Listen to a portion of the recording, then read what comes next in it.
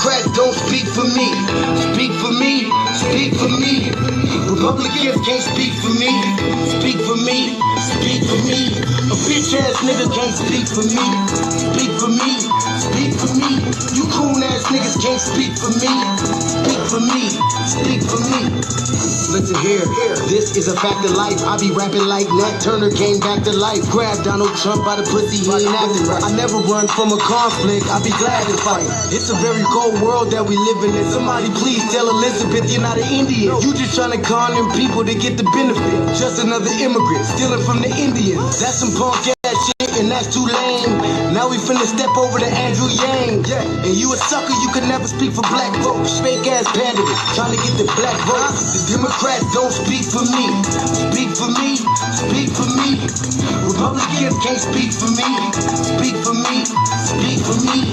A bitch ass nigga can't speak for me. Speak for me, speak for me. You coon ass niggas can't speak for me. Speak for me, speak for me. You know your boy be high off sativa. Kamala wasn't popping, so we said bye, Felicia. She ain't had a right policy. We ain't trying to meet her. Y'all can take Biden too. Bye, we don't need him. We don't need Roland Martin or that coon Al Sharpton. Didn't need Cory Booker from the start, man. I don't fuck with police and no snitch. You know I'm coming with the heat when I spit it. The Democrats don't speak for me. Speak for me, speak for me. Republicans can't speak for me. Speak for me, speak for me. A bitch ass nigga can't speak for me. Speak for me, speak for me. You coon ass niggas can't speak for me. Speak for me, speak for me. If you ever go to court and this is your luck, try not to get fucked by Benjamin Crump. I know it's hard, you and go is hard. But who the fuck is Amy Cloak? Put her picture up on the bullseye and start throwing darts. People cut our organs out our bodies, that's a stolen heart. They can't save us from the flood like Noah's Ark. Black lives always matter, we finna go for ours. So then we savages, we don't need to pot the piss. Mike Bloomberg can suck dick with that stop and frisk. Bitch, you ain't speaking for us, we don't know you. Bernie Sanders, they get your funky ass on too. The Democrats don't speak for me. Speak for me, speak for me. Republicans can't speak for me. Speak for me, speak for me. A bitch ass nigga can't speak for me.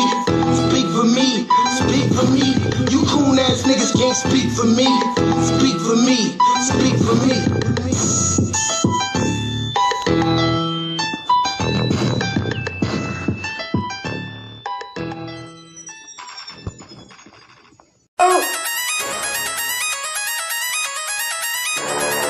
I'm talking about shout it going crazy. People going crazy in them motherfuckers. Run that shit back, man. But it means nothing. Nothing. Got a woman on the bed.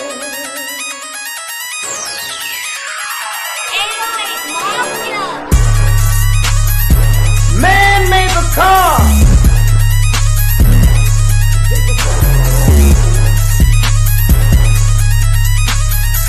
Man made the train to carry the heavy load. Man made the electrolyte to take us out of the dark. Man made the boat for the water like the 7-millimeter. Man thinks about a little bit of baby girl and a baby boy. And man makes them happy because man makes them joy. But after man make everything we can, do you know the man makes money?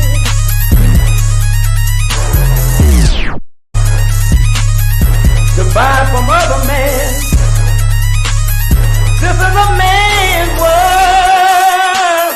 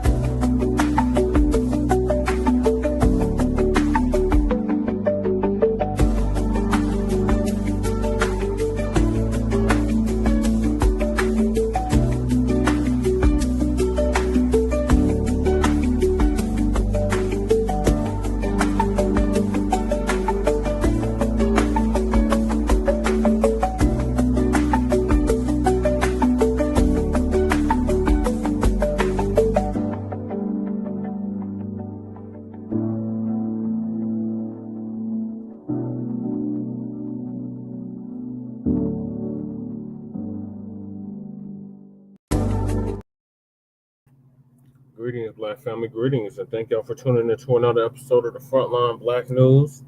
I'm your host, Chan Krumah. We might be being joined with our other host, Lady Che, and we should be joined here shortly with our West Coast correspondent, Shabaka Sankoria, Shabaka's Black Experience Enhanced, which I'm the co-executive producer and co-host of, and join us tomorrow for a brand new episode of Shabaka's Black Experience Enhanced. And on this season 5, episode 2, part 3, or part 3 of the Frontline Black News, we'll be discussing the topics we didn't get to in part 2. And there's Shabaka right there. Perfect timing, Shabaka. Just as getting to the description. Okay. So in part 2, the topics we didn't get to in part 2 was, did Raven Symone stand on Lineage business?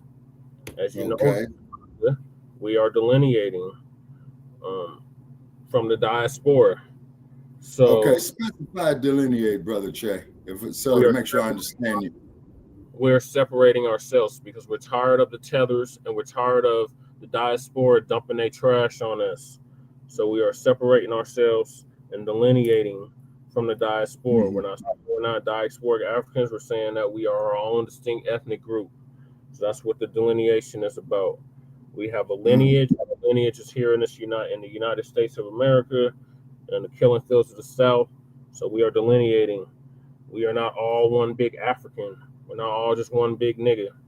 We have different ethnic groups within all of that.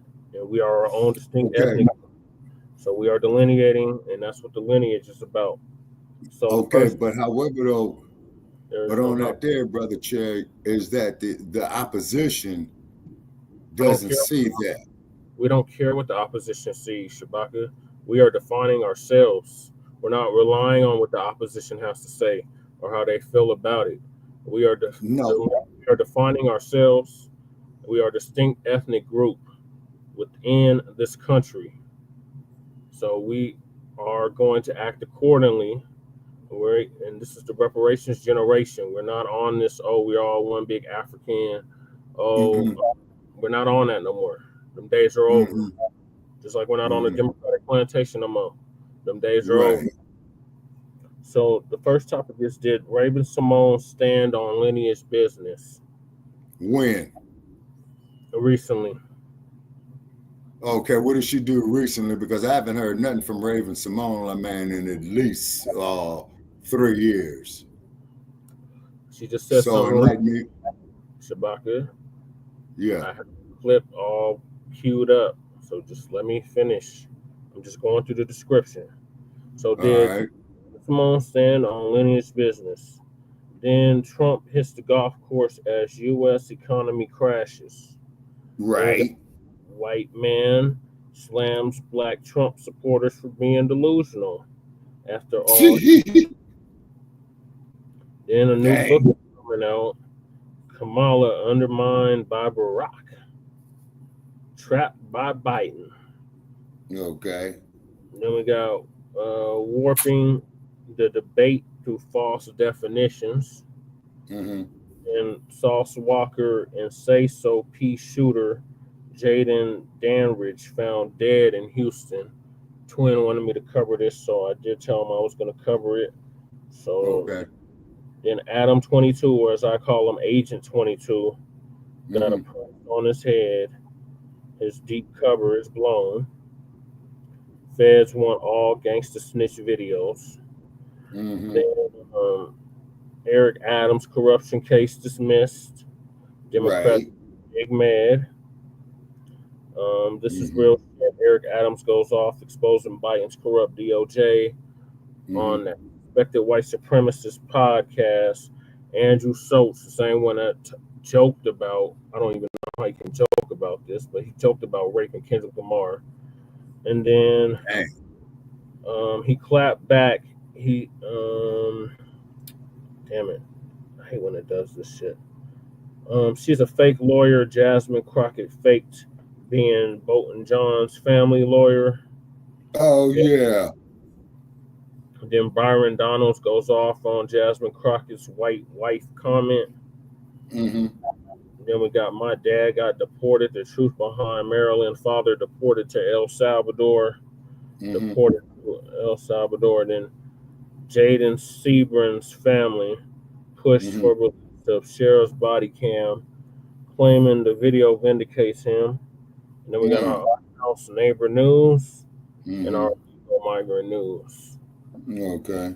So those are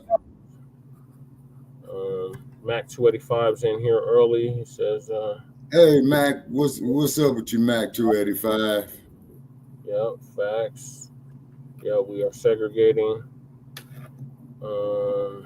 Tune in tomorrow for Shabaka's diaspora experience. It's stupid. Oh no, I can give you a diasporic experience. So yeah, that's the topic, Shabaka. So I'm gonna hop right into it. So this is from Tariq. One of his Twitter spaces. He's talking about Raven Symone and what she recently just said. All right.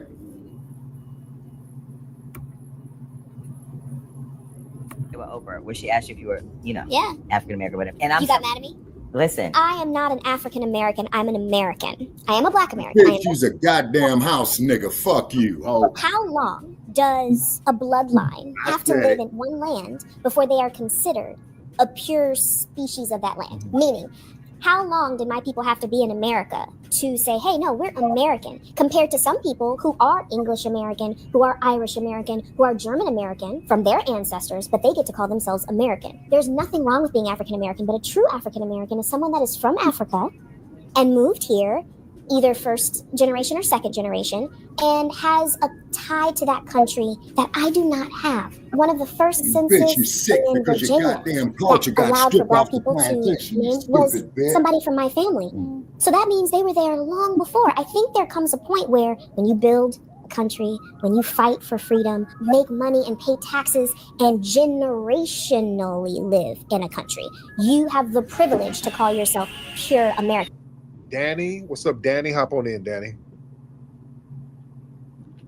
Hey, Tariq, how's it going? I'm good, Danny. How are you, dear? I'm good. Longtime fan, me and my boyfriend. Well, he introduced me to you, first of all. And we've been to your Hidden History Museum a few times for the comedy shows. Cool. So we are big fans, big supporters Love of you. it.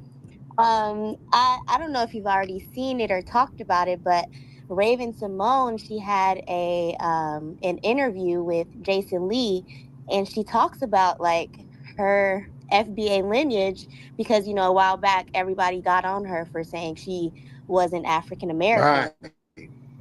Right. So she got on there and like further explained it. And now people are starting to understand like, okay, that's what she meant. She basically said like, I'm foundationally Black. My family has been here for generations. So I just wanted to know if you check that out. And all facts. I agree with, thank you, baby. I agree with her 100%. Raven Symone. Okay, now show me where her family entered through Ellis Island. We got a delineation. The only way to shut me up on that is this stinking bitch has got to show me where her now family people have entered clarity through Ellis Island on what we mean. And then We're not going to foreignize ourselves. We're not foreigners. We're not. Nor are we immigrants.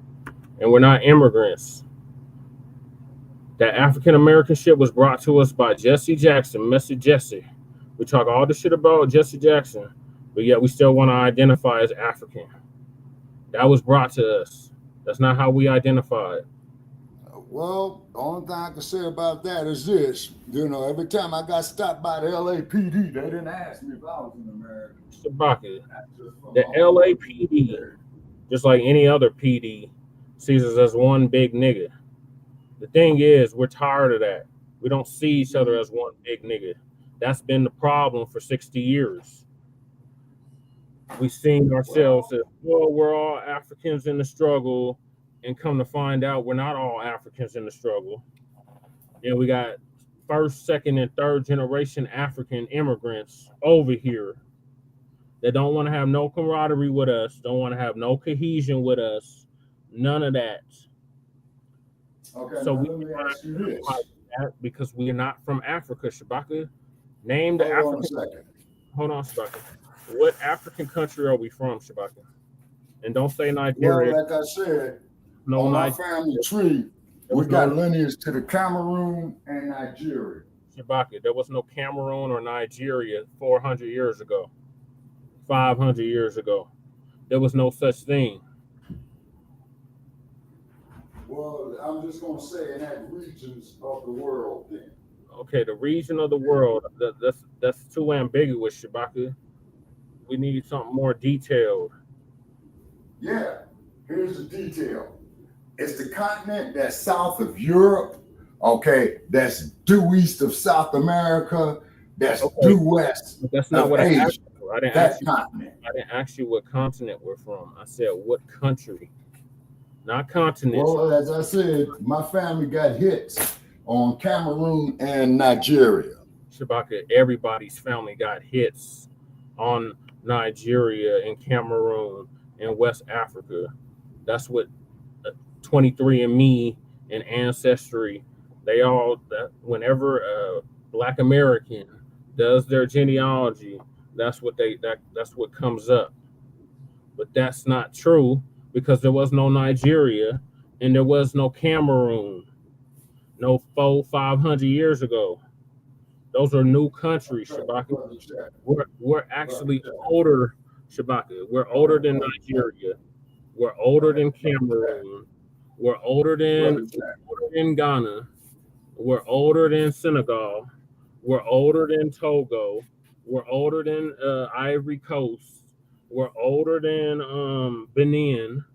We're older than Liberia. We're older than Mauritania. We're older than all of those countries you can name, Shabaka. Those are relatively new countries. And I asked her, can I ask you a question? Where are we from? Okay, you know, no disrespect to you, because you and I, man, we always go back and forth and we always disagree agreeably. But one thing that I am very, very curious about, and nobody has given me an answer, and this is the first time I'm asking you this question.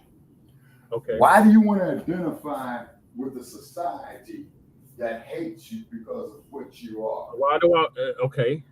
Why would I identify within a society that has I have no connection to? I haven't had a connection to for over 500 years. Okay, but Brother Jack, we are the original man. Okay. Okay. So You know, for thousands of years. Shabaka, if we are the original man, then why are we the original everywhere but here? Explain that to me. Okay, for the simple fact is, like I said, snow. Okay. Oh, it's 72 degrees here in Las Vegas, by the way. I love it. That's not, you know what I'm saying? Shabaka, there's snow in Europe. We're the original people in Europe too. We're the original people in Asia. There's snow in Asia. All I can say about that is this. The only thing I can do with a European is put out foot in his ass. We're the original people in South America too. I don't get it. If we're the original people of the planet, then why are we not original over here? Okay, but why do you want to be original over here, Brother Jack? Because this is my homeland, Shabaka. I was born here. I wasn't born in Africa. Okay, now hold on a second. Now, here we go, man, with the oh Lord, not Dred Scott, but the one that me and Bianca used to go back and forth about. Oh yeah, but Dred Scott said that people of African descent were never, or so-called African descent, you know, to meet you halfway on your premise, could not be, nor ever would be, considered American citizens. Shabaka, the original. Okay, that's what Dred Scott said. But prior to Dred Scott, Shabaka, the original definition of an American was a copper-colored person. That was the original definition of an American. Okay, and you are aware of the fact, sir, that America is an Italian word, right? Or Americo. No, Shabaka. It was called that before anybody named Americo even existed, Shabaka. So no, that's not true. Well, okay. Well, I see evidence to the contrary, but anyway, please let us proceed. The term African American was completely incorrect. Yeah, we would use it because it was drilled in our heads, but logically, that's a horrible term because that others us, that makes us seem like guests here. Damn, Tariq, your self-hatred is puts real. us in the same realm as immigrants, and we're not. That's why the foundation of Black Americans, that term foundational hit so hard. It hit and it caught on, and that's why so many tethers of butt hurt. And family, do y'all know now that we have identified ourselves as foundational Black Americans? I see dozens of different groups calling themselves foundational white American, foundational Irish American, foundational Nigerian, foundational Jamaican. Now all of these groups are trying to use the term foundation. Yeah, and then like I said, when they got put in the coffles too. You're not foundational here. When that stinking ass European came with his divide and conquer techniques, as Dr. Lerone Bennett had said, their asses got thrown in there too. FBAs are trying to jump on the bandwagon. It's very interesting. Listen, Shabbat. It's very, very interesting. You can't learn nothing if you're not going to listen. All right, let's get brother Devontae. Let's get Devontae in the building. Mr. Devontae in the building. Hop on in, sir. Now, while we're waiting on Devontae, let's get Bella. Let's get Miss Bella in here while we're waiting on Devontae. Bella, you can hop on in, Bella, if you wish. All right, Bella, you're not saying nothing? All right, let's get Devontae again. Devontae, hop on in. Hey, Tariq, can you hear me? I can hear you. What's going on, brother? How you doing, brother? I appreciate everything you're doing. And yeah, I just wanted to touch on what that sister said about Raven, and what she said was true. I'm happy that she stood on business about the lineage, and she clarified what she meant. Because a lot of people were thinking she denounced being Black, but that wasn't it. She was just narrowing down, her lineage. And, a lot of people, a lot of the FBA family agreed with her, and a lot of other people agreed with it too. But, Tariq, I don't want to be up here too long because I know other people need to come up. But she also touched on some with Disney Channel, because she had that show Raven. That's So Raven, yeah. Yeah, That's So Raven. And Disney, there was a spinoff, and Disney wanted her to, because Raven Baxter on the show is a straight woman. She's a straight sister. Yeah. But in real life, Raven is, she's lesbian. Right. So Disney wanted to incorporate her real life sexuality with the fictional character Raven Baxter, and Raven didn't want to do that because Raven understood that, and I think you touched on this maybe a couple weeks ago when you were talking about feminism and how Black women aren't really feminists, right? Just due to, how can there be gender equality when there's racial inequality? So Raven actually did not want to do that because it was that mascotism, hey, they just want me to do it to push whatever they want to do. So yeah, she a rider, and I love Raven for that. Again, any sisters who like to push those talking points, as a FBA brother, I respect the womanhood of our sisters, but the dominant society does not. Your Blackness will always come first to them. Yes, it do. Okay, even before, the whole Roe v. Wade, whatever, it was sisters still getting mistreated. So that didn't make a difference. And I'll land right there, Tariq. I appreciate you, brother. Thank you so much. Yeah, man. Yes, sir. All right, there's real talk. Yo, Bella, are you ready, Bella? Okay, let me get Bella out of here. Hold on, Christian. I'm trying to get Bella. Okay, Bella's promoting her OnlyFans because I just looked at your page and she got all types of things in her mouth. All right, Christian, what's up, Christian? Hey, man, you hear me? Brother, nigga, are you in Bikini Bottom? Nigga. Nah, I had the fan on, my bad. Well, Bro, I'm not this is nobody's nigga. brother. This that's beyond a fan. Man, where are you, nigga? You sound like you in a different realm, man. You sound like you in a haunted. Nigga, you sound like you a poltergeist. You trapped somewhere in a spiritual realm. It's like you're the ghost of a nigga who just got shot in a drive-by or something. You're like, now, what city you in, brother? I'm in Jacksonville. Okay. Now, are you at work right now? No, I told you I was. The fan was on. Okay. Like, Is that okay? Is that you got a housing project echo? It's like No. you ain't got no furniture in there. How big is that place you? It's like a normal size house. Okay, yeah, that's that project echo, brother. Okay, you got the section 8 echo. All right, what's on your mind, brother? What's on your mind? Oh yeah, bro. All right. What's on my mind is basically like people believing in false information, because I've been on like YouTube, and the amount of people that believe in false information is insane.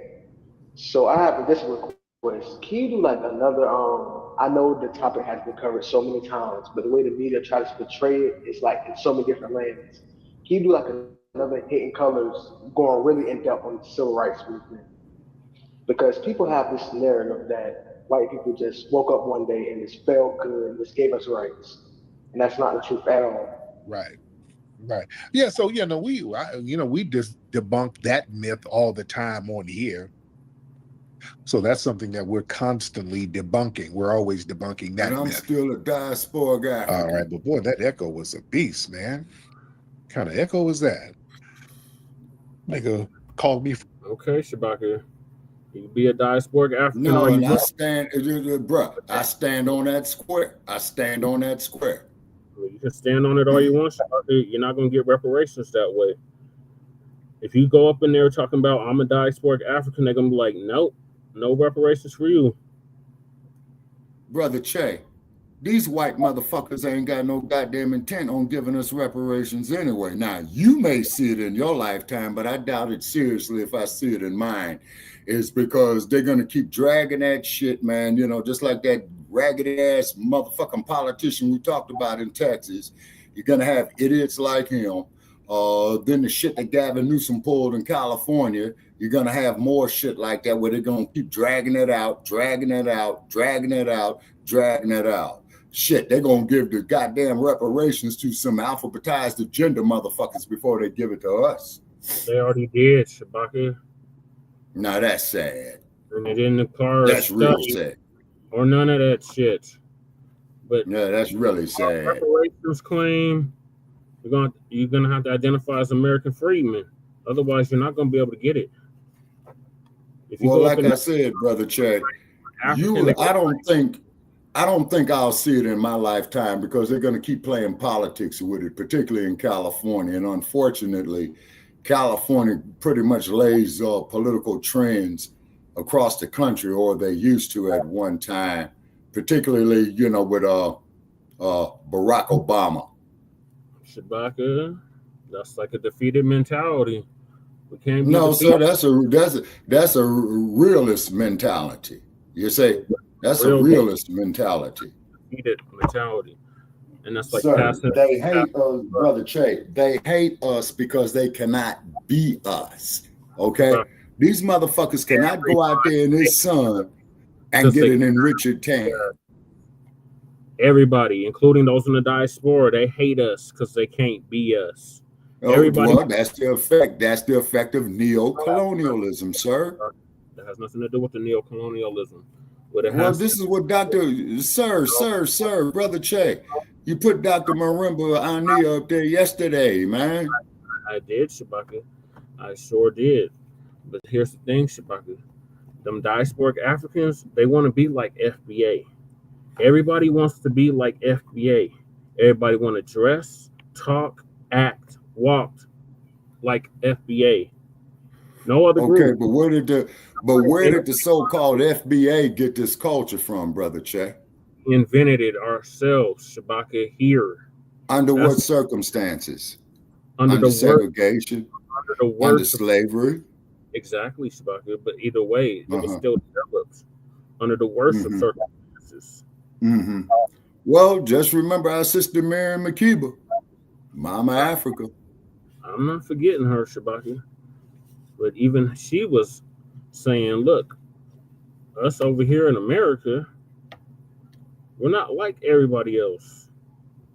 So to try to make us all generic Africans is shortchanging us. Because we are... Brother Che, to quote the words of Minister Malcolm X, we were stripped of our culture off that goddamn plantation system. Shabaka, look up Walker Precker. Hold on.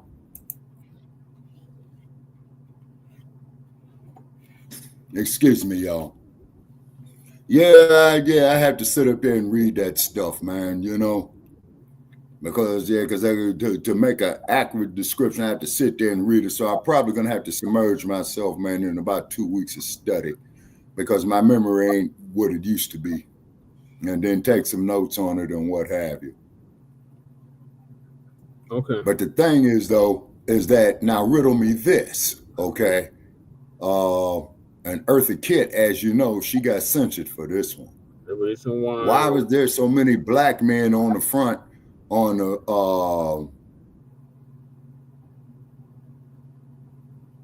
well, Mac 285, that's your opinion. Okay, but anyway, just like when Eartha Kitt went up there before Lady Bird Johnson when she got kicked out the White House, okay? They're talking about how come they wasn't addressing the black mothers who was losing their sons in Vietnam. And one of those black mothers who was concerned about their sons being in Vietnam was my aunt. Shabaka. Those black mothers were FBA. They weren't immigrants. They weren't diasporic Africans. They have been here. The point is what I'm getting to. Okay, the point is what I'm getting to, Brother Che, is when Ali refused induction into the war in Vietnam, he cited being a conscientious objector. As you know, Eartha Kitt went up there with Lady Bird Johnson and told Lady Bird Johnson, well, what about the black mothers who have their sons over there in Vietnam? You saw what happened with Eartha Kitt. She was on old Hoover's list and what have you. They prevented her from working. You see what I mean? Why is it that when a black man or black woman speaks against the atrocities committed against us in this country, we all go on lists? You on a list. I'm on a list. Well, I've been on a list. Yep. Say, so that don't sound like. Hold on. Okay, but hold on, though, Brother Jay. But please let me say this here. Then I'm a yield. I just got one more sentence. Then I'm a yield. Okay. All right. Why are we on these lists if we are these so-called Americans exercising free speech? Why? And I yield. Because like Martin Luther King Jr. said before he died, they're not living up to the promise that they said. That's why. Brother Che, a man of your intelligence, a man of your street sense, and a man of your education knows goddamn well, man, these motherfuckers ain't got the slightest intent to do right by us. Well, then they're going to keep fucking around and finding out, Shabaka. I don't care what they intend. The problem right there. I'm so worried about what they think. Fuck what they think. This is what we think. I agree with you on that. We don't give a fuck about what they own. We own what we own right now, which is delineation. We're not on that. Oh, we all just one big nigga. We all just one big African. We're not on that no more. My generation. Yeah, you got to thank the neo-colonialists for that. Either way, Shabaka, we're not on that no more. That didn't get us nowhere. Didn't get us nowhere, Shabaka.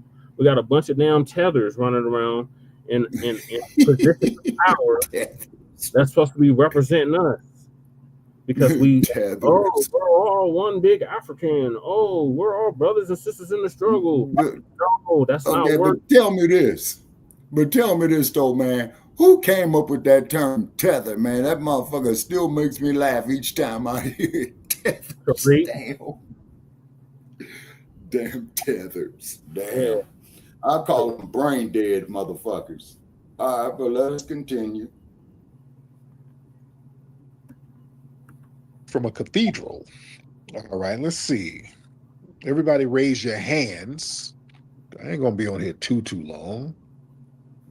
Y'all raise your hand if you're ready. What's up, Sister Brooke? I see Brooke. Y'all give a round of applause to my sister Brooke in the building. What's up, Brooke? Round of applause to Brooke. All right, let's raise those hands. Let me see who's up in here. Let me talk to you. Let's get Dana Waller in here. Dana Waller in the building. What's going on, Dana? Unmute your microphone, Dana. Can you hear me? Hear you, Dana. What's happening? All right. Well, thanks for having me on. I'd like to say hello to the family. I was calling to ask you if you had heard about farming of African children to Great Britain or to British families. And it seems like it's been going on since the 50s, the 60s, the 70s, and the 80s. I heard about that. And I really wanted to try to get on here and ask you this when there was like a big GT or one of these other people from Great Britain to ask how they got there. Oh, yeah. When Big GT gets on him, ask him. But yeah, they've been doing that for years. Getting people and basically selling them to families up there in Britain. And they're sitting up here being modern day slaves, basically. They got them working as maids and housekeepers and all of that stuff. Yeah. So that's I read up on that. That shit is crazy. Let's get men's Tecton. Wow, great job, man. Pronounced it perfectly, man. How's it going? I'm good, man. What's going on with you, Tecton? Yeah, it's been a while. Yeah, man, I had a question, man. It's not related to much of the conversations you've covered as of late. Right. Don't have to be. Have to be. All right, cool. So, what's your thoughts on polygamy being something that the Black community would benefit from? I don't know if it'll benefit from it as a community, because a lot of times you got to have the resources to maintain a polygamous relationship. A lot of dudes just want to be able to smash multiple chicks, and you got to be able to take care of them. So you got to have your money together. So always look at it from that standpoint. But if that's what you want to do, that's just what you want to do. I don't think that would be something that they do for the community, because a lot of these cats who get in polygamous relationships, they be laying up with multiple white women and all of that. So it ain't really about the community. It's about, them being able to smash. So that's what that is. So cats got personal sexual preferences that they try to flip into some kind of community activism, So that ain't it. All right. But thank you for the call, brother. Let me see. I'm going to get some of these new faces. Let's get Alano Dur in here. Alano Dur. All right, Alano. Hope I'm pronouncing your name right. Alano, hop on in. Alano, hop on in. And if Alano ain't gonna hop on in, well, let's get Howard. Howard, you here? Howard, there you go. Yeah, sorry. Can you hear me? I can hear you, Howard. How are you? Good. Now, I just want to follow up on the last point made by last caller about the polygamy. Yeah. So I'm thinking he has a good point, but not necessarily maybe the man supporting all these different women, but maybe the women coming together and like forming a community, because they all have children for the same men, and they can maybe like help support each other in some way. Yeah, I've seen situations like that, and that could possibly work. But people, it's a tricky thing. And sometimes what's funny? Sometimes you'll see a reverse polygamy. You'll see like a woman with multiple quote unquote husbands.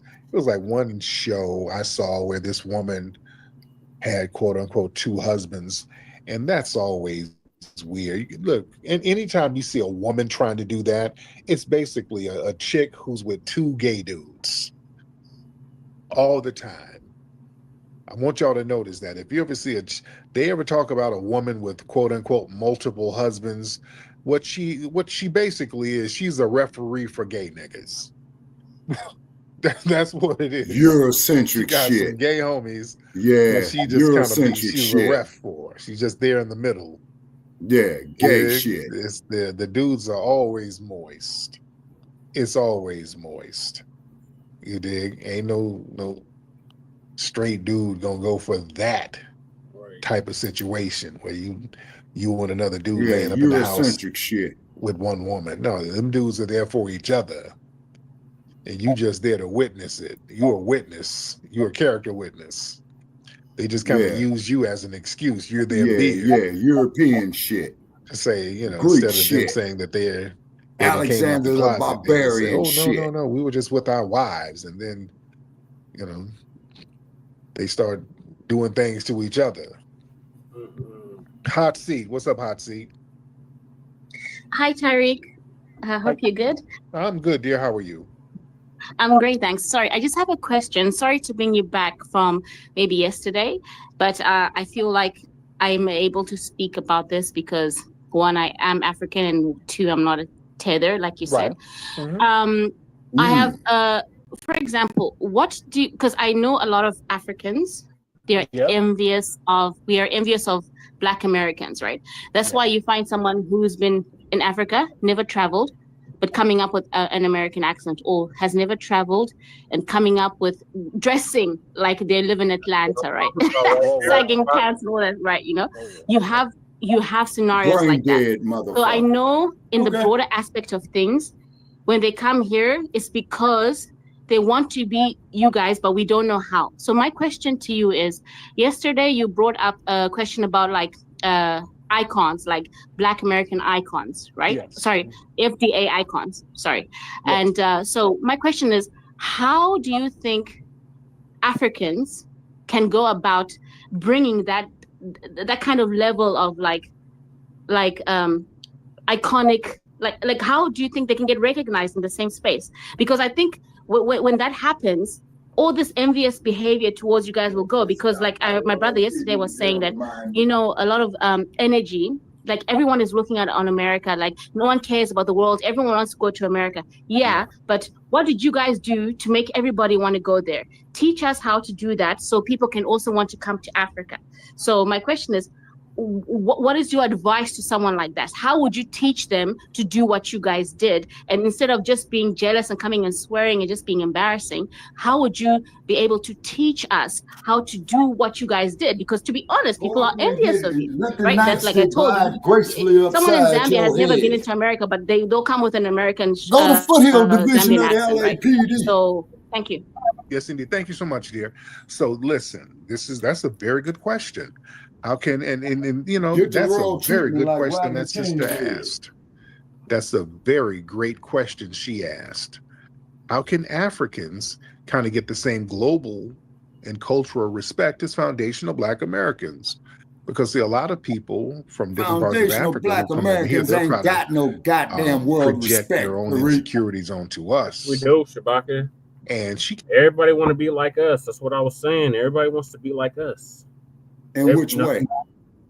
In every way. Sagging your pants. Every way. Yes, Shabaka. Sagging your pants. God damn. Walk. Gay shit. Fashion. All of that shit. They want to be just like us. They don't want to be like Africans. They want to be like us. What fashion? Kept it a buck. What do you mean, what fashion? Just what I said. What fashions? Every fashion, Shabaka, that we have over here. We got tailored suits. Please give me an example. Tailored suits, Shabaka. Everybody want to dress like us. They want to wear baggy jeans like us. They want to wear shirts like us. They want to have their hair like us. They want to have their hairline like us. They want to have their hair done a certain way to mimic us. Everybody wants to be like us, Shabaka. You go over to the African continent, you got people that's literally trying to dress like Tupac and Biggie right now. in 2025. Everybody wants to be like us. Well, both them cats are dead, as you already know. Yeah, Shabaka, but that doesn't negate the fact that they still try to dress like us. That doesn't negate the fact that they still try to be like us. They're not trying to be like themselves over there. They're not trying to dress like they dress normally over there. That is their cultural norm or whatever. They're not trying to dress like that. They're trying to dress like that. Boy, Hollywood's a motherfucker, boy. Woo. Okay, like, Brother Che, that holds a lot of water, but there's that influence of Hollywood once again, Tyler Perry kind of shit. Okay. Either way, Shabaka, they want to be like us. Hollywood or not. Wow. They want to be like us. And Hollywood is very weird. I took the world to the front door of that motherfucker, as you know. Yeah. Wow. So there's a lot of different ways the brothers and sisters over there can get things popping and get that global respect. Number one, you got to tell your own story through your own media and your art. See, we've mastered the art of narrative ownership, you know, through our music, through our documentaries, through grassroots storytelling. Shit. Yeah, right. And Universal Music Group controls 99% of that shit. Come on, Tariq, man, you're more intelligent than that. No, Shabaka, you're missing the point. You're missing the boat. We got our own independent media. We're part of the independent media. Tariq done did all these goddamn documentaries and shit. There's several other FBA producers and actors and all of that have acted and created their own movies outside of Hollywood. But look what happened to John Singleton. Oh my gosh, Shabaka. John Singleton is FBA. Look, John Singleton is dead. Either way, he was FBA, Shabaka, dead or not. Look what they did to Oscar Mashore shit. Stole all his material. Yes, Shabaka. Either way, though, they're still FBA. It doesn't change their lineage. Dead or not. Okay, but Brother Che, okay. All right. What I'm getting at is this, okay? Why would we identify through the Stockholm Syndrome with a group of people who are living in caves eating raw meat when we were building pyramids? Perception right there. You think America means white. That's where the disconnect comes in right there. You think actually America is an Italian word from Americo. No, it's not, Shabaka. That's been debunked. And I could do a whole show on that. If you want, we can do that show tomorrow, Shabaka. I can debunk all of that tomorrow. Okay, well, Brother Che, you the co-executive producer, brother. You know what I'm saying? You got a free hand to do just that. You the co-executive producer. But right Only now, thing I'm saying, though, Brother Che, is that when you and I disagree, we disagree agreeably. Yeah, that's been debunked, though, Shabaka. Like I said, we have our own films, our own documentaries outside of Hollywood. Okay, sir, you're the co-executive producer. Make it happen. You got a free hand, homie. I got to have access to the studio, Shabaka, to type it up. But anyway, back to this. All right, okay, we'll do that there tomorrow, man, because there's a glitch somewhere, man. Okay, but we'll deal with that there tomorrow. But go ahead, please continue, sir. Back to this, Shabaka. When we hear American, you automatically think white. Like I said, American did not mean white. American meant copper skin tone. When you look at a penny, when you look at a penny, that's an American. Yeah. That's the original American. Original American was that color or darker. Not these pale skinned Europeans that just came recently. No, that's not American. So we have to. Hi, Miss Muhammad Ali. If you look at the I miss Muhammad Ali. If you look at the 1828 definition of American, Shabaka, it does not say European. It does not say pale face. It does not say. Okay, but whose definition is it, Brother Che? It's the original people of this land's definition, Shabaka. That's what an American was. But like I said, I can debate.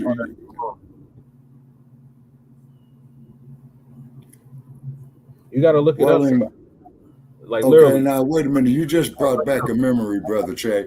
Is when I had spoken to what you define as an indigenous person in your state, in Colorado, by the way, he was saying the term Native American actually to them is an insult. So I was flabbergasted. Okay, hold on. I was flabbergasted. So I asked the man, you know, to educate me. And that's the difference between a goddamn fool and a wise man, because we all know the word is educate. And he says it's an insult because the term Native American had meant to them nasty, stinking motherfuckers that came through Ellis Island. And I didn't know that. That you was know, later. I didn't know that. That was later. That was later. Like I said, look up the 1828 definition of American. Oh man, you putting a lot of work on my computer, man. Hold on, brother Che. 1828 definition of American. Do I spell that with 3 K's, sir? If you want to get the actual hit, no. Okay, hold on, brother Che. Webster's 1828, Webster's Dictionary. No Webster in the American Dictionary, the American presidential election 1828. These motherfuckers in a bullshit. Okay, okay, please continue, brother Che. Okay. On as I pull this info the up. missionaries to come over and tell the stories for you. Computer language, file error.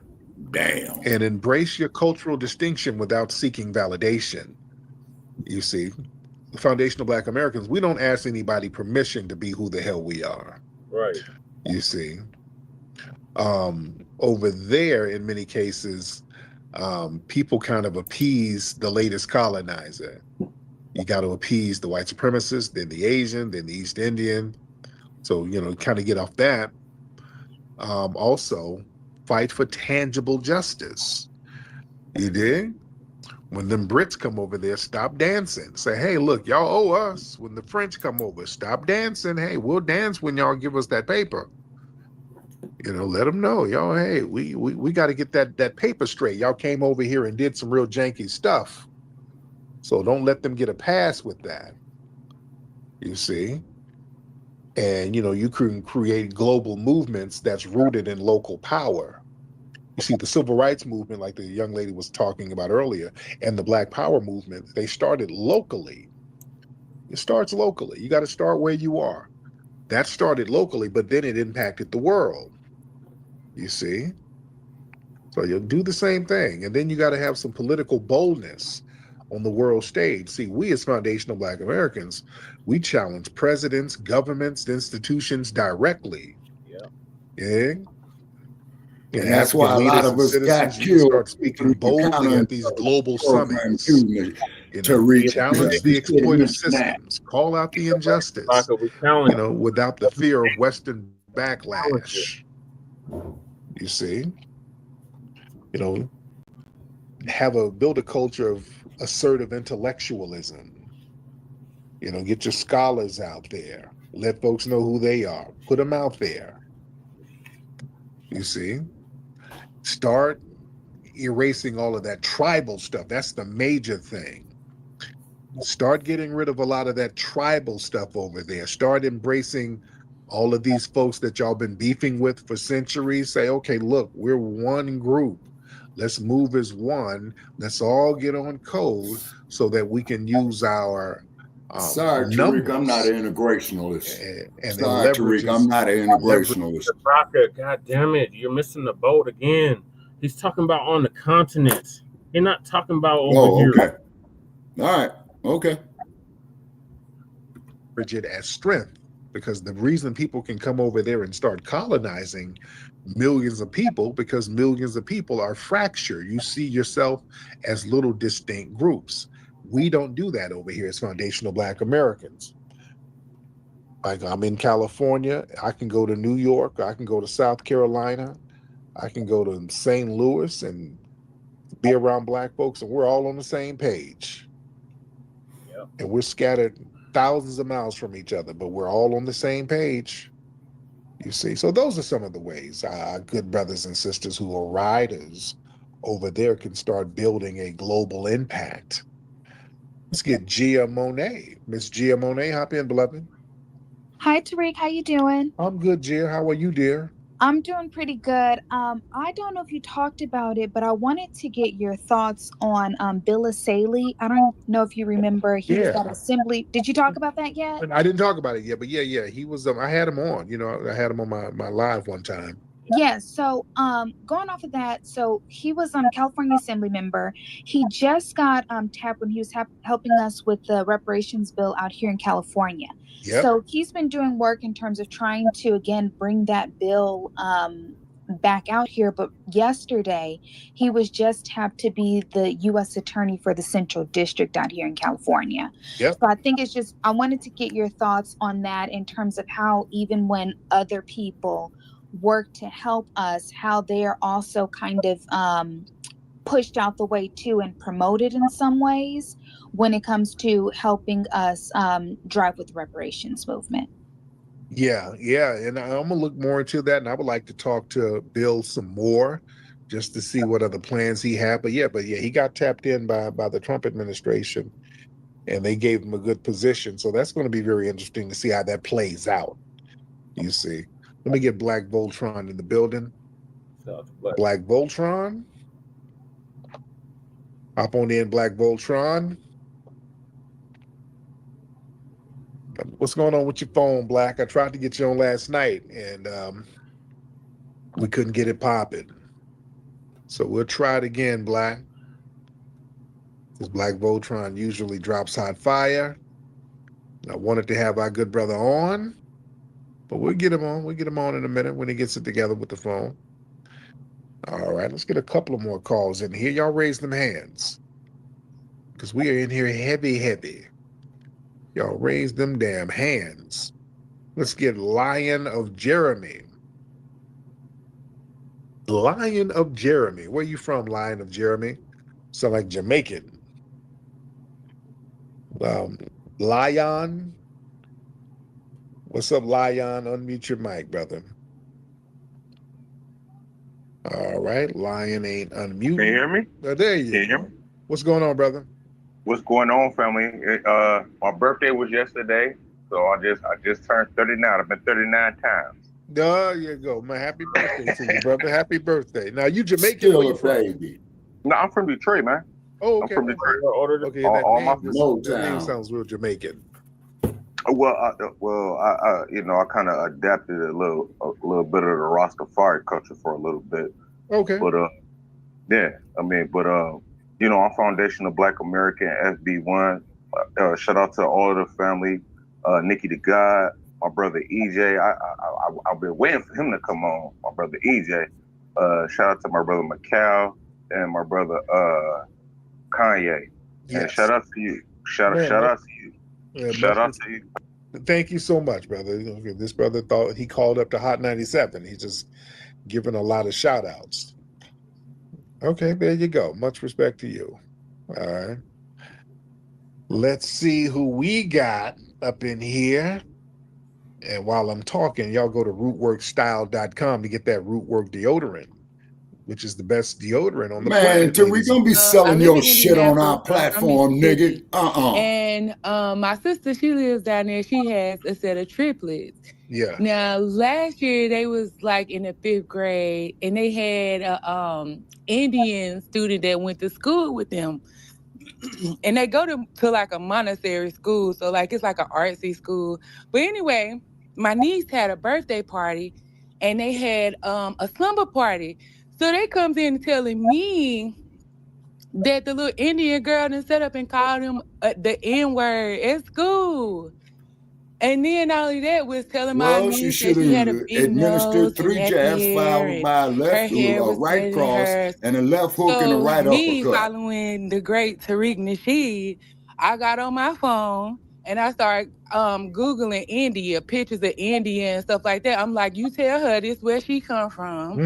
Yeah, them Brahma class motherfuckers like Kamala Harris. That if it weren't for us, that she wouldn't be over here. I said, and also tell her that like they people doo-doo all out in the street. You know what I mean? Don't let these people talk to you any kind of way. Exactly. You know, and then I told my sister, I was like, you know, I can't wait to Trump round these people up and put them out. Well, you ain't got to be like that. I was like, well, look, you're gonna be okay with somebody calling your daughter the N-word, trying to make her feel less than, you know, trying to make her feel like she's not pretty or beautiful. You know what I mean? Well, we don't have to That's what a act white like the cross white is for, supremacists and ma'am. all that kind of stuff. I'm like, That's what a girl, white cross is no, for, you're not ma'am. gonna sit up and talk about me and call me the N-word and all that kind of stuff, and we don't want to help you get over here. Right. You know what I mean? So that's all I wanted to say. I just wanted to make sure everybody protect their kids, making sure you talk to your kids and see what's going on in their school. There you go. Good. You know what was interesting? I was at the park with my kids the other day. I took all the kids to a park around the corner from the crib because they were out of school Monday. So I took, you know, I said I wanted to give my wife a break. She'd be losing her mind with all these damn kids in the house. So I took all of them, even the baby girl. So my daughter's like 2.5. So we're at the park, and my daughter's playing in the little sand area. And there's a little Mexican boy. He looked like he was just a little bit older. He might have been 3 something. And my daughter's just playing at home, we're playing, and this Mexican boy threw sand on my daughter. I'm like, okay. I'm looking at his parents. And you should have went over there and knocked the shit out the daddy. And he kind of did it again.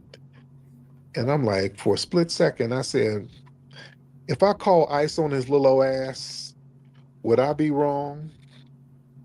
I really thought about that. Man, I'm like, fuck ice. You should have went and whooped his ass. That's your child. He'd be sitting up in a nice van with his little cocoa melon lunchbox. You won't throw sand again. You should have sent that motherfucker off in a goddamn ambulance. I was there with mine. You see, that's why I am with mine. If you want to throw sand, okay, I'm gonna throw these fingers on that phone and get a van to pull up here on your little ass. So your parents better do something.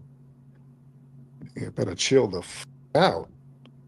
You ain't gonna be throwing. No, California does recognize that you do have the right to use physical force to protect a family member. So, you know, that's how it is. That's where I am with it. What's up, Joel? Let me get Joel. That's my neighbor, Joel. Let me get Joel. What's up, Joel? What's up, Joel? Hey, what's going on? What's going on, Tariq? How you doing, man? I'm good.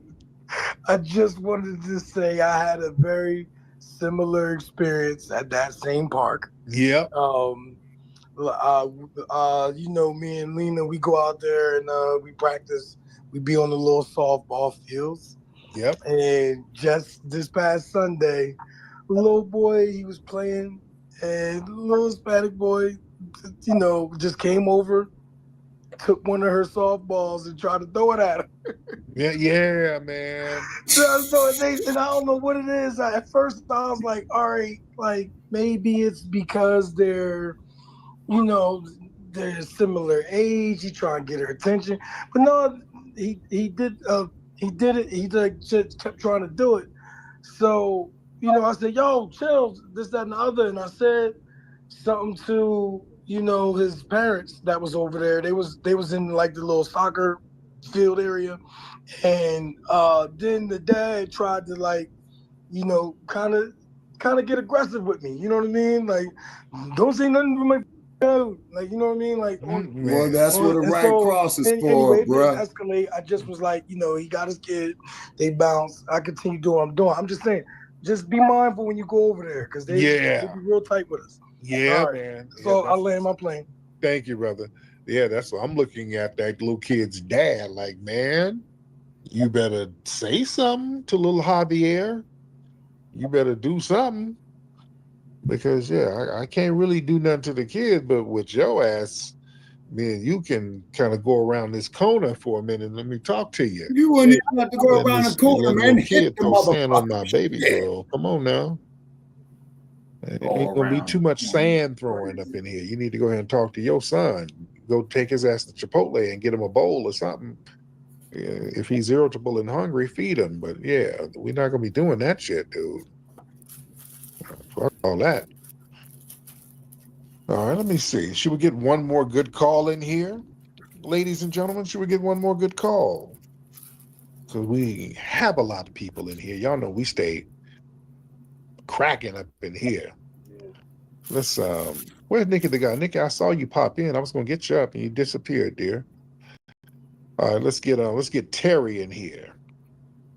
Let's get Terry in the building. Hop on in, Terry. And Terry, there you go. What's up, Now, Terry? crew, now why you coming Hey, at me foul, hey, man? man, you a hater, Flex. I'm a hater? Yeah, you a hater, man. Who did I hate? Man, you doing AC6 right now, right? Yeah. Okay, where you been filming? You went to DC, New York, and you went to Atlanta, right? Atlanta, Chicago, Cincinnati. Now we're filming in LA this weekend. So yeah, what's up? But you didn't go to Bowley, nigga. So we gotta get Chief Dusty Wolf in it. You got to. Hey, check this out. You could have had him, and as long as it take him to get his first point out here, he could do the whole movie 6 hours. I know, Lord, I ain't got enough. By his damn self. Lord. Where is Chief Dusty? Thank you for the call. Where is Chief Dusty Wolf? We haven't heard from Chief Dusty Wolf in a minute. We have not heard from Chief Dusty Wolf in a minute. I hope you're all right out there, Chief Dusty Wolf. I hope Chief Dusty Wolf is all right, because he has not called in a while. He probably got him a new woman or something. There are a lot of dudes, they get them a new chick and then they disappear. So yeah, hopefully Chief Dusty Wolf is okay. Yeah. And when speaking of people being okay, what happened to Anija, the chick who was over there in Pakistan? How is she doing? Where is she now? I'd be worried about that sister. Nobody has heard from her in a few weeks. Said he ain't coming at you. We don't know where she is. I hope she's safe. Have y'all heard any updates for her? Here, crew. Because I don't think she had an official social media page. Much love to you People too, were just brother. kind of posting videos of her. So I hope she's okay. Yeah, her story is real interesting, man. That's a major reality show waiting to happen. Man, that lady can just rake in millions. Man, she should get over here and immediately get with some networks. What's up, James? So James? James. My bad, I got you. Hello? You all right, James? What's going on, brother? Yes, sir. Can you hear me now? I can hear you great, brother. What's happening? You were talking about the system of white supremacy, and that's I wanted you to touch on how they created the system and we didn't take it seriously. Like in the point you was making about the Ku Klux Klan, we didn't take them seriously. We thought it was a joke. Right. You know, like you got Darwinism. I mean, how they come to Darwinism? So can you touch on that? How they built it up to yeah. You see what I'm saying? Yeah. I'm gonna lay my. Thank you. Yeah, that's racist white supremacy. It sounded so ridiculous. We just didn't take it serious. They were like, "Listen, we got something called white, and then we're going to have something called white supremacy, where we're the supreme race." Like, what? How are you supreme? And you got neurological issues, and how you're getting sunburn and melanoma? How are you? What are you talking about? No. Just go with it, guys. No. Just go with it. All right, whatever. Since you got a gun pointed at me, I guess I got to go along with it. But it sounds crazy. So that's how they would do it. They would do it basically at gunpoint, and then they were able to, kind of put the gun away. But they would basically keep a military hold on the entire society, where they didn't have to stand there with the gun on you. The whole society has been turned into a prison, and that's never been done throughout history where somebody made the whole planet a racial prison to a certain degree. Nikki the God, what's up, dear?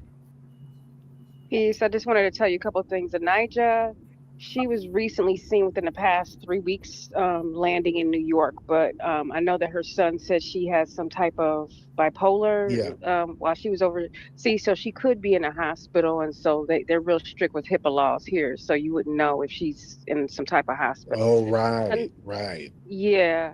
Another thing with your baby girl, I saw a story years ago, and I know that other melanated dark people are not Black or foundational Black American, but there were some African people living in Italy, and they were showing how when the children would play in the park, how the little Italian children would purposely just do real nasty things to them, like little 2-year-old kids. Big 8-year-olds would just push them down, spit on them. So just be careful, because some of these immigrants, they teach their children to be nasty to Black children. So just be careful with the baby. I've been Yes. saying that Thank for you, the dear. last That's 10 real talk. goddamn years. Exactly. That's why that little kid throwing sand on my daughter. I'm looking at the parents like, hey, man, y'all better get his little ass. Get your damn kid, man. Come on now. All right. Well, let me get up out of here, guys. It's been real. Hold on. Where's Jab Jamboree at, Let crew? me try Bella one more time. Bella, are you just trying to promote your OnlyFans, Bella, or do you want to say something? Yes, Shabaki. Just give it. Because Bella, you keep requesting to get up, and you ain't saying nothing. And you know, don't try to promote your material up here. Bella, want to unmute your mic? You in here trying to now get you hear customers. this motherfucker don't promote your material, but he's Bella, coming you up here want- on you our got something to say, or goddamn you just trying platform to get performing customers? his. Hold on, I'm sharing his content, Shabaki. So it's different when you're sharing the content as opposed to making it. Well, it would be nice if if he'll shout us out every now and then. We ain't asking for much, I've talked to him. I've talked to him a few times over the years, Shabaka. They know about us. Everybody knows. What is it now? Not patting myself on my back, but what does he say about me specifically? If he said anything at all?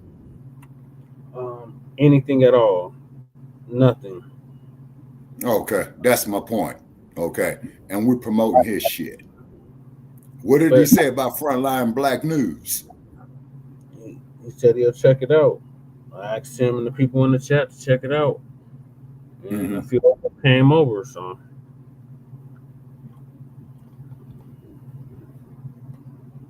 But keep in mind is that Tariq is a millionaire. You know that, right? Yep. Okay. But he uses his millions for good, to help our people, to educate our people, to house and clothe and free our people. Well, he should be able to throw 10 grand our way so we could stay up. We'll mention him. Hit him on the Twitter space, Shabaka. That's the best way. Well, that's just it, though. We'll see. I've tried hitting him on the Twitter. Hold on a second. Let me go to Stinky Bird. Okay. Stinky Bird. Okay. Twitter. X. Wait a minute. No, going to Stinky. I'm going over here to Stinky. Okay. All right. Jay Millie's live. He'll come over when he's done.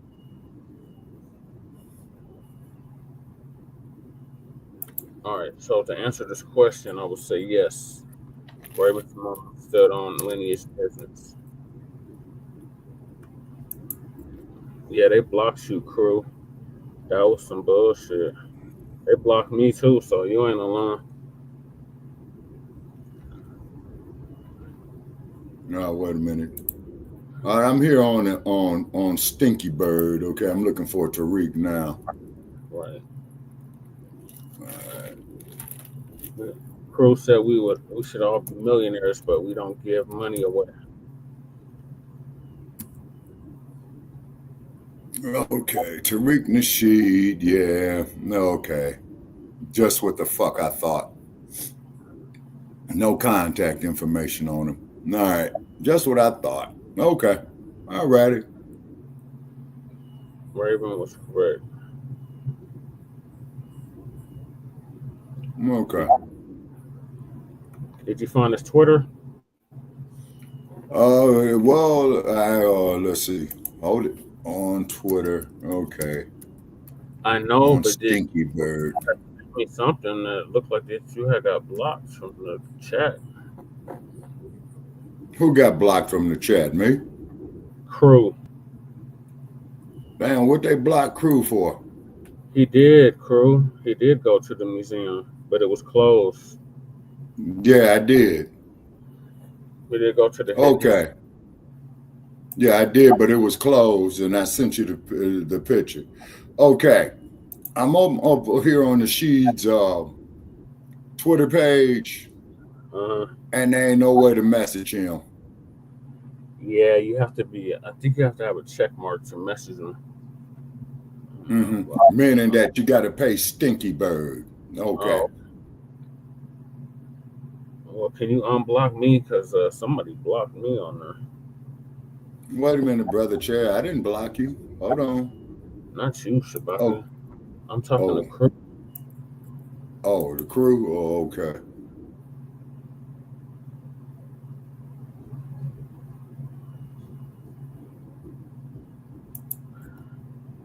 Yeah, because one of the mods in that chat blocked me, Crew.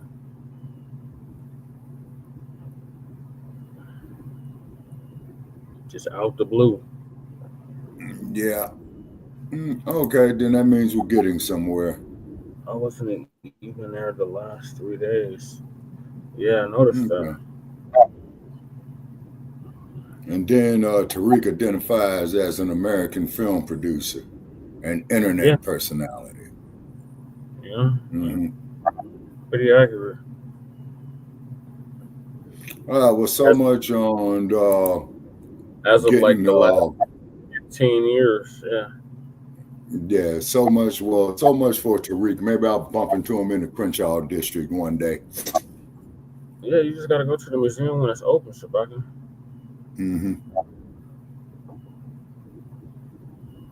You already been to the museum, so you just gotta go there when it's open. Or when he have comedy shows. He usually does Saturdays. Yeah. And then speaking to his security personnel up there, they were saying is that he has various hours. Yeah, he does. And he's actually in the filming process again, filming Hidden Colors 6. Okay. Well, if I ever pass by his goddamn movie set, man, that motherfucker gonna have to pay me or I'll haul his ass into the goddamn LA County civil court. It's a fucking heartbeat. And that's why I be saying about all y'all going out there to Hollywood, be careful of that shit. They got the money to pay you. They just don't want to pay you. But they got the money to pay you. Yeah. But yeah, that's what it is. All right. Now, also, too, on Raven Symone, Brother Che, not cutting your wisdom, but do remember that this dumb bunny broad got up there and said that she's from every continent in Africa. Yeah, remember when she said that? And she got heat for that. Oh, I crumbed on her real bad with her bird brain ass.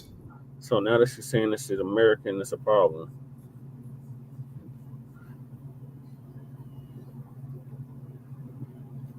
Yeah.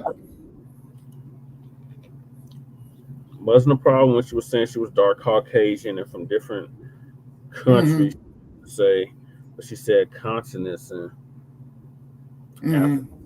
It wasn't a problem then, but now it's a problem. Or it was a problem then, but it's an even bigger problem now that she's claiming to be American, Black American, FBA. It's funny how that works, right?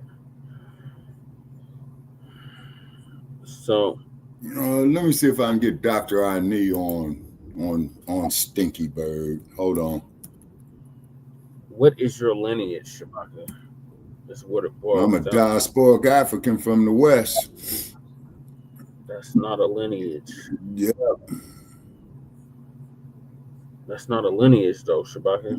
Yeah, it's of the Fulani. We got a hit on the Fulani, as the sister had told me over there at the, you know where it's at, Brother Chad, the Bayfair Mall. The Fulani, Shabaka, going back how far? To what year? Well, we didn't specify what year. She just simply stated that, you know, you would be considered Fulani over there. You say, and then just like when I was speaking with the brother man up there at the Berkeley BART station, white boy opens up his goddamn mouth, and I told the crack, I don't see how this conversation concerns you. He got up and left. Okay, all right. Now, who was I looking for on Stinky Bird here, Brother Che? Raven Symone, right? Leonard in the building. Shabaka Leonard. Okay, hold on. Tariq. Who's in the building? Tariq. Leonard. Oh, Leonard Dayota. Okay. Tariq, am I saying that right? Rough mind. Hold on. Blocked by a tranny. Oh my God, T.S. Dazelle blocks you. Oh my God. Okay, let me see. Mac Daddy. Okay. Now Raven Symone has 526. That is 2,000 followers. What's the issue? Now she was born December 10th, 1985, with her information's up here. Oh, he's saying where your Fulani granny.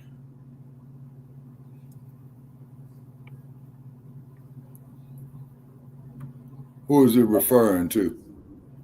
You the one that said that you had a hit on Fulani. Mm-hmm. All right, okay. Once again, man, can't get no contact information on Raven Symone. Yeah, like I said, I'm tired of following these goddamn celebrities, man. Unless I know them personally, fuck them. Yeah, he said he would be considered Fulani.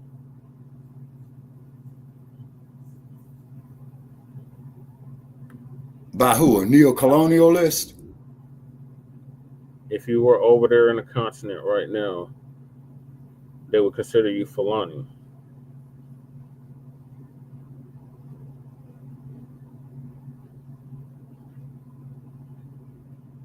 Hello? Yeah, I'm here. Is that what you said, Shabaka?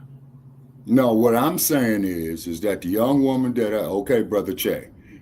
Well, I don't see what's funny, Mac 285. Okay, because I'm dead serious. All right, as I'm just telling you, is what the sister related to me. You see what I mean? The sister that's from Senegal? Mm-hmm. Now, what's RBR crew? It's Shabaka with RBR. Revolution. Oh, red, black, and green. Yeah, he's Pan-Africanist. You already know the answer to that, crew. Yeah, I've been RBR, man, since I was 14 years old. Oh, it would have been RBR. No, yeah, Mac 285. Now, that's what I agree. Unless I know the celebs personally, man, fuck the rest of them because I'm not a star chaser. But if I know them personally, that's different. You see? He said, you dodged question. Where is your Fulani granny? Shabaka, don't play dumb. Hey, crew, check this out, man. Why don't you go take a flying fuck through a rolling donut? How about that? Because you being a goddamn smart-ass motherfucker and you ain't saying nothing constructive. Shabaka, it's a real question, though. No, he's full of shit. Fuck crew, man. Because him and I already went through this bullshit already before, man. Shabaka, where were your grandparents born? On the plantations of Montgomery, Alabama, and Virginia. So, prior to them being here, they were in Senegal? Well, based on, okay, Brother Che, I'm going to explain myself. once again, please listen to me very, very carefully. Okay. I asked the sister, okay, where she was from. Hold on. She told me. Hold on, Shabak, I gotta stop you. You said previous to that you had a DNA test done, and you had and we got a hit on Nigeria. Yeah, our family did. What tribe? And we did get a hit on the Fulani. Yes, sir. So you got a hit on Senegal and Nigeria. Okay, well, see, first place, Brother Che, you have to understand the imaginary borders is from the Europeans. Okay, it's because a lot of our peoples, were nomadic at times. I mean, Gaddafi even spoke about that. Shabaka, you act like you're talking to somebody that has not ever studied Africa or knows anything about Africa or the history or the people or any of that about Africa. Well, actually, Brother Che, you're quite knowledgeable about it. But go ahead. Okay, so anyway, like I said, as I told you, about the Starbucks coffee experience, you know what I'm saying? And she says if I was Fulani, I would look just like you say. And we got a hit on it, say, on the DNA testing that we're doing in my family. So you got a hit on, and what percentage was Fulani? What percentage was Nigerian? Okay, we didn't have a percentage on it. We just got a hit. The next time I speak with my relatives, man, I'll ask them that. I'll ask them the percentage hit. But anything with a goddamn raping ass, stinking ass slave trader, I see that son of a bitch. The first goddamn thing I'm saying to him, you got my reparations money, motherfucker? But you would you? And then dismiss his ass because that's not a relative. If you had a hit though, Shabaka, if that was your hit, then you wouldn't qualify for the reparations claim here.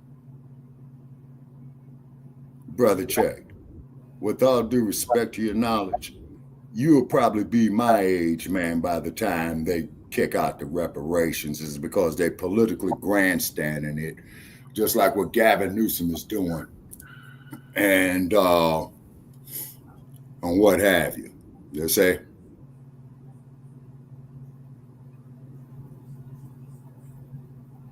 Okay, so you will see it, but I won't be here to see it because they're gonna keep dragging it. They're gonna sit up there, man, and put up all these Negroes who want to claim lineage to a goddamn raping, slave trading ass pedophile, as opposed to calling that stinking motherfucker of what he was. Malcolm X was very good at that.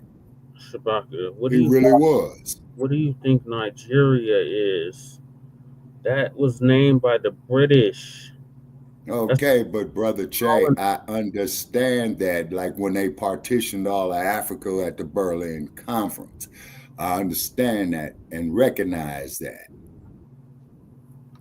Okay, if you understand and recognize that, but you're saying you got a hit on Nigeria and Senegal. Mm-hmm. Those are all. So who are you referring to as a liar, crew?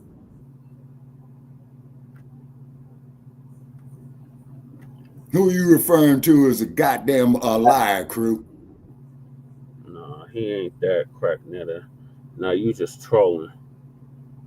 Cracknetter, get your motherfucking ass up out of here, bitch. Go to San Francisco.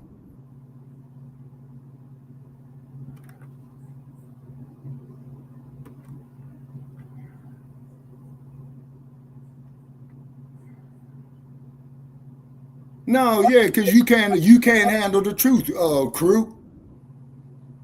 I can't listen to your sorry ass either.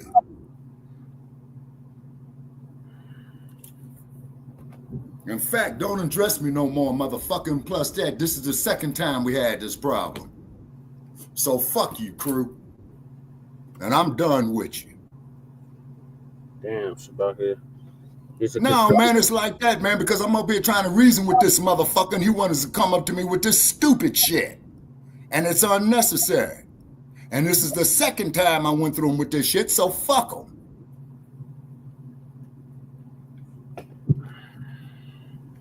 Shabaka.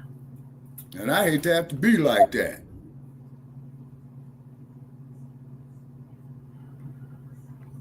Shabaka. So again, you said your lineage is what again? Brother Che, I answered that question for you 10 times, man, over the last couple of years. We got to hit on the Fulani. But you don't know for sure if it's Fulani or not. Like, have you contact we with? Got it. With okay, Brother Che. Okay. Or Fulani? Like, this okay, is Brother Che. Brother Che. Brother Che. Okay.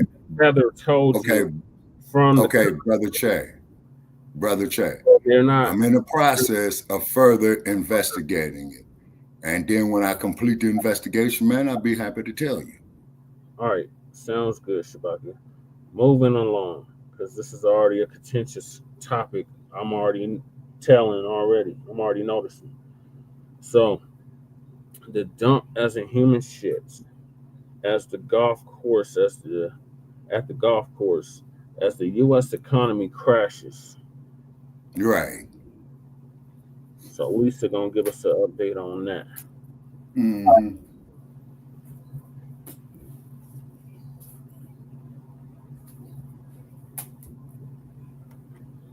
Newsweek, they are pretty much saying there are all of these companies just in the month of April that's going to let people go. It's right there. So if you get a chance, click on this article and then scroll down to the list of companies that will be laying off. I busted a couple of them too. It is unbelievable, the layoffs that are going on in the country. I think sometimes we're focused on so many different things that we don't realize how bad the situation is when it comes down to job security. In America, it's almost like it's becoming non-existent. You have to do better than that, crew. You know, and all that shit you're saying, that's yourself. Go look in the mirror. There is no such thing now. So if you go to this article and you open it up and just go down to where it says the complete list of companies planning to lay off in April on WARN notices. Okay, so many of these folks that are working for these corporations either know they're being laid off, already been laid off, or they have gotten their notice. Just scroll down and look at how long this is going. As far as that list of companies, it is outrageous. I'm going to put it up on the screen too. Hold on one second.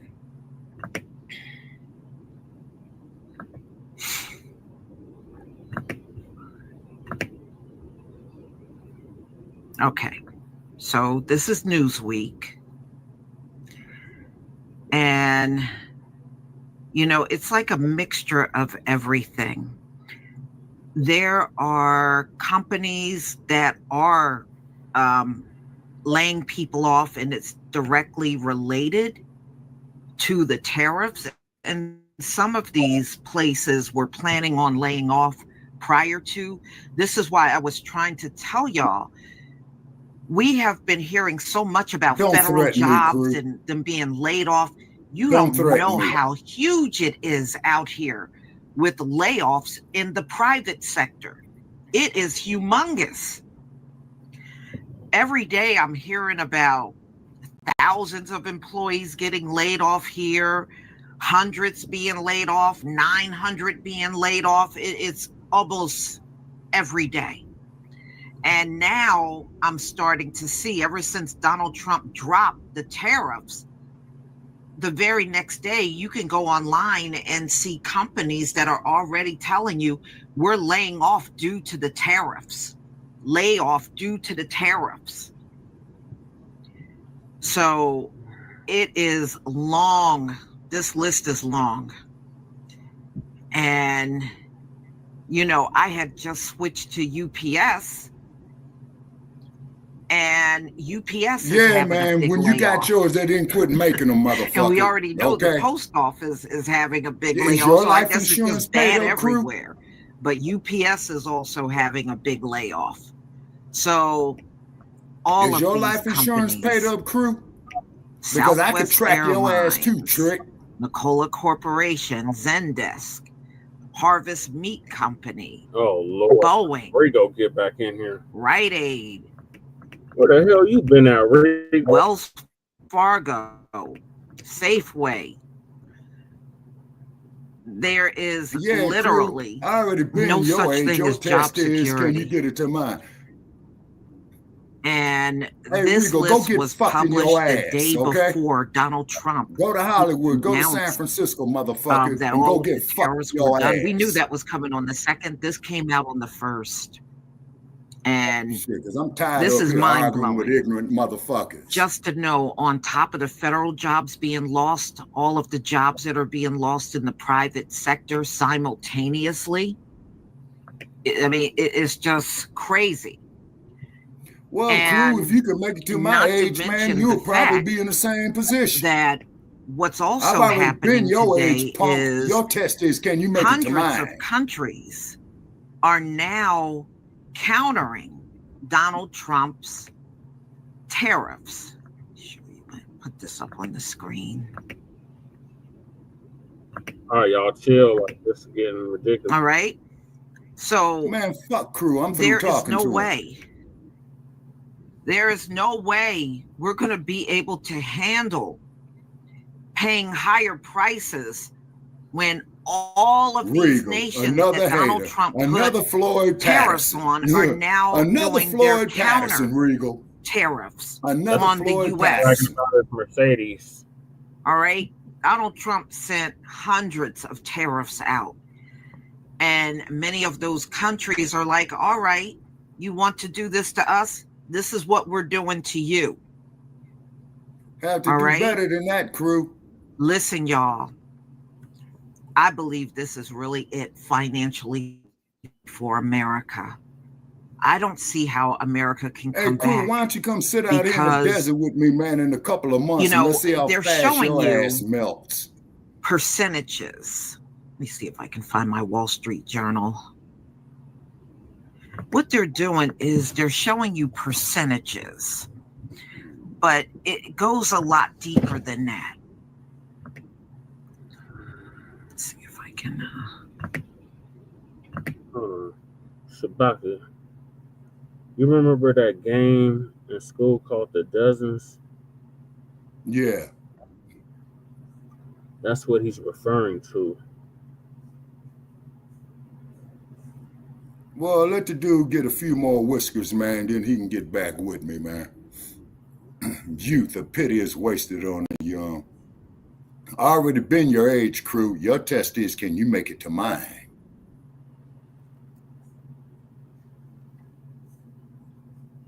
Yeah, you gotta live to get old. Yeah.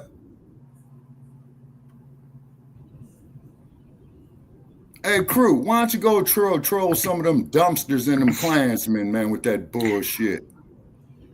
When you're sitting here looking I'll help at you the do it. percentages in the red that's being lost, ladies and gentlemen, trillions, listen to me now, trillions have been lost between yesterday and today. Wow. Trillions. But what they're doing is showing you everything in the red and showing you a percentage of this and this. S&P 5.97%. No, listen, trillions have been lost over the past 24 hours. I already been there, crew. I was born there. It is significant. You got 1,000% when humidity. Come sit out here with me in this desert at 118 degrees in arid climate. Going on in the country. And, you know, and we've heard about Donald Trump's plans. No, I wouldn't want to get one of them overpriced pieces of shit for nothing. And then they want to bring everything back, but only a handful of millionaires and billionaires will be in control of everything. Viagra crack, man. I would say something, but it would offend you badly, man, and I don't want to do that. So don't even go there with me. His plans, I'm afraid, are not going to come to pass. Because how old is you, crew? I truly believe once this place crash, that is the day it is officially over. It's just playing, Shabaka. I'm just telling you my observation and what I am looking at right now. When this thing finally crashes, and I don't see how it won't crash when you got China putting 34% tariff. Well, the same the thing United here, crew. States. Let's work constructively together, And you got brother. all these other nations putting Yeah, tariffs hit the adversary on the on the right. United I States. hit him on the left. There Then we is no switch up on way his ass. this country can bear those high tariffs No, back Regal, on you us, in one in and need it of a won't nap. I make already an had my impact. nap, by the way. I'm a I night don't owl. see us coming back from this one. I'm just telling you. 44. I don't see it. That's a good age, crew. And Whatever you're trying to do out of life, brother, the do more it before you're people 50. are No, you ain't triggering me, crack netter. I'm just trying to show you all something. And then when Shabaka checks out, then when y'all get in my age group, y'all gonna say, well, the old bastard was right after all. You know? You know. But you're not gonna go nowhere time soon, Shabaka. You Brother gonna Che. live. Well, all these crazy ass people, man, I just might decide to go jump off the Golden Gate Bridge and say, Can you hear me now? Can you hear me now? Give me a 1 if you can hear me. I got cut off. The internet is stupid. I triggered the hell out of you. Give me a 1 well, if you can hear me. Hey, I kind of binged on you too. Okay. This country has had See, multiple crew, you need financial to crashes. make sure you Go back still and look got at it. the Well, history. Well, you got a point There on have that been there, multiple crew. crashes. Crew, let's go in get some this gun country. supporters and let's crumb The bomb only on them, difference man. now is the tariffs. Don't ever Back say during that. the Specify, other please. financial crashes, there were no tariffs. All right? Nobody was sitting in office doing hundreds and hundreds of tariffs. This time around, things are falling and there's tons and tons of tariffs. Which means, you know, in my opinion, which will accelerate things even Well, faster. that's a safe bet, Regal. I do smoke cigars, yeah. Donald Trump I may use have Febreze inside plans the car. to put this world in the hands of the rich, which in my opinion, they've already No, I had. don't have leather interior, no. And redo everything. I don't, there, you know, what he's got to understand, and I'm sure Donald Trump don't understand, and I'm going to talk a little bit more on Donald Trump and what he's doing. He belongs There in is jail. no He's redo for crazy. Edom. There is none. His plan is to redo, and I'm telling you, the redo is not coming. It's not coming. I've been looking at the market all day. This place is literally in free fall right now. Yeah. Where is Donald Trump? Now, I said when that things 2 are years bad, ago. I mean, your 2 days ago. I'm president is sorry. supposed to stick around. That is part of his job. Yeah, that's the His job is to be around when things are going bad. He's supposed to be there for the good and the bad. Donald Trump is at Mar-a-Lago playing a golf tournament with the Saudis. Well, hopefully an alligator come up there and That's eat what their he's ass. doing. Yeah, He is at Mar-a-Lago playing golf with people that came over here from Saudi Arabia. That's what he's doing. And it's almost like what's going on, which he caused, don't even matter. Ooh, Mac got jokes too. He doesn't What care. did Mac say?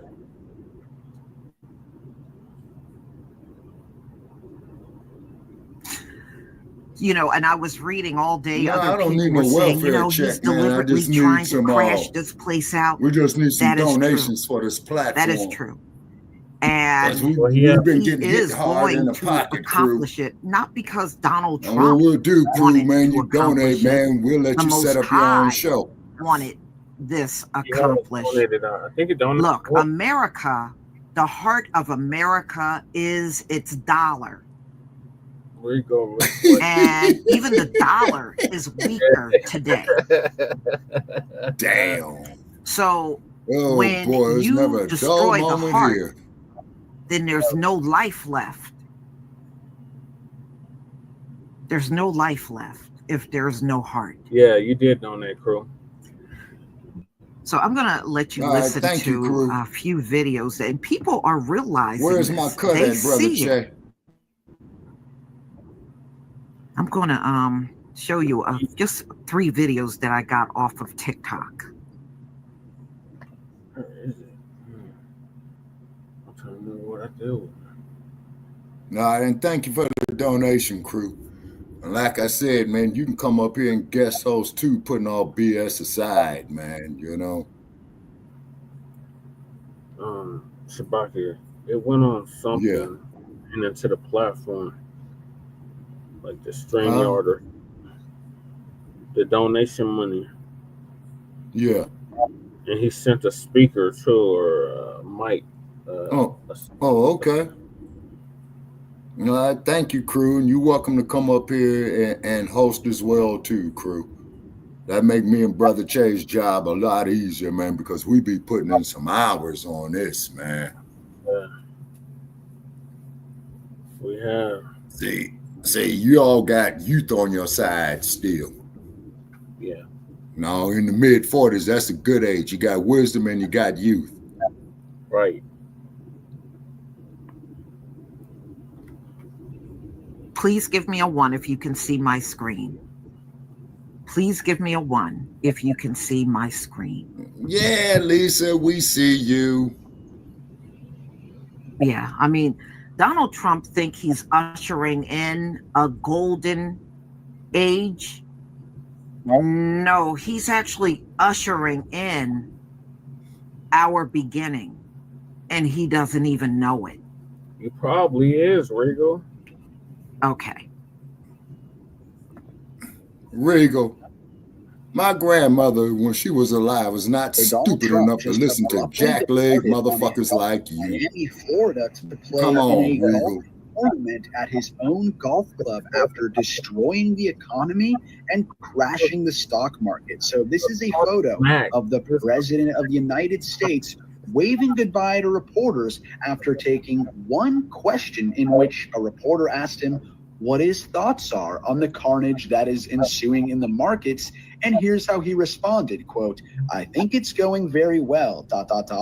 Our country is going to boom." Oh, crew, come on, man. Give me a break, While man. Americans watch their stock portfolios, their retirement savings, and their 401ks drop at levels not seen since the 2008 financial crisis. Okay. He's playing golf again at his private golf club after deliberately destroying the economy. All righty. This is criminal. He should be impeached. He should have been impeached a long time ago, but he should especially be impeached today. This is crazy. Trump's tariffs that he announced last night, it's not economic policy, it's not trade policy, it's a political weapon designed to collapse our democracy. Last night, when he released his tariff plan, economists were really confused because they looked at the numbers, they looked at the formula. It made absolutely no sense as economic policy, as a means to try to bring jobs back to the United States. That's because it's not trade policy, it's not economic policy. The tariffs are another tool for President Trump to try to compel pledges of loyalty, this time from companies and industries in the United States.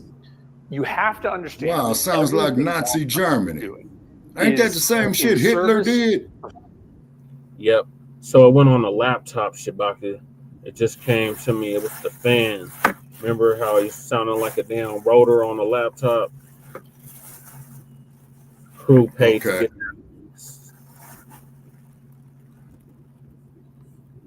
Okay.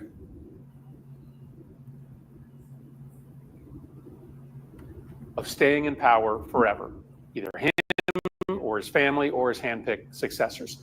He's trying to destroy our democracy.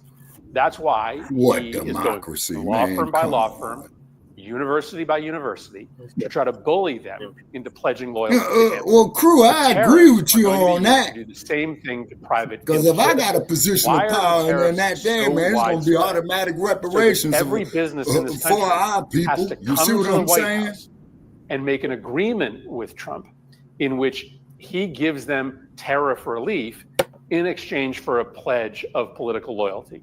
What could that pledge look like? But remember, well, maybe crew, they quote the words agree of to Tricky champion Nicks. his economic policy. I am publicly. not a crook. Maybe they agree to make contributions to his political campaign. Maybe they agree to police their employees to make sure that nobody that works for that company anything about works guns for the and political shooting, opposition. crew, I don't put What that he's out on doing social to media, universities sir. and law firms. He's now about I don't to use recommend tariffs you do either. to After all, you're companies still a in black this man. country. That is the game. That could be That is the misinterpreted, story. brother. It doesn't make sense as economic policy because it isn't economic policy. It's an attempt to try to collapse the And like economy the referee so that says, all these protect companies have yourself to at come all to him times. to make pledges of political loyalty. That frankly makes it much more insidious, much more dangerous. But if we know what he's doing, if we understand the objective, On that makes crack it a lot nut on easier the for real public to man, fight back. no, I didn't. I'm really But one surprised thing, though. this is not gaining more attention. Okay, crack nut, I'm going to answer your question, man, Mainstream as soon as Brother Che finished the But presentation Trump right posted here. this morning on his Truth Social this little video, referring to himself in third person, which is weird in itself. That Well, I Trump is agree with you on that, purposely crew. crashing the market. Yeah, you heard me right. So just go to this Truth Social thing. I'm not on that stupid platform. He's stupid. Right? But we already established. admits he is purposely crashing the market. It's already been established. Congress needs to step in and do something. Somebody needs to do Specify, something. Regal. But the man admits purposely crashing the market. So what? He and his cronies are going to come in and buy stock pennies on the dollar? Yep, you said that. You made that perfectly clear. This isn't right, folks. If he cut the check, he can stay.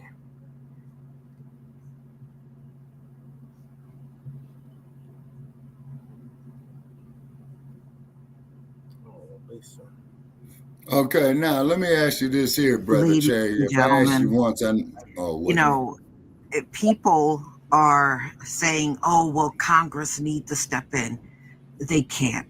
Right. They can't really do much of anything. He has a full mandate. You know, one Because thing they are they did Republicans. today, the Senate was able to reverse a tariff on Canada, and don't know how long that's going to hold up. But I want to show you something else. Correct. Here we go.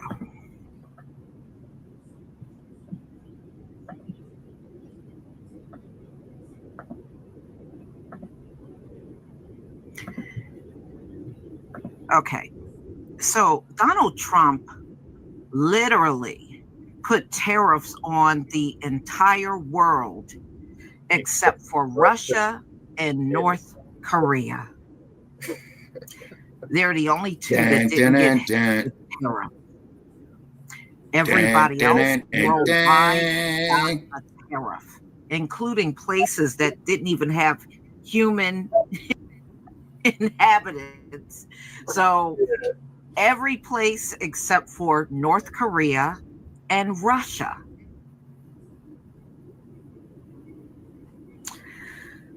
So what do I think? I think he bit off more than he could chew. I believe this ball that's in motion can't be stopped at this point. That's what I really truly believe. You may see things differently. You know, I think some people are so used to things just bouncing back, they just assume it will happen all the time. No, it absolutely will not happen all the time.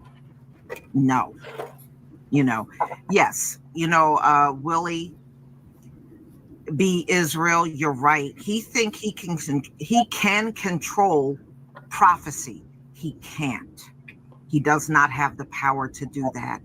And we know White the House Most High is defends not not including tariffs on Edom Russia, North any more Korea. leeway. You know, they are falling. And I was looking at several videos on different platforms, and some of them are saying their 401k just over the past 24 hours have literally dried up. Yeah. And I saw more than one video. I saw multiple videos of people saying their 401k is practically gone over these past 24 Well, you're right hours. about that, crew, but he's got a Republican Congress. I mean, that is no joke. So it's going to be a lot No, of it is. people It is. seeing their retirement, their 401k. I mean, you may have stock in the company you worked for. It's going to all be gone. All of it. Oh, yes, Congress can change the Constitution. But this crew. is Yes, what they can. Donald Trump But wants. they never He wants exercised everybody it. out here poor and Yeah, begging he put tariffs on and the depending penguin. on the government. That's what he wants. That just go to show how cold Trump is. He gonna put tariffs on That's what he penguins, wants. man. That's a cold shot. Get it? So you got to see everything that's going on. And I mean, the layoffs are just the beginning. You're going to see massive amounts of companies going out of business because they're not going to be able to bear the burden of all of these tariffs that are being fired upon the U.S. So a lot of these businesses are not going to be able to hang on. So do not be shocked. You're just looking at the list that I showed you of companies that are laying off. It's going to be another list, probably just as long or longer, of people going out of business.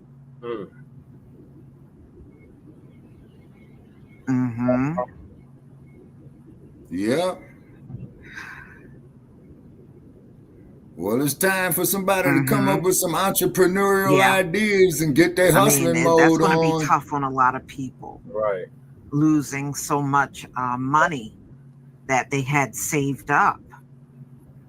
I read the U.S. auto industry, 5 plants are planning major layoffs. And you can find that story out need there. to get There innovative, are 5 man, and plants start building in the up US, their own shit. auto plants that are having major layoffs. And keep in mind, in the auto industry, man, you got people who've been in with those companies 3-4 generations. Yeah, see, it's going to be terrible because you know how it is. People are going to go into a panic. They already panicking. You know, if you want to see how much they're panicking, just look at the media. They're literally showing it when they are reporting a lot on the of them stock motherfuckers market. gonna It's be almost laid like off no too. other news matter right now. That's all they're talking about is all of the money that's being lost since Donald Trump did all these tariffs. Started his own shit. So, and, you know, I'm hearing many of them saying, you know, when Joe Biden gave him, you know, the economy, it was not in that bad a shape. But now, you know, in just a short period of time, he's been in office, inflation is up, and the economy has weakened. Well, keep an eye on the prime lending interest rate. That's a major indicator But of how see, what fucked up Donald the Trump economy don't is. realize, he wants to take this system out and usher in some system for the rich. And I just don't believe the Most High is going to let him do that. He is destroying this, and there's no coming back from it. And he doesn't even realize it. He got these plans that are just not going to manifest themselves. Yeah, crew, you're right. But the tariffs is going to shut them down. I was listening. These Republicans are such cowards. I was listening to some of them this morning. Oh, everything is going great. Oh, we got to just put all our trust in Donald Trump. He's going to come through for us. He's going to make it better. And as they're talking, Made I'm the brain looking at be a everything slave, in a the red. citizen. 15th Amendment gave him the right I'm to looking vote. at everything in the red on the All stock right. market. And I was like, these folks are such cowards. Okay, crew. They Yeah, would but you rather know they're gonna stand do a and shift lie up there to at you their straight corporate to your levels, crew, face and act as if you to don't see save what's themselves. going on. And we see everything that's going on. Well, you know what? They're having There their is big march Yoda, tomorrow a big one, a bad one. on Saturday. And we'll see how mad they are. Let's just put it that way. We'll see how mad they are. So if the protest is calm, cool, and collected, they're not that mad. Or she might see. They're not that mad. But let's see what happens. Let's see how angry they really, truly are after watching a full 24 hours of the market being in the tank. Let's see how mad they are on April 5th. That's all I got to say. So, y'all, I'm going to go ahead and conclude. Okay, Regal, Thank what you so much solutions for you being got? here. And Every we'll time I hear definitely somebody come say back something like again that, what because I'm solutions you sure got? this story is definitely not going away anytime Well, you're soon. right, crew. Stop protesting, start building Shalom, some businesses in the Black community. And where you at, crew, that there is the center of Black business, Chicago. Unleash the power of knowledge and connect with the heartbeat of the African. Yeah, They Leonard. sure the hell did. That's funny. Yeah, that's exactly what they look like. Farmers markets. No, he's right. That'd be a They bunch of did. crack. They look like all the motherfuckers strung out on LSD in the late 1960s. Lucy in the sky, diamonds. Yeah. Yeah. Lily White, none but crackers. Mm-hmm. Let's see. So, what's your thoughts And on if the you ever dump? gone to San Francisco, wear flowers in your hair. Now, Donald Duck, he belongs in jail. Donald Duck belongs in an insane asylum. He can go up there to Napa State Hospital there in California where Gruesome Newsom is, and both them idiots need to be inmates in that place. Damn, Chewbacca. On what grounds, though? Because they're crazy. Trump is delusional.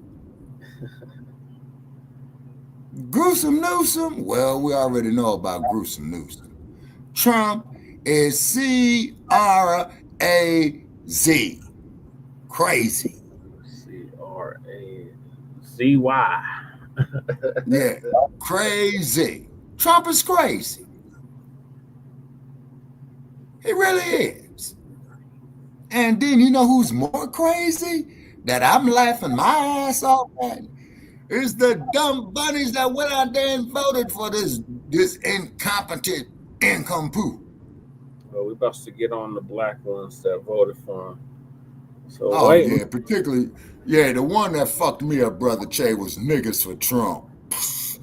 Yeah, That shit was crazy. Lady Che showed and proved that was a cracker that was behind that shit. I believe it. I believe it. A straight up clan sister. A descent straight from the plantation from. Yeah. Yeah, and then African down there in Diaspora front of his News golf Channel app course, now on Google where he Play had and his Apple App Store. white boy Stay that when informed you with niggas authentic going back to and diverse Africa, you perspectives. niggas came here and fucked up the country. Well, motherfucker, you brought us here. Okay. Some of us. Man, yeah, they took a boatload of these Negroes, man, when they got over here in the Western Hemisphere. They sold so many to the Cubans, Havana and San Juan, Puerto Rico, major slave ports. They went and sold some there to New Orleans, Louisiana, you know, when it was a French colony. Then they went up there to South Carolina and up there to Annapolis, Maryland. Yeah, but prior to that, there was already black indigenous people here in all of those places. Well, okay, but hold on, though, Brother Che. Now, there was a video, man, I think I saw about 8 years ago and I was trying to preserve it. But there was a sister over in England, and she went and got maritime records of the ships where, you know, the captain's logs are, where they stopped at, the cargo they got, and things of that nature right there, because not only did they take slaves, they also took gold as well, too, you see. And then the cold part about it is now, black men, let's ask ourselves this, okay? If these white men hated black people so much, why did they spend more time with the bed wenches than their wives? Cruz said Trump is doing great work right now, especially for 2A rights. Oh, Second Amendment. Oh, yeah, now, Crew. Now, that's one thing you and I got in common. I'm a firm believer of the Second Amendment. Oh, yes. Yep, me too. He said, I know Jesse ain't worried about TDA. Hell no. Trying to rob me. Hell no. Man, Jesse Jackson, man. Oh, he's talking about you. Oh, I thought he was talking about Jesse Jackson. My bad, Crew. He might be talking about Jesse Jackson. Now I think about it. Another senile, deranged, puppet pimp, poverty pimp, SOB. I may be poor, but I am somebody. I may be on welfare, but I am somebody. Cruz said he's always. And I remember Jesse Jackson. No, I don't believe no lies. Who's Shanaka? I don't. Yeah, you talking to Shanaka. I don't know who Shanaka is. Regal. Okay. I've came to the conclusion about you, Regal, that you are a coon, that you are a troll, and you will sit up there and you will go down there and lay your life down for massa. Yeah, he's basically another Sarge. Yeah. Okay, I can visualize, okay, Leonard is saying I've visualized Trump leading everyone I think he's trying to say to the gates of hell, talking about don't worry, it'll be great. The weather is very tropical there. I think hell, man, is more like this desert. No humidity whatsoever. Now, down there in the south, where y'all is down there in Florida and what have you, that's very tropical. That's why y'all got them gators down there. Chewbacca, you know how tropical it is? It's even more tropical than Africa. Let me see. Well, North Africa is all desert, okay? In other words, Chewbacca, it's proportionally more jungle in Florida. Yeah, Florida, yeah, Florida, Louisiana, because I'm down there in Florida, man, and I'm stop at a rest area, and I speak to somebody on the phone. I keep tools. I keep something with me at all times, Crew. Hey, like the referee says, protect yourself at all times, because it only takes half a second to get kicked off the planet, and you don't pull nothing, man. See, your weapon is like your Johnson. You never pull it. Without the intensive using it. Right. Well, bro, if you want to sit up there, man, and identify with Uncle Sambo Crew, that's on you. Why don't you join Samuel L. Jackson, man, at the next Super Bowl show, man, and put on your stars and stripes and get up there and buck dance with him. Damn. Chewbacca thinks he's Tarzan. No. Because first of all, I'm not no white man, number one. Two is, I'm not going to sit up there and perpetuate some bullshit by Edgar Rice Burroughs in a book that the white man is there to save the jungle. They got a section of the city of Los Angeles named after that bastard called Tarzana, which is in the which is a section of the city of Los Angeles. Yeah, you talking best military trains in Blackwater Swamp. Specify, Crew, or you just fucking with me again, Crew. No, he's talking about the Great Dismal Swamp, Chewbacca, which is in North Carolina. It's on the North Carolina Virginia border. Oh my gosh. I've been to South. Uncle Sam won here 8,000 years ago. 800,000 years ago. He's saying that we've been here for 800,000 years. Well, I think that there's a little far-fetched. Crew. It is, though. Oh, goddamn, crew. On that, you're right, okay? You're right about that. Khalifa, okay? Yep. And also, too, crew, let me give you some information on the state of California. All that area that is Beverly Hills, Hollywood, Westwood, what's on the other side of that damn Hollywood sign? Oh, fuck. North Hollywood. All that land used to belong to a black woman, man. You know what I'm saying? You know, before them people from New York came out there to LA, and what was that? What was that D.W. Griffith bastard? 1915 Birth of a Nation. So Paramount Pictures, Universal, okay.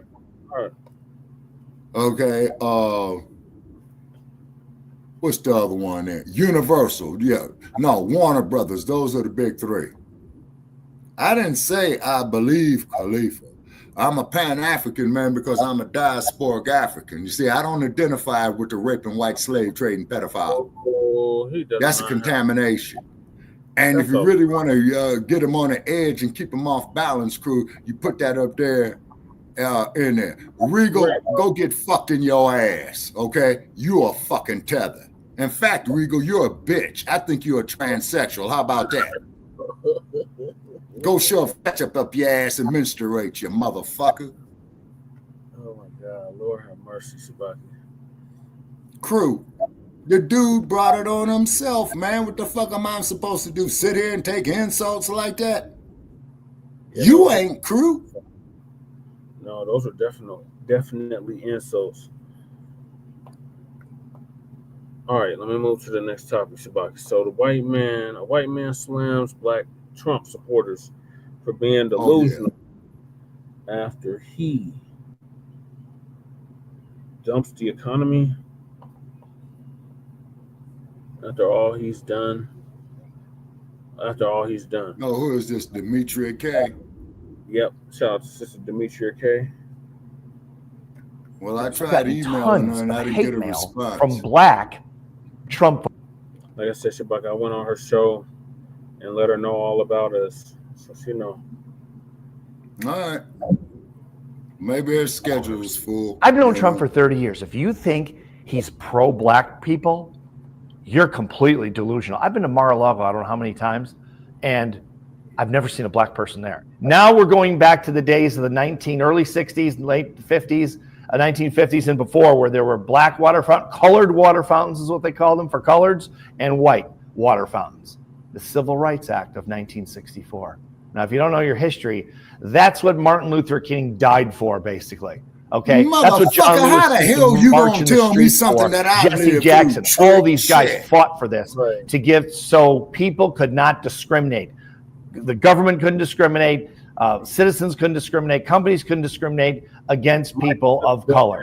Okay, if he pulls that, we're headed back to 1950. And if you're black, you ain't gonna like it. Let me tell you. Okay, I don't know how many of these people that are sending me hate mail that are black are educated people. Yeah, I've heard it. But if you know your history, I think I'm subscribed. I don't see how you're supporting Trump. Wake up before it's too late. It's gonna take generations to pull this back together if we ever do. And you don't want to live in a country when you're a black person that's circa 1940, 1950. It was not a pleasant experience. Another thing I'm getting from black people is, oh, well, you can march now. We did it in civil rights. It's your turn. Are you kidding me? And 1990s, motherfucker. If you're not a wealthy white male, he's coming after you. He's coming after your rights. If you're one of the people that's sending me hate mail, stop sending it. I don't care. You're delusional. If you think he's on your side, you want to be delusional, you want to go back to separate drinking fountains and all the major discrimination that you never even saw before because you're too young, that's up to you. It's pretty stupid. But I'm not going to suffer for it. You're going to suffer for it. Every black person is going to suffer for it. For that matter, every minority is going to suffer for it. Wake up, people. It's time to fight back. So as you saw and heard there, he is ringing the alarm about Trump and what he is doing and trying to do to black people here in America. Now, firstly, he said that he used to be at Mar-a-Lago all the time. That's Trump's house in Florida. He was there all the time. Prove it, he never Regal. saw any black people there. Show me why Trump I contradicted doesn't myself, like black Trick. people. Well, first off, sir, you knew that when you were there. Did you have a problem with it then when you was rubbing elbows with him? I don't think you did. But you have a problem with him now. Why are you concerned about black people now when you weren't concerned then? I mean, I'm just asking. And the other thing too is, now I spliced the video together because it was long, but you know, he's talking about Trump getting rid of the federal ban on segregation, and we're going to go back to drinking in separate water fountains and all that. And it's like, okay, and so what? A lot of black Americans don't have a problem with that. We don't have a problem with being separate from oppression. Who you think you're talking to? Now, I know our ancestors, that's what they wanted, but we cut just a little bit differently because we see what integration did to our people in our community. So we don't really like that much. So we don't care about How come ain't nobody mentioning the Black Empowerment era? Jackson and Martin Luther King and John Lewis and all the things that they fought for to get us here. Not true, Shabaka. Good trouble. John Lewis and the nightstick glide gracefully upside his head, laying out there stretched. Oh, this good trouble. Shabaka, Tariq mentioned the Black Empowerment era. Everybody got a start date. That would be 1966, Brother Chad. Actually, about 1965 with the Watts Rebellion. With Byron, you got 65 too. Yeah, August. 65. August of 65. 75 or 65 to 85. No, okay, no. 1965 was the Watts ride. That's the case with Marquette Fry, pulling them up. That's how it got started. And that's where the term Burn Baby Burn came from. And when did it end? That there was a DJ by the name of Montague on a radio station that played all the Motown hits called KGFJ, and they fired Montague because they were saying that Montague was inciting the Watts riots by saying "Burn, baby, burn." And when did the Black Empowerment era end? Okay, I'm going to say 1974 with the disco era. Because in 74, everybody had to get up out the country. Cases were being fabricated against them. And then here comes KC and the Sunshine Band. Here comes the Average White Band, plagiarizing James Brown and what have you. Then came the disco era. Yeah, when did disco start? 75. 1975. Yeah, the same year as the Thriller in Manila. Yep. Okay. So 65 to 74. Yeah. Because as you know, the Black Panthers started in 1966 in October. Yep, October. And then, of course, as you know, the BLA was a splinter group of the Black Panther parties because the BLA was upset with the Black Panther Party because of their all-inclusiveness with the Marxist doctrine. And Karl Marx was an avid racist. Kwame Ture, who was, I believe, the second husband of Mary Makeba, he embraced a socialistic doctrine, but keep in mind is that the creator of said doctrine was an avid racist. Yeah. You see? That you and I did, and I think we did a StreamYard on that there too. You see what I mean? Oh, we should. We did a show on it on Blog Talk, but we should do one on StreamYard. Yes, sir. So Black empowerment is essential. Now, with all these tethers and these damn neo-colonialists and Uncle Toms, those are our biggest hindrance right there. He said. The only thing I don't like about the segregated thing is it will be too easy for them to poison all of us. Look at Flint water. That is a very, very good point you brought up there, Yoda. Just like how Brother Che and I was saying is, and just like one of our elders of the civil rights movement said that when they sat at those lunch counters, that the food and what have you was of low quality anyway. So why would you even take your ass in there? They probably cooked the shit and threw it on the floor, pissed and shitted on it and all that, and had the dog vomit on that and all that stuff right there and served it to you. And the brain dead motherfucker sit up there and say that's progress. And the reason why I'm describing it that way, ladies and gentlemen, is to make your stomach turn, is to you to get a foul taste in your mouth. It was just a fucking ridiculous. You said you'll give reparations to your people. Oh, I know who my people are, Regal. I'm not a self-hatred motherfucker like you. So why don't you go up there to your raping, slave trading, pedophile master and tell him that you still his nigga? Well, Michael Pan, that's an excellent analogy. Al Sharpton ain't shit. Fuck you, Al Sharpton. You and Jesse Jackson. I said it all the time. Mr. Jesse, I am somebody. I don't know who the hell I is, but I am. Brother Check, to see that motherfucker at Watt Stacks do that bullshit, man, oh my God, man, you brought back a nightmare to me. And then, cold part is, he up there wearing a red, black, and green dashiki. You see what I'm saying? Now that motherfucker up there like Al Sharpton, no, I don't think Messy Jesse is as messy as Al, but Al Sharpton is waving a rainbow flag with a banana in his mouth. Connect the dots. Well, Mr. Jesse on his way out, Shabaka. He's not. Oh. Everybody got an appointment. And you will make the appointment. And He's you on. will not have a failure to communicate.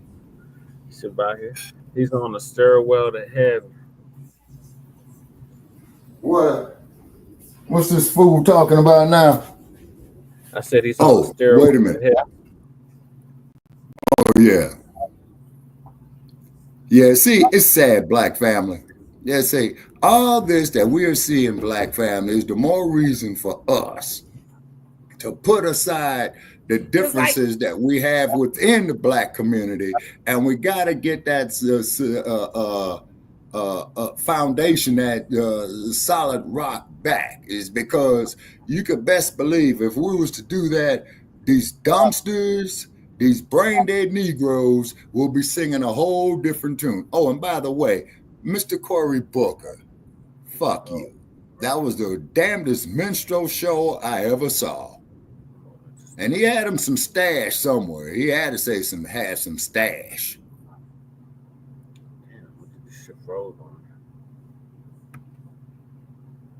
Was Cory Booker by any chance drinking water, man, while he was up there talking? I think I seen him take a couple swigs of water. Okay, all right, so that's where his stash was. It was in the water. I don't think he was talking that whole time without no water. No, he wasn't. He took a couple of sips. Well, where is here? We need to define here. What does that mean for Black people? And the other thing too is you're talking about Trump is bad. He may be. I don't have a dog in the fire in regards to that. But what about what Biden was doing to or not doing for Black people? He's just as racist, and nobody seems to have a problem with that. But now Trump is loud and bold with the things that he wants to do. People are, oh my God. But Biden was doing it too. He just wasn't as bold with it. So I don't know, sir. We're not afraid. And as far as getting out there and helping you march, no, we already did that. And y'all didn't really help us that much. A lot of y'all were like, I don't understand what the problem is. We want reparations. I ain't hear you say nothing about reparations. If you really care about Black people, then why didn't you mention that in your speech there that you were doing to trying to warn Black Trump supporters? We want reparations, right, because the only thing the reparations money is going to do is get submerged into the American economy marching anyway. And all this other stuff. We fought long enough. See, right now, Black Americans are starting to get on the same page and say, okay, how do we build from here? And not build for everybody else, build for us. because voting the other way around, voting for Biden or the Democrats or anything like that, has helped everybody else but Black people. And yes, sir, including you. I'm sure you've been helped some way, shape, or form. You know, DEI that did not benefit Black people, that helped your woman. And as he said too, I'm white, I'm gonna be okay because he cares, you know, about rich white guys. Well, we know that, which is why we got to care about ourselves, and which is why we will not be out there with boots on the ground unless you're dancing or whatever. But we ain't gonna be out there with boots on the ground marching for everybody else no more. We're done. Now we're gonna do for us if you're okay with that. So anyway, y'all let me know what you think of that. And for more insightful commentary, please subscribe to this channel and my channel, The Dimitri K. One of the men accused in the shooting. Jumping the gun. There's twins. It's either twin or Mac 285 wanted to know about this. All right, Shabaka, what are your thoughts on what Sister Demetria K just said with this white cracker talking about Black Trump supporters? Okay, to me, any Black Trump supporter out there, please do the following. Quit smoking dope, number one. Two is look at your history, okay? Because we are all we got, Black family. And that's the only way that we could accomplish this. Now, the tethers, as Brother Che and crew define them as, they got to get their minds right too. You see? Because you sat there and you allowed yourself to be bullshitted. Okay. To quote the words of I forgot who it was, Brother Che, but you know where I'm going. In the beginning, we had the land and the European had the Bible. Now, we have the Bible and the European, no, we bowed our heads to pray. We closed our eyes to bow our heads to pray. Then when we raised our heads and opened our eyes, we had the Bible and the European had the land. It's called bullshit. Same thing. You got your head bumped. You were sold a bill of goods. Exactly, and the same thing happened here, Shabaka. We were sold a bill of goods. Well, the mistake that we made, Brother Che, on a continent and here as well too, is that when we first saw that savage, the indigenous people here came and showed them what Thanksgiving was, and John Henry Clark had stated that the Pilgrims had said, you know, it's going to be very, very easy to conquer these people because they came here and treated us with humanity and respect, and what the Europeans give in return: smallpox, raping their women, killing off their culture. And then too, Brother Che, just like I was going to your state one time, and I crossed Wyoming, and I was just listening to the wind. And I'm saying, oh, before the white man got here, all this land here used to be black with buffalo. Okay, it's because the indigenous people of America, their economy was dependent upon the buffalo. They depended upon the buffalo for food, his skin for clothing, okay? His bones they made weapons out of, or started technological processes to begin their farming. You see what I mean? Understand? And then, like I said, you know, I wish somebody was with me when I was there in Montana and had the conversation with the Native American woman. I was with you, Shabaka. The last time I seen you, I think I said, you look mighty indigenous, but that's a whole nother story. For a whole nother No, and then run my records with the Los Angeles Police Department. And we got this Negro here as a male Negro, period. Yeah, and that's why I said. Yeah, you got to get into Walker Plecker. Walker Plecker. Well, I don't know who this Plecker Wood is. I think yeah, Yeah, look him up. Brother Jay, I be doing so much shit, man. I be losing my damn mind some fucking time. Going back and forth with crew and shit. You know what I'm saying? and Sister Bianca. Crew reality. Can't wait to meet you, homie. We sit down there, man, and we talk. You know. Yeah. All right, so moving along, Shabaka, we got a new book coming out. Oh yeah, what's the name of the book? I gotta get more educated. Okay, Michael says white people know that black need cash payment reparations. If you're not already subscribed to this, are rising rapidly in the 21st century. Okay, now see, Michael, I'm gonna tell you something. Now, what's happening is all this bed wenching is happening, and buck wenching is happening. You see what I mean? And then your favorite boy, Brother Che, that you know, Regal, why am I not surprised, man? Why am I not surprised, Regal?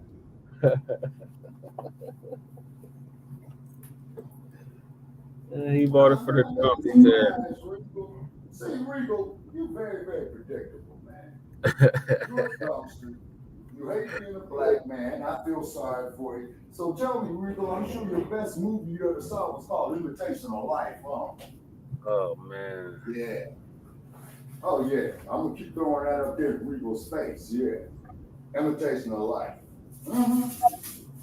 And if anybody ever saw that movie and if you did not cry at the end, you are not you. I seen it. It was just as bad. I still think Uncle Tom is worse, though. Goodbye, Uncle Tom. Yeah, Brother Che. Yeah, because I spoke with the anchor man and he asked me if I finished watching it, man. And I'm doing so much right here. I am going to get to it.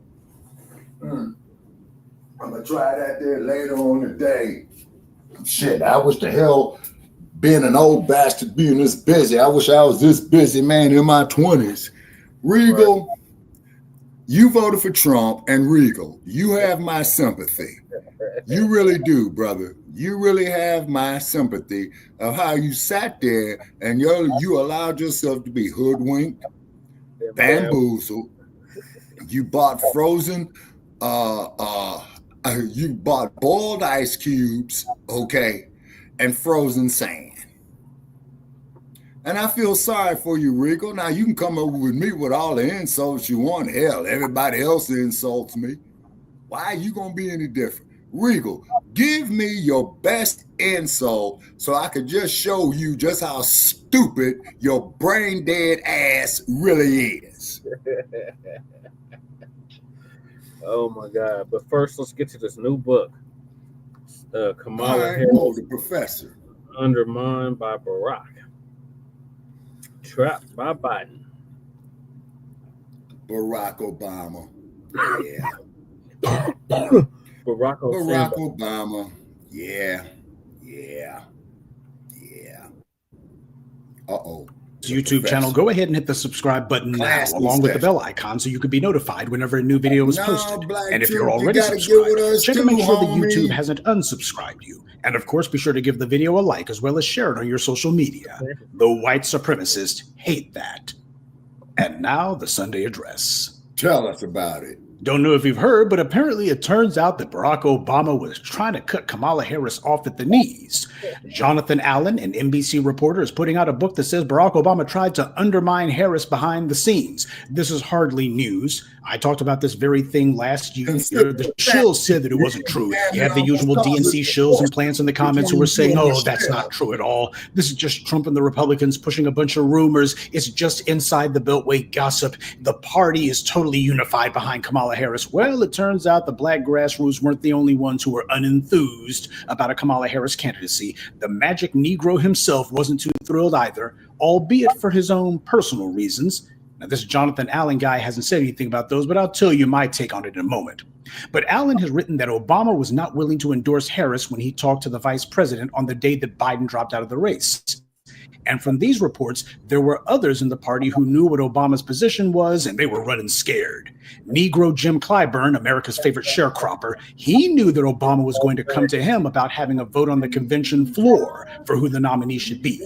And that being the case, since the party had already decided, well, that would be too fracturing. That would split the party. It would be 1968 all over again. Clyburn hurried up and endorsed Harris so that he wouldn't have to get put on the spot by Obama. And even though Joe Biden's obvious cognitive decline was a huge albatross around his neck, it's also his policy positions that were hurting him too. That was why he was so freaking unpopular. Allen's book details, though, that Biden himself told Harris that she couldn't distance herself from his policy positions. Now, she's supposed to be getting the nomination. She's supposed to be the candidate, and he's telling her, well, you better go ahead and run on the exact same stuff I did. At the very least, you can't try to distance yourself from it.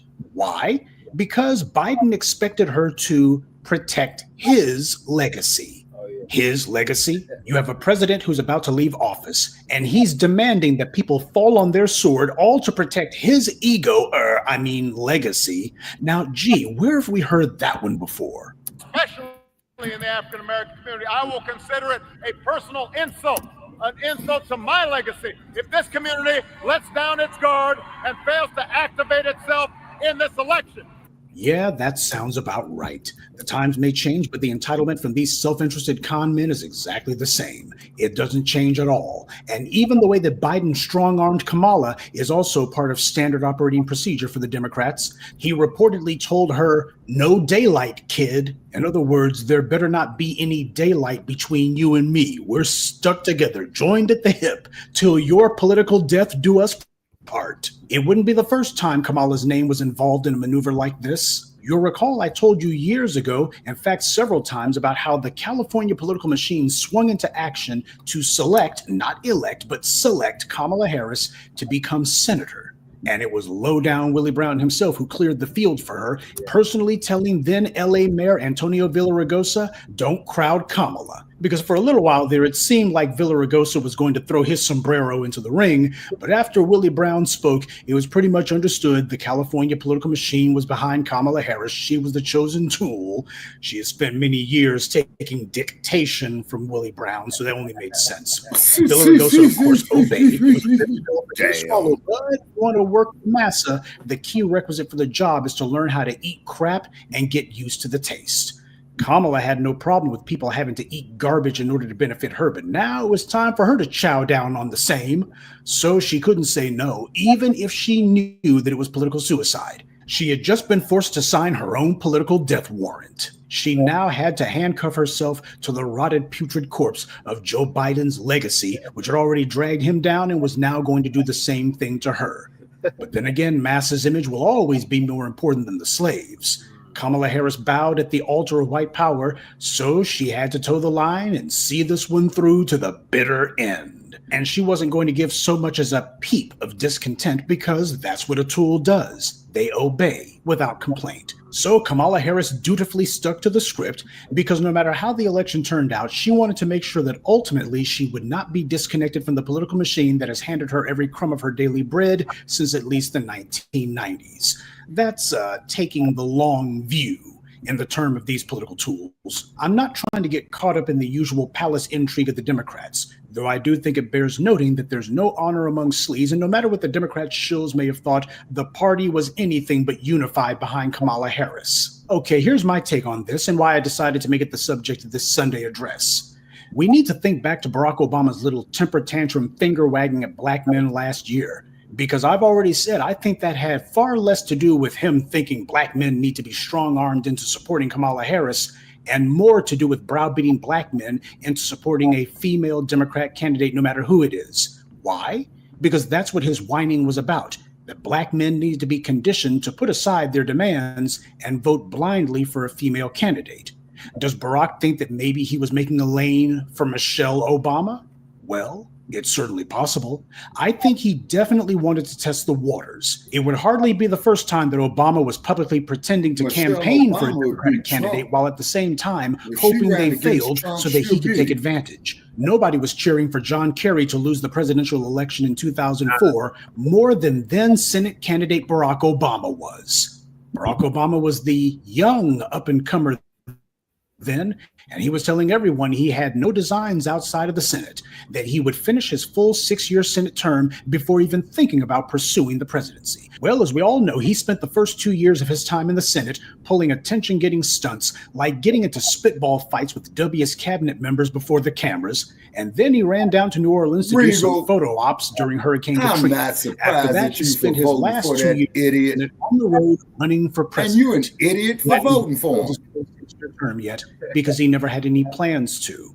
Hillary Clinton was the wife of a president, and she ran for office. And it's no stretch of the imagination to think that Barack Obama wouldn't mind if Michelle did the same thing. Only this time, what if she wins? And with Donald Trump trying to twist his tail by claiming he's Obama will beat Trump. Third run president, it's no stretch of the imagination. How? She has no experience. What Oh, yes, office she does does. have to fill? No, Brother Che, no. Michelle Obama, man, is a doctor of jurisprudence. Okay, so what office has she held? None. But with her being a doctor of jurisprudence, she has been educated or miseducated in political science, the law, stuff like that. You see what I mean? And plus that now this is for crew. Now, crew, you in Chicagoland. If Michelle Obama ran for president of the United States, would the Democratic machine vote for Michelle Obama? I'm going to ask crew that. All right, let's see what he says. In the meantime, Nation either to consider that maybe Barack Obama might decide that if Trump can run for a third term, so can he. And given how there's a total lack of charisma or star power on the Democratic side of the aisle, they could certainly use a candidate with all the personality they can get. Let me repeat, there's no honor among sleaze. At the end of the day, these people are all ultimately self-interested. And that's why it doesn't make any sense for Black people to be loyal to these people, because they're certainly not loyal to us. And why shouldn't these guys decide that maybe Michelle Obama could become president? See, when Trump became president, a lot of people began thinking that, hell, if this clown could make it into the Oval Office, then literally anyone can. Trump proved that someone who had never held government office before, someone who had never even been married to a politician or even been close to a school board, much less the White House, if he could become president, first try at bat, that meant the American people would literally elect anyone. Yes, Trump's lack of political experience was a plus for him, but that's not to say that he didn't have a platform of policies such as they are. The lessons Democrats seem to have taken from the Trump victory is that all you need is some name recognition and you too can become president. So yes, the effort to draft Michelle Obama while a damned to fail delusion is also something that a number of inside the Beltway Democrat shills think could be feasible, including Barack Obama. But this is not going to solve any problems for the Democrats. They're resorting to a bunch of tactics because ultimately they don't want to have to confront the party's real problem. Democrats deliberately turned their backs on their traditional economic stances decades ago, so as not to offend the right-of-center donors that they wanted to appeal to. So they decided to stick to discussing social issues and hot-button topics like abortion, issues that had nothing to do with the racial wealth gap. They deliberately have made the decision to avoid any and all issues that have to do with money changing hands. Now, this got them some momentum, but not enough to affect major elections. So the Democrats are abandoning more of their traditional platform, leaving them less and less distractions that they get to bring up, because that's also been part of their MO. How do they deal with the base who's saying, hey, you guys have turned your backs on us? Well, let's go ahead and say abortion. Let's go ahead and say transgenderism. Let's go ahead and say immigrants, this, that, and the third. Anything but the money. But with people like Rahm Emanuel and others saying the party needs to move farther to the right, they're going to have to be dispute that, Michael. Distractions too. So what kind of cover are they going to have for themselves? The Democrats may think that they're skillfully avoiding the issue, but the reality is they're actually making it where the only thing that there will be left to talk about are economic policies, and that will make it excruciatingly clear that Democrats know exactly what they're supposed to do, but they're determined not to do it.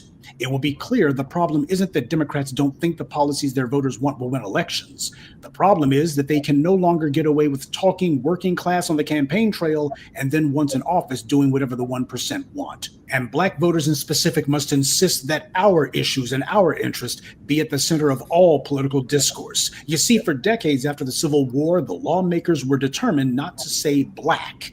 This government gave the white slave owners reparations, quote unquote, for having freed black people. And then when they were told about that 40 acres of a mule that we were owed, the response from the white government was, well, haven't we done enough for these people already?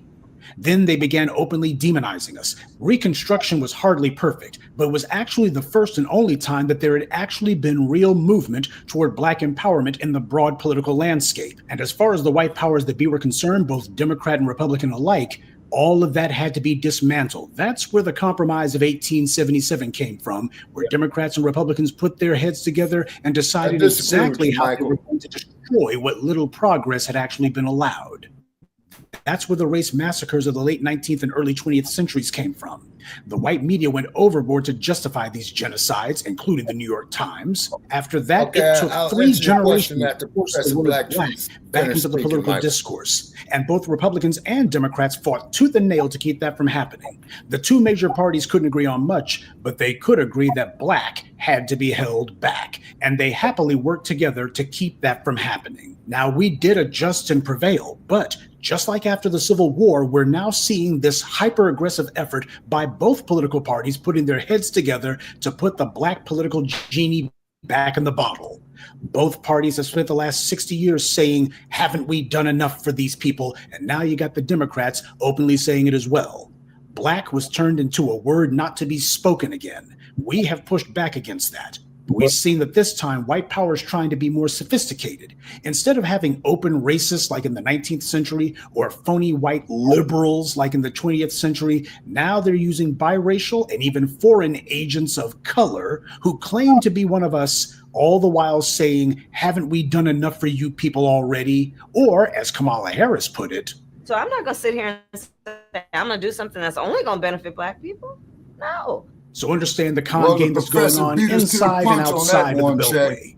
Barack Obama still has his sights on the White House, and even though he can't exactly get the keys to the Oval Office back, he's still hoping to keep it in the family. So this is where the shaming tactics, I believe, are coming from. Barack Obama sees himself as setting up a possible Michelle Obama candidacy. Hell, knowing the way that he thinks, probably in his mind, he's thinking that one of his daughters might run for high office at some point.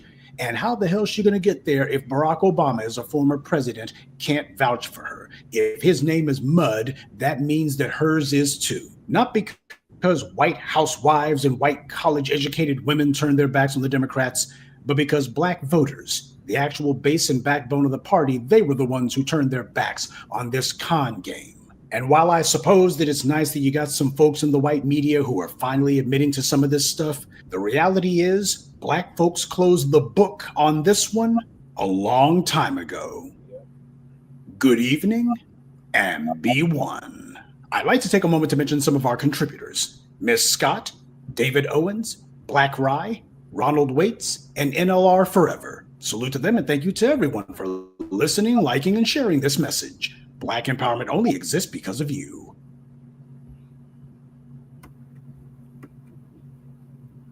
All right. I disagree with your statement. I disagree with your statement respectfully, Michael, and we always appreciate you coming on. Okay.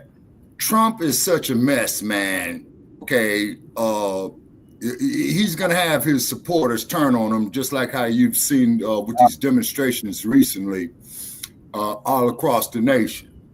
And those mainly who were out there were the ones who went up there and voted for him. Okay. Now, Michelle Obama, okay, she's a lawyer, more educated than Trump, okay? Michelle Obama can pull the election with her personality. You see what I mean? Then, of course, you know, Barack Obama's going to be out there campaigning for his wife, okay? Then not to mention, yeah. Did you listen to anything the professor just said? Barack Obama is mud. His name is Mud. He has no influence. Well, that's true. We put a stop to all of that. So by proxy, his wife, she has no political experience. Just because she has a degree, a JD, doesn't mean that she has actually held an office. She has no experience. So okay. Well, her experience, Brother Che.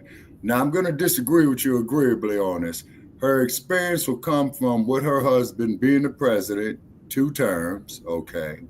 Also, too, with him being a representative from Illinois, and then too, and we're not even going to mention his U.S. Senate time because I don't even think he had the job as the U.S. Senator from Illinois, man, for no more than a year.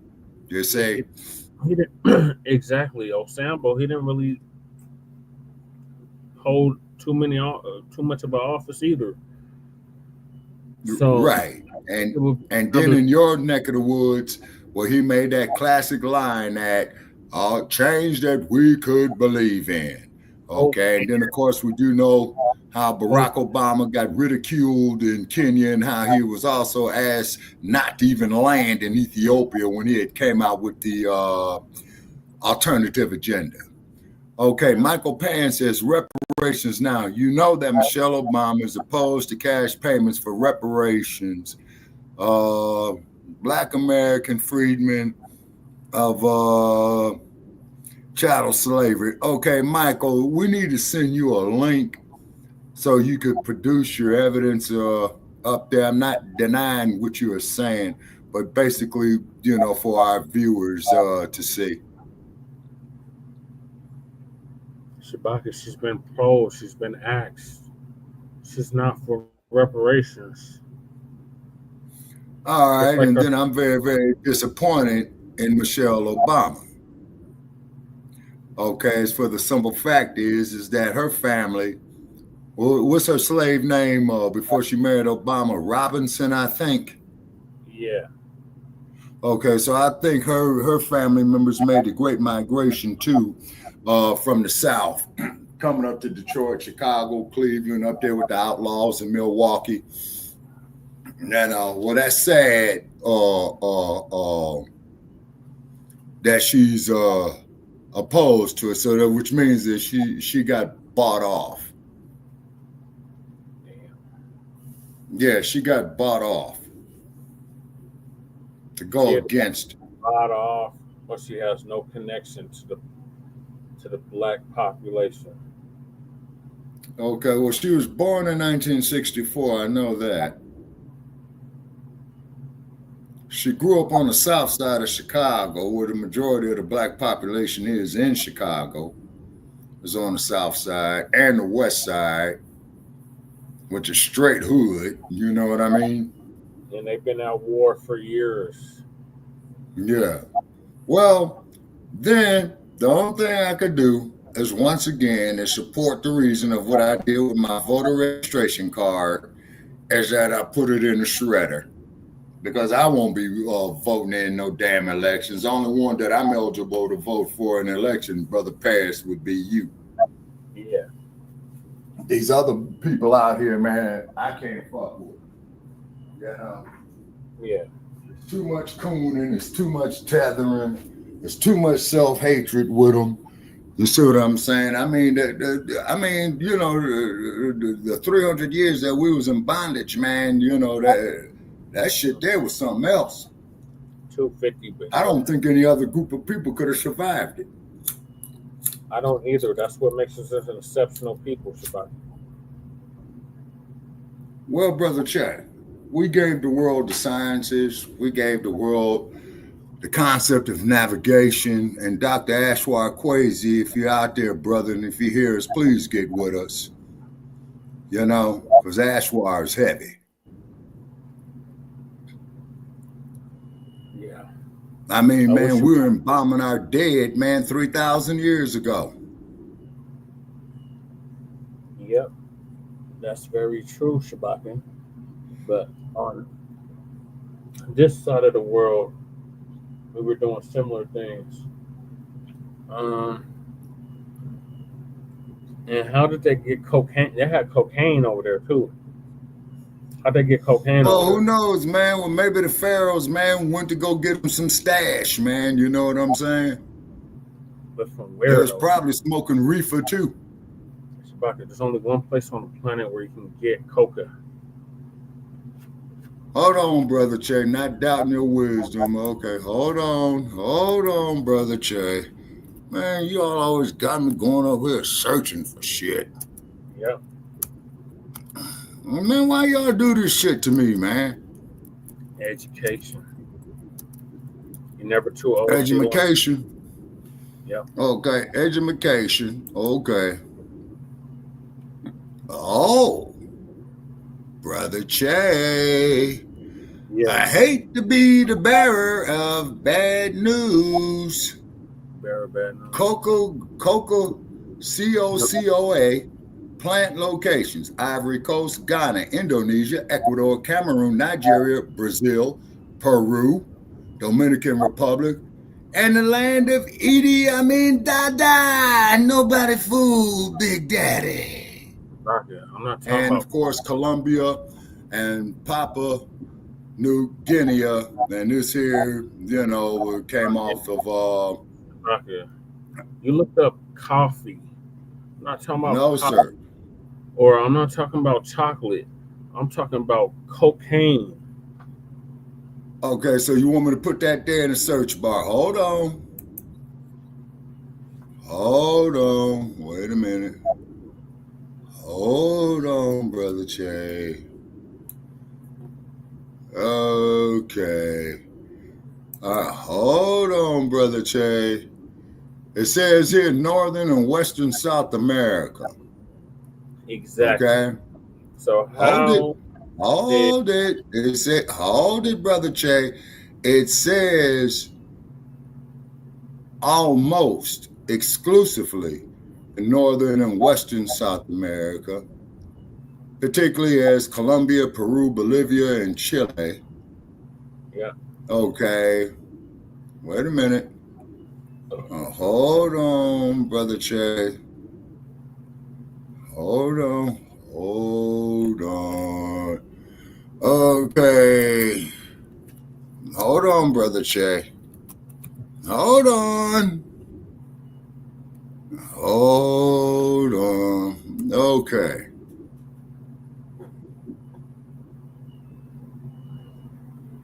It's pretty self-explanatory. Okay. All right. Hold on, Brother Che. Brother Che.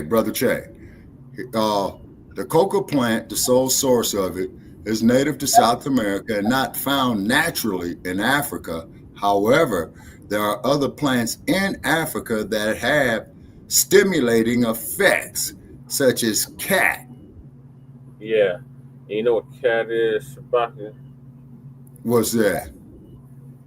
Dead bones. They're smoking bones. Damn. And then it says also, too, now it also says in Southeast Asia and the Pacific Basin. Okay, hold on, Brother Che. Hold on now, I'm going to search something else here for you, man. Y'all, okay, hold it. Wait a minute. Hold on. I can't type.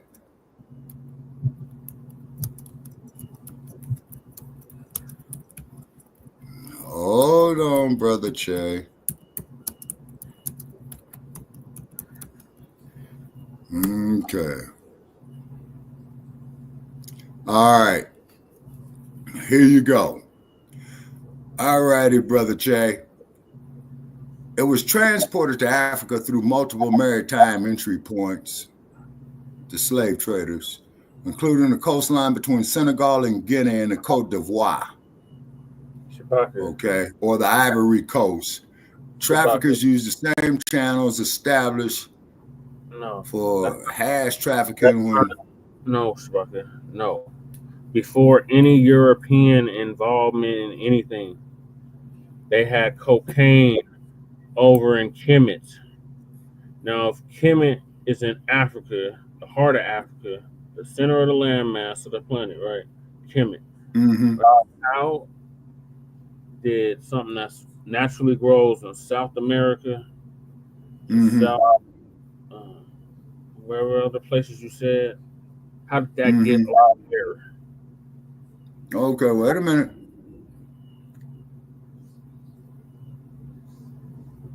Unless there had already been some kind of trade established, some kind of... Okay, that's what I'm looking for, Brother Che, right now. And past times, not modern times. Ancient times, Shabaka. like I said, prior to European any involvement, any of that. I know, brother Jay. I got you. I got you. Okay. All right, here's a theory. The colonizers. Before the colonizers, before the transatlantic slave trade, even before the trans-Saharan slave trade. How did cocaine over to? Okay. Oh man, there's a whole lot of sources up here, brother Chase. Shit. Okay. Okay. Okay. This here is basically pertaining to the cartels of what I'm seeing right here. 50 tons on a yearly basis. Source date 2009. No, Spotty. That comes much later. Prior to all of that, you can't find it. You're not gonna find it. How it got over there is because the Egyptians had circumnavigated all over to this part of the world and brought it back to Kemet with them. That's how they were able to. This is before any kind of slave trade, any of that was going on. Okay, now guess what you just proved with that one right there. So if they went over there, then that means that there was indigenous people over there. What was that motherfucker's name in Black Panther that tried to take over Wakanda off of Yucatan? Yeah, those people. Yeah. So that's where the they hated the Wakandans. No, they hated the Wakandans. That's why I love the scene when Siri left that son of a bitch there on the beach to burn up in the sun. Shabaka, I'm not talking about the movie. I'm talking about that area of the world where the Olmec statues and heads are located. Mm-hmm. Olmecs and the Olmecs were. That's what I'm talking about, Shabaka. I'm not talking about a fantasy movie. I'm talking about reality and historical facts. Okay, but my question is, okay, with them coming from a region of heat, why were they traveling to a region of cold? Nobody's yet to answer that question for me. Because it wasn't always a region of cold, Shabaka. That's why.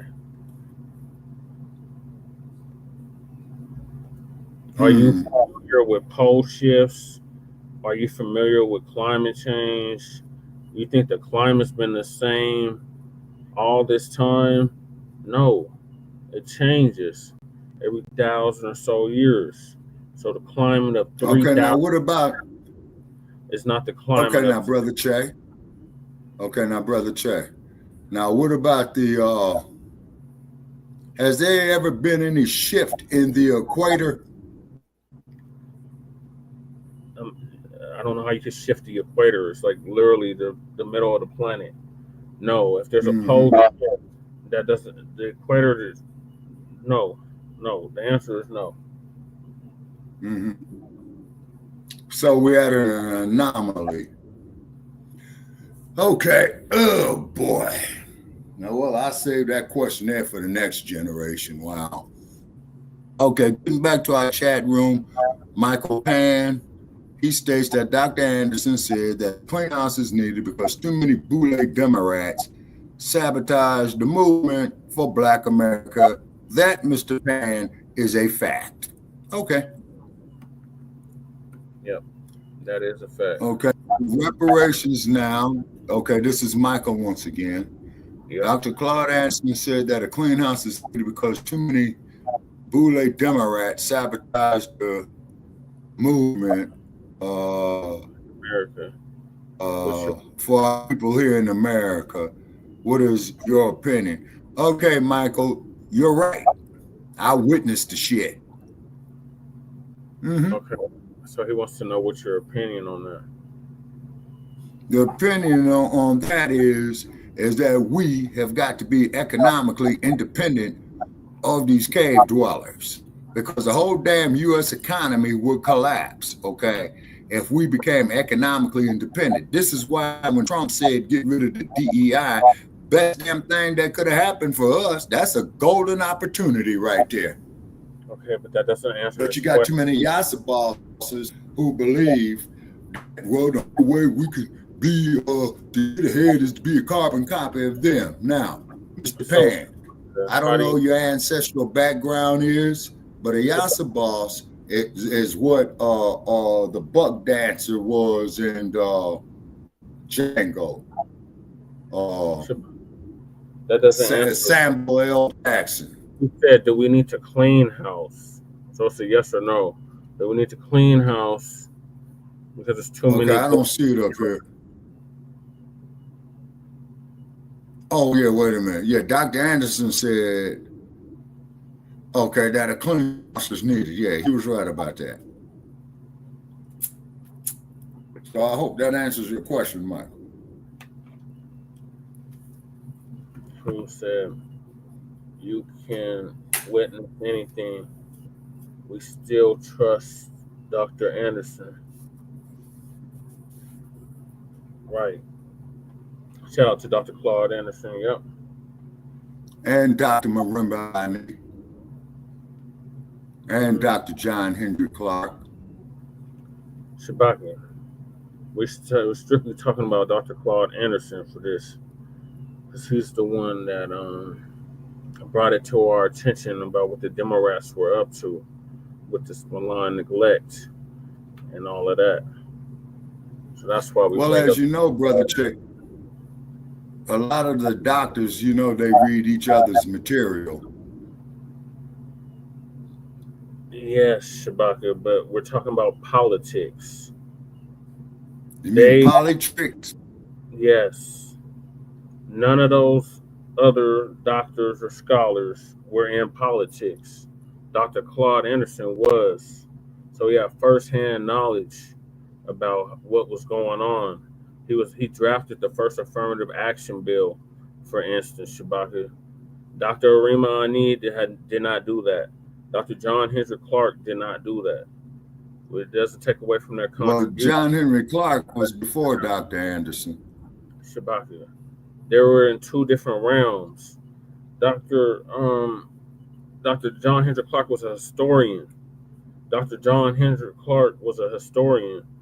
Dr. Claude Anderson was actually in politics and civics and all of that.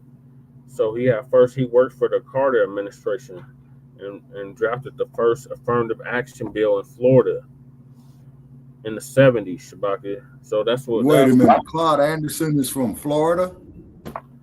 No, I thought he was out the east. He wasn't from Florida, Shabaka, but that's where he was working at under the Carter administration. Okay. Well, I'll never visit Florida again. Yeah. Okay. Okay. Filed a class action lawsuit. Okay. Michael, anytime that you look at the word class action lawsuit, throw it in the trash. Mike, please tell me in the chat room, do you understand what a class action lawsuit is? Shabaka, can he at least finish what he was saying? You just keep cutting them off. Like, let him. No, this is him in the chat room, Brother Che. I know, but you keep cutting off his comment. Like, you didn't even read his whole comment. You just was like, class action, no, next. Dr. Claude Anderson for class action lawsuit is a waste of time. The federal government in 2016 because he knew that a debt was owed to his people for several centuries of racism and slavery. That is true, Michael. He did do that. Okay, but the problem with a class action lawsuit is this. Okay, you got 1 million people suing in a class action lawsuit. It wasn't 1 million they people. Make a settlement it was him of $1 million. A couple other people, Shabaka. It wasn't all of that you're making it out to be. This is before we even linked up, Shabaka. This is like Black Thoughts and Theory time, 2016. Yeah, 2016, yeah. So. Okay, but one thing I do know about a class action lawsuit, I'm not going to mention any names, but you remember when everybody was trying to sue Denny's for discrimination. One Denny's. That's one entity. Suing the whole government, that's a whole nother thing. That's a whole nother animal. That's a whole nother beast. That's not not even apples and oranges. It's like they're not even comparable. Okay, but as you know, Brother Che, and please correct me if I'm wrong, the government cannot be sued unless it wants to be sued. That makes any kind of sense. Am I correct on that? Unless it wants to be sued? Yes. I mean, he was suing the United States government for not honoring the 1866 treaty, which was supposed to give the freedmen, the people that descend from slavery here in America, not anywhere else, but here in North America and southern United States, the freedmen. That's literally our legal term. It's freedmen.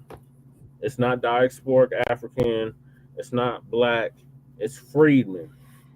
So the freedmen had rights to money and land. It's not given to us during Reconstruction. That's what the lawsuit was about against the United States government.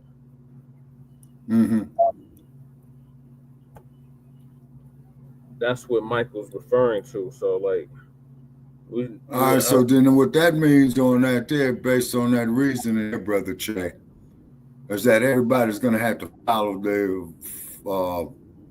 file their own individual lawsuits to get the proper amount of money, because what's the tangibles up to $6 trillion now? And then not to mention the fact,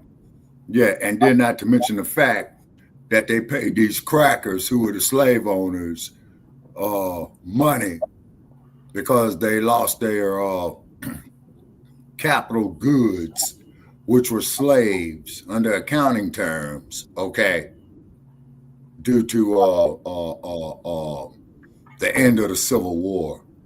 And capital goods are goods that produce capital, such as a slave. Yep, Shabaka, we already know it. Yeah, so if you was to put down there on an accounting sheet for your slaves or chattel, it will be under a capital good. Yep. Same thing with horses. Yeah, the same thing with horses. Same thing with mules. It's either, so if you're a freeman, you qualify for the reparations claim. That's what he was suing for. So you're saying that we traced our family lineage all the way back to 1817 Alabama. So then you're a freedman. That's why the whole argument is like kind of. No, I'm one of these motherfuckers who's owed a debt. Like you. That's a freedman, Shabaka. Follow along. That's the freedman. That's the American freedman. That's who's owed a debt. Not just any and everybody in the diaspora is owed a debt from the United States government. They're owed a debt, but it's not from the United States government. We're the only group that is owed a debt from the United States government. And do you honestly believe, Brother Che, that you will see this debt paid in your lifetime? Because I know I'm not going to see it in mine. Yes, Shabaka. I don't have a defeated mentality whatsoever. I believe that I would definitely. No, I'm just speaking of the law of biophysics. It's not a defeatist attitude at all, brother. It's just the law of biophysics. Yes, Shabaka. To answer your question, yes. Yes. All right. Okay. I know I have one because I'm gonna make it happen. Okay. I hope you all get it. And I bet my money that you all will get it. But it's good. But it's an uphill battle. But as long as you got tethers, ass scratchers, yassa bosses, Cory Bookers, minstrels, you see what I'm saying? Old John Lewis talking about good trouble as the nightstick glide gracefully upside his head and he's laid out there stretched, knocked the fuck out, talking about good trouble. And then what does he do? He goes there, him and some other Negroes, go into the U.S. Congress and sit on the floor. Yeah, Shabbat. My God, that was sad indeed. Right here, that has nothing to that's like a deflection from what we're talking about. Okay, he said Dr. Claude Anderson became frustrated from the Obama administration because the president refused to do one thing for Black American freedmen. Okay, that was yes, Michael, that is a fact. Is because when that bastard ran for president, man, what was his first term, Brother Che, 2008? He clearly stated out in his opening campaign that he was against it. Yeah, thank you, Michael. I know, so Yeah, I don't thank you, Michael. Because hope is something, believing in something unseen. It's not unseen. They just need to come correct with it. And have a better strategy to get inside the offense of the oppressor.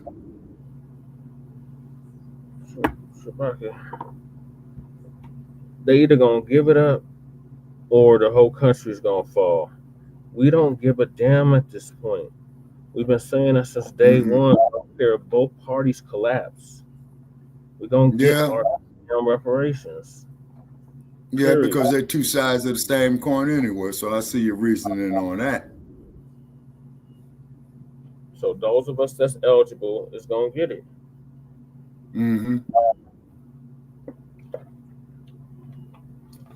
Well, I hope you all do. That way I could rest in peace. Yeah. Well, Spucky, you're not going nowhere no time soon. I have hope that you will receive a cash. Yeah. All right. Well, I appreciate that, Michael. Well, and then too, Michael, you win at this point. Yeah, and then land is a factor of production. Yeah. Okay. And you can buy land. You can buy land. You can buy land. I literally showed you last night. They was giving us the worst kind of land. I don't trust them to give us damn land. Yeah, it'd be the worst. The worst goddamn land. I want to buy my own goddamn land. Yeah, and to prove your point, Brother Che, look at all that land with the boll weevil in Oklahoma. What was that, 1920s, 1930s, I think? So much land for sale in this country, it's not even funny. In all of these states. Yeah.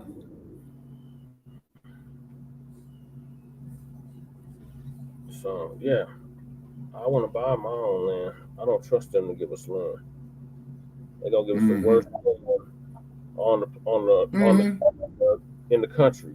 Fuck no. I want whatever land I want.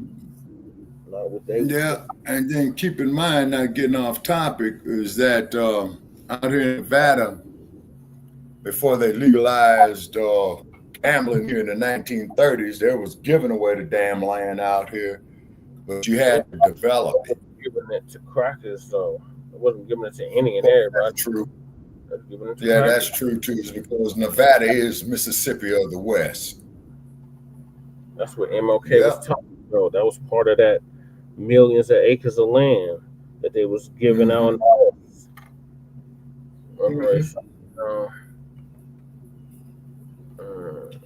I know you have worked hard for your entire life, and you truly deserve cash payment reparations for your human dignity. Yeah, and it's a debt that's old, right? Yeah, it is, you know. All right, so let's see what the professor got to say about warping the debate through false definitions. All right. Family and fellow soldiers, I'm the professor, and this is the moment of truth. Ben, my question for you would be, we've seen this civil war play out recently in the Democratic Party between the progressive wing of the party and the centrist wing of the party. It didn't seem to have played out that much during these races in Wisconsin over this cycle. If Wisconsin is to be replicated around the country for Democrats, how important is it that other states replicate what you did in the sense of the left not getting involved in these special elections? Now, family, I want you to take a look at what this woman said. Look at the wording that she used. Now, the first thing that needs to be known is the white media has been very skillfully using weasel words to try to redefine the entire political discourse in America. The Democrats have drifted way far to the right. Truth be told, the country has always been right of center, especially when it comes to black people. So when she sits here talking about the centrists, she's talking about people who everywhere else in the world would be classified as hard right-wingers. That's what the Democrats are. Now, I've taken Chris Hedges to task because this guy happens to be an empty-headed undercover racist. Literally, the one and only intelligent utterance that this man has had in 4 decades is something that was obvious when he said that Bill Clinton had pushed the Democrats so far to the right that they had become the Republicans, and this in turn pushed the Republicans so far to the right that they became insane. So it is an utter and complete lie that the Democrats have some sort of centrist. Nancy Pelosi is not a centrist. Barack Obama was not a centrist. Chuck Schumer is not a centrist. When these clowns sit there and lie through their teeth to float billions of dollars to the thugs in blue, requiring absolutely no supervision, no reform of any sort, no punishment, no strings attached, that's exactly what you get from a Republican. How the hell is this a centrist? They're defining centrist as whatever is in the interest of established power. That is not centrist at all. That's far right. In America, you basically only have the right, the far right, and the oh my God, we fell off a cliff right. But that's how she started off, because anybody who actually studies communications will tell you that is a key component of setting up a false premise. You have to define, or rather redefine, the literal terms of the debate. Go ahead and redefine the words. That way, before any sort of discussion or debate even begins, you've already slanted things in your favor. That's what you see them trying to do. They're trying to redefine the words. You got to get in there from the very beginning and start off with the idea of, oh, well, these people over here, you know, the ones who are kissing the bright wings behinds, these people are the centrists. And these people over here, you know, the ones who are demanding changes, they're far left. They're far left. These guys are the fringe. They're the nutbags. You can't be listening to them. And if all of this sounds familiar, it should. It's exactly what Chris Rufo and other propagandists for the extreme right do. He went on Twitter bragging that he was going to redefine critical race theory so he could invent a new definition of it. One that, as he put it, would encapsulate all of the things that are unpopular with American society. Any unpopular position there is, that's what he would say is critical race theory. At least in his case, he was honest about his lies. He said that he wanted to make sure that people would read something crazy in the newspaper and associate that with critical race theory. That's part of how you do that, creating a false association in people's minds. That's what it's called. If you've ever taken a communications course, you know that's the phrase, creating a false association. How do you do it? You take 2 completely unrelated things and you mention them in the same sentence as if they were related. You know, like how George W. Bush did with 9/11 and Saddam, 9/11, 9/11, Iraq, Al-Qaeda. You do that enough times, you've created a false association. People will sit there and think that the two have something to do with each other when they don't. Before you even get into the discussion, you're already defining people in the center. Well, these guys are in the middle, and these guys are very much centrist. They're very much balanced. These guys are not too extreme either way, when the truth of the matter is these guys are the far right. Nancy Pelosi and her ilk, they are the far right. Look what they do whenever black people make even the most modest of demands. They make it very clear that they would much rather be out of power than to actually do what their voters say. That's extreme. Those are the extremists. But they also represent the same position as the white corporate masters of MSNBC and the rest of the white media. So, hey, no. These guys, we got to say that they're the centrists. The only differences between the Democrats and the Republicans now are purely rhetorical differences. And that's what the white media and the white left tries to play up. Well, yeah, at least the Democrats, they don't use racial slurs. When you look at how these guys carry out policy, that becomes a distinction without a difference. This morning's briefing is about resisting mind control. You'll have a lot of staged political performances being put on where they sit around in a circle and ask questions that are not really questions at all. They're just a setup for the person answering to go ahead and validate whatever the media wants you to think. You have the trash at MSNBC and Morning Joe trying to hold the line for the accommodationist white left. They're trying to control what people think, especially what they think about the people who are making demands. They don't want anyone thinking that the people to the left of Nancy Pelosi can win an election, because this is about preserving the status quo. But they can only do that if they condition people to believe their lies. Democrats lose elections because they refuse to stand by their base and refuse to stand up for what most of the 20th century had become the party's political platform. They were the ones who put things like Glass-Steagall in place. And then it was a Democrat, Bill Clinton, who repealed it in the 1990s, on his way out the door, by the way. Democrats made the willful, intentional decision that they were going to sell out to corporate interests so that they could finally get some of that sweet, big donor cash like the Republicans had always been getting. As a result, the Democrats' base has become completely demoralized and started staying home. And even the Democrats who are running these political campaigns understand this, that the problem is that the Democrats have been doing everything that they can to try to be Republican light, and that doesn't work.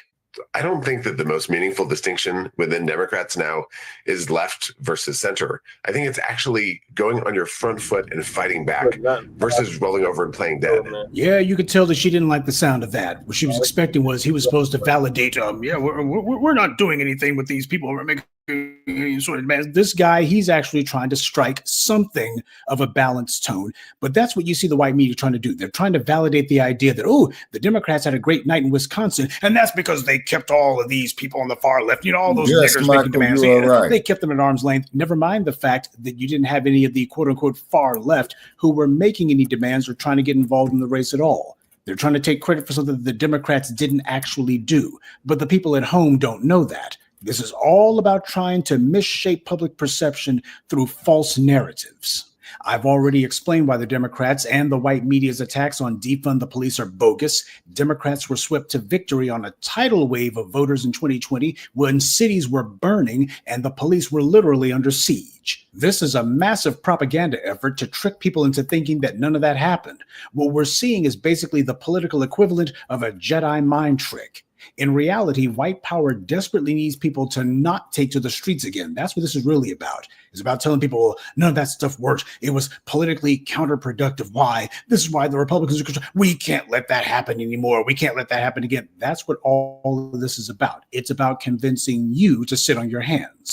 It's as I've always told you, the white media is not in the business of entertainment. They're in the business of mind control. They're trying to carry out a mass mind control exercise right now with these tons of lies about the far left costing Democrats elections. This is demonstrably a lie. Now, another part of the problem that the white left corner of the white media has had is that a lot of those blue-haired kids on those college campuses oppose Israel's genocide. So we have the corporate mouthpieces like MSNBC who are attacking them for that because Israel is an outpost of American hegemony, and that's what the white media is the propaganda arm for. These people who you see on the white media, especially on cable TV, they're always bragging about how their little brats are in this or that university. But for them to see their own children protesting the very system that they depend on for every crumb of their daily bread, well, to those white media figures, this is literally an insurrection in their own homes. And they understand exactly what their job is under white supremacy. The white media employs them not for the sake of giving news, but for the sake of showing that they can corral people's minds and they can divert people in this or that direction that white power chooses. So when their own children become disobedient and begin railing against the very system that their parents depend on, as far as they're concerned, that is an existential crisis. What if the white power brokers who employ them find out about it? This is why trash like Eugene Daniels and the rest of the whores in the white media cozy up to these people, and it's so detestable. White supremacy's power does lie in its economy, but its enforcement power is through its domestic and foreign militaries. That is what the police are domestically and what the armed forces are outside the United States. The problem for these people is that for several years now, you've had people inside the U.S. putting the enforcement arm of white supremacy under pressure at home and a major outpost under threat abroad. They don't want that to become habit forming. That's what all of this carpet bombing people with propaganda about these far leftists, they're costing Democrats the election. Why, they're no better than the orange man. No, they spend far more time telling Democrats you have to ignore these people here who are making demands. They never sit there and go over and over and over again just hammering that the Republicans have got to ignore the far right. Yeah, you know, the people who stormed the Capitol and were literally smearing feces on the walls. You don't see any of these clowns on white cable getting too exercised about that. They don't sit there saying, oh, we got to bring these Republicans in and tell them you have to ignore your far right base. You just got to do it. They're costing you elections. They don't do that. Why? Because the right wing represents established power, established white power. And as for the so-called left, they represent controlled opposition. You know, it reminds me of that movie Wag the Dog, where the political spinmeister played by Robert De Niro was asked whether their phony made-up war was about national security or political security, to which De Niro's character replied that for him, it was both. This is how the Democrats and the white media see the lies that they tell about these so-called far left costing the Democrats elections. And sure, they may be able to point to some obnoxious stuff that this or that person does, but you notice that whenever it comes time to talk about policy, they're not talking about people with blue hair or even transgenders. They start talking about anything having to do with money, reining in the police's thuggery, or stopping the United States from having its way internationally through its military. That's what they actually talk about when it comes time to talk about policy. That's the reason why I made it a point to show you that interview that Mehdi Hasan did with Jim Himes. When it came time for him to talk about the Democrats, the first words out of his mouth before he even thought to speak, we're still carrying the weight of defund the police. And even when Mehdi Hasan checked him on that and forced him to admit that that wasn't true, he was like, well, I was just throwing that out there as an example. See, we're the ones that they've got front of mind. And the reason why is we're the ones demanding policy changes. All that other stuff that they may point to occasionally, sure, they'll give some minor lip service to this or that drag show and such. And while those are minor annoyances, that's all they are. They're talking about us because we're ultimately the ones that they need to point their guns at. This is about giving the Democrats cover to say, we can't listen to you people. You people are costing us elections. Yeah, what about the Democrats ignoring their base? Well, we just have to be practical. We have to be practical. You have a bunch of Democrats saying that. Jim Clyburn said it. Jim Himes said it. And that woman, Elise Slotnick up in New York, said the exact same thing, talking about how we got to be practical. I'm trying to be pragmatic. These are the people who are only pragmatic and practical about how they're going to climb the political ladder and enrich themselves. And sure, these people know that what they're saying about the quote unquote far left are a pack of lies, but they also know that they're shackled to this position. If they try to run away from it, well, they have to point at themselves and say, yeah, we've been the problem the whole time. And yeah, we've been lying through our teeth. That's something they're not going to do. They have to be shameless about these lies. Yes, it makes them look stupid and like they're liars when they get called on it, but this isn't about saving face. It's about preserving their system of white privilege. And yes, Mehdi Hasan did put Jim Himes on the spot and made the man admit that he was lying. But understand that for these people, their political calculus is, hey, that's just one guy on one internet stream. You see, Himes, like the rest of the Democrats, is banking on the fact that no one in the white broadcast media will do that to him. When he goes on TV in front of the cameras, where a lot more people are going to see him, none of the Joe Scarboroughs or the Rachel Maddows or the rest of these clowns are going to put him on the spot like that. Hell, most of the shills in these online outlets, they won't do it either. Do you think that if Jim Himes were to have talked to Roly-Poly Martin, that Roly would have called him out for lying about defunding the police and say, no, nobody said nothing about defund the police in 2024. I'm sorry, Congress, but that just ain't the case. I mean, I'm sorry, you're wrong. Do you think Roly-Poly would have done that? Of course not. Roly-Poly is desperate to get a job as a consultant for the DNC, so just like he was buck dancing for Hillary, he will eagerly kiss the rump of any Democrat that he can in the futile hopes that they'll put in a good word at DNC headquarters and he can finally get out of that broom closet he's been banished to ever since he was kicked out of CNN and out of the white media as a whole. Roly-Poly on his own little podcast, this fool's been spending years blaming the black grassroots, attacking the black grassroots, saying, maybe y'all don't need to be listening to them young folks. You need to be mobilizing them older black voters. That's what he was saying years ago, so that failed. So that's what he's been doing. He's been doing the same thing that the Jim Himes and others do. They've been attacking the people who are actually the party's salvation, mainly because this is about browbeating us into literally settling for nothing. But it's also about focusing as many people's anger towards us as possible. To point at us and tell people, these guys are the reason why the Democrats lost. No. What happened was we decided to stop saving the Democrats. And that's the reason why you see them lying and lying big. This is all about implanting a false memory of the past into the public mind. And the white media does that through relentless, hyper-aggressive repetition. You tell people a lie long enough and it becomes the truth, especially when nobody's allowed to challenge it. The people that the Katie turds are whining about are the ones who the Democrats put in power. Their problem is that these people are making demands that the party leadership doesn't want to do. The party isn't trying to carry out what's in the country's interest. They're not even trying to carry out what's in the Democratic Party's interest. They only concern themselves with what's in the interest of the party leadership. And in that respect, they're exactly like the Republicans and the white corporate power that the Republicans represent. They're all just like these corporations. They will strip mine the company until it's dead, all so they can give the money to a few corporate executives and a handful of the biggest shareholders at the top.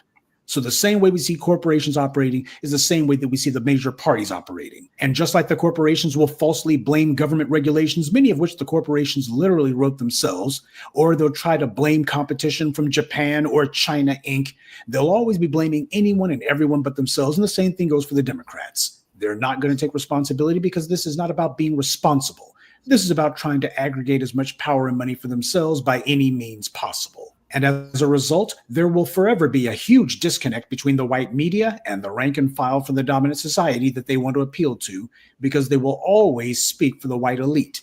In order to keep the rank and file on board, they throw in some anti-black rhetoric and tropes. And while feeding their would-be base audience scraps of red meat may be good enough to keep them pacified in the short term, at the end of the day, sooner or later, you're going to have to come up with some substantive differences. As Ron DeSantis is finding out in Florida, and as that other little redneck, Jeff Landry, is finding out in Louisiana, attacking black people full-time may give you your jollies, but even for your white voters, ultimately, it doesn't pay the bills. The Democrats are pursuing a strategy of hoping that Donald Trump trips over his own shoelaces enough times that hopefully they can recreate 2018.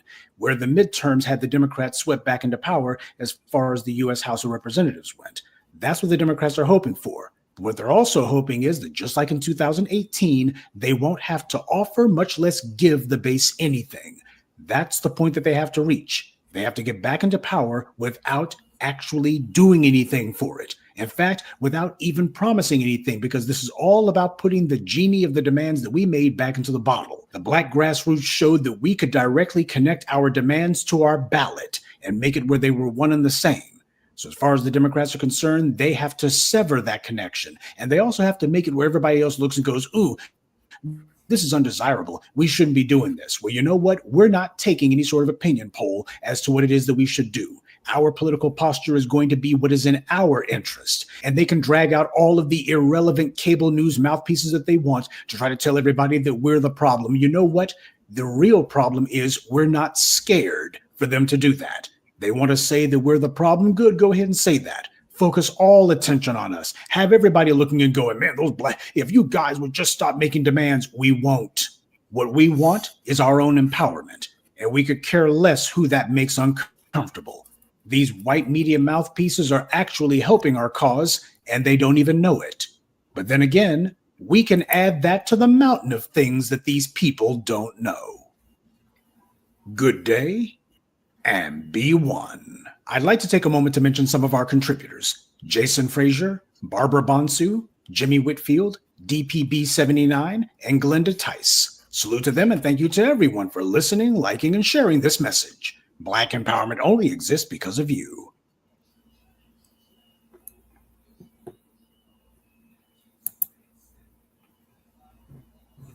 All right, Shabaka, what's your thoughts on what the professor just laid out?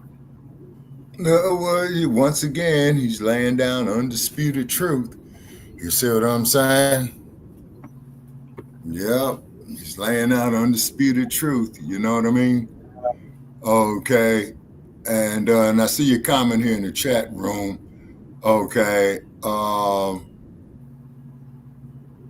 Yeah. Okay. Yeah, you're right about that, Michael. Yeah, Hillary Clinton did show her true colors in 2016 because she had came out there with that statement of all lives matter. But keep in mind, though, Michael, is that Black Lives Matter, the 501c3 is owned by George Soros. Yep. But he's just stating historical facts about him. Yeah, exactly. Because she came out there with all lives matter. Once again, she was pushing this syndrome of boss we sick. You see what I mean?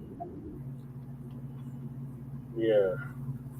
And then keep in mind that Black Lives Matter, they had an alphabetized agenda. and they did not say anything in there about black men. And our brother in Denver brought that there to my attention, Brother Che. Yeah. Brother Aline. Yep. The brief man. Yeah. Mm-hmm. Yeah. Yeah, he brought that to my attention, you see. Yep. He was correct. Yeah. Yeah, it was, you see. See, when it comes to black males, okay, all right, they look at us as a threat. See, this is why they kept them docile on the plantation.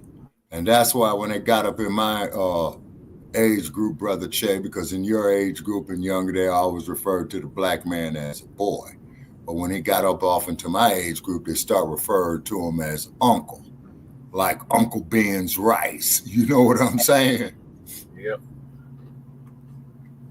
Yeah, okay. Now, Michael is saying here that Hillary Clinton was upset that young black millennials were demanding real substance from her. She said, why can't they be like Black American baby boomers?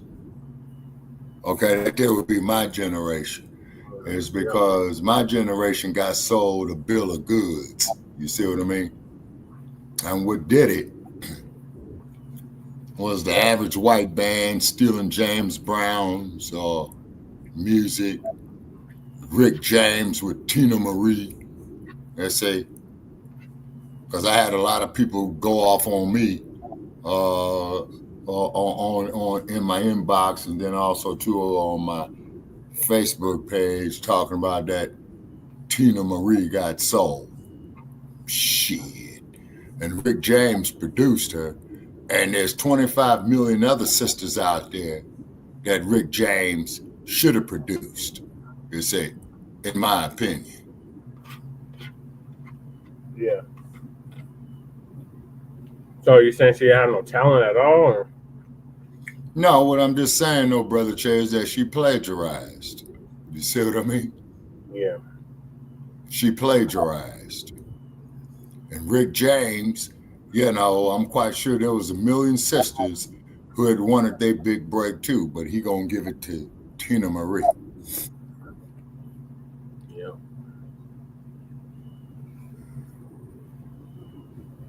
Okay, Michael says that Clinton's, Hillary's thought that her husband's playbook would work very well among black millennials. Now, you remember when Clinton was running for president, what's that there, Brother Che, 1992? Yeah, where he got up there on Arsenio Hall's show, put on them glasses and playing the sax. You know what I mean? But keep in mind, when Clinton was the damn governor of Arkansas and the attorney general of Arkansas, he let a whole lot of brothers get executed as well, too. And when he became president, he allowed a whole generation of black men to go to prison. Yeah, with that federal crime bill, who, as you had pointed out, which you're right about, that was introduced in the U.S. Senate from old Hyde and Biden. Yep, Biden's bill. Mm-hmm. Yeah, mass incarceration. Because, like the professor was saying, they became even more tough on crime than the Republicans. Mm-hmm. Mm-hmm. And more reason for us to form our own political parties, man, and quit voting for these rats and repubs, you know? We already have our own political party, Shabaka. Yeah. Yeah. No support. Yeah. But you need revenue, you know what I mean? And then the sad part about it is that the Democrats, you know, they sold their souls to the devil with old Kamala. Do you see? And what did Kamala say? You know her classic line. You know what I mean? Yeah. So I'm not going to sit here and say I'm going to do something that's only going to benefit black people. No, because Yep, that's the one. Yeah, that's the one. And she clearly did not define clearly, okay, of why she had that position. So the only thing that tells me, puppet strings. She had that position because it was that lift all boats, lift all tides bullshit. Yeah. See.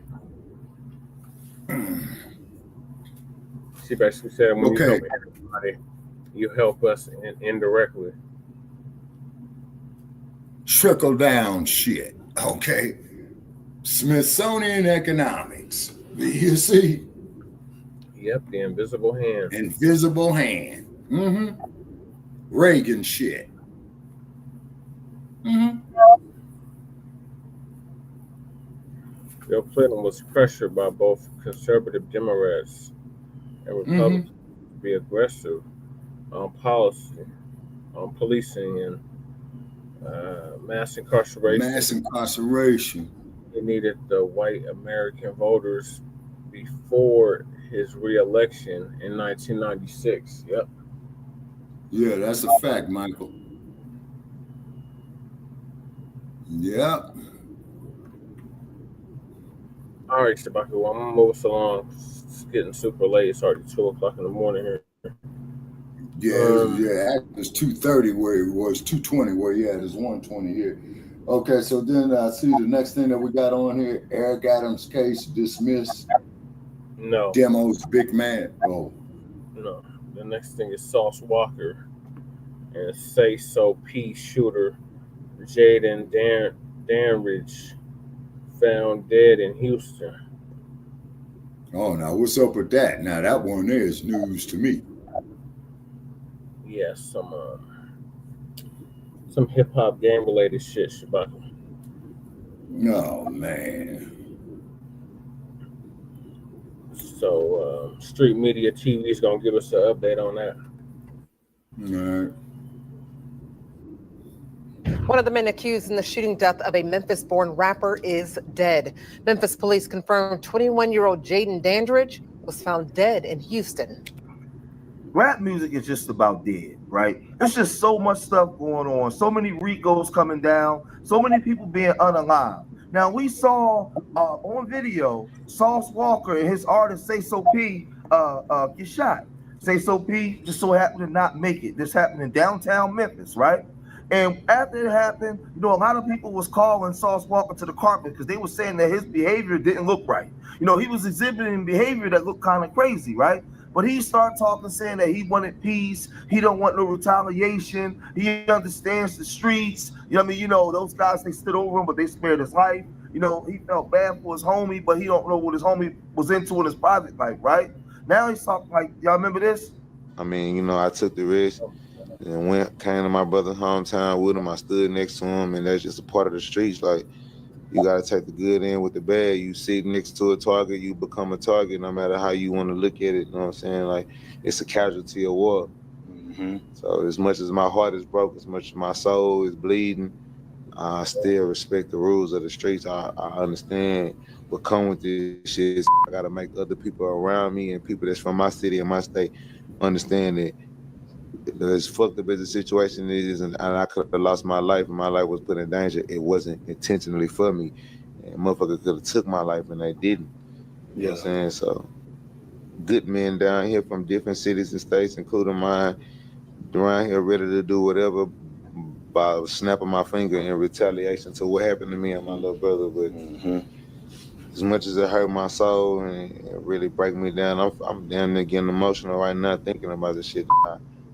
I can't retaliate because that's not righteous.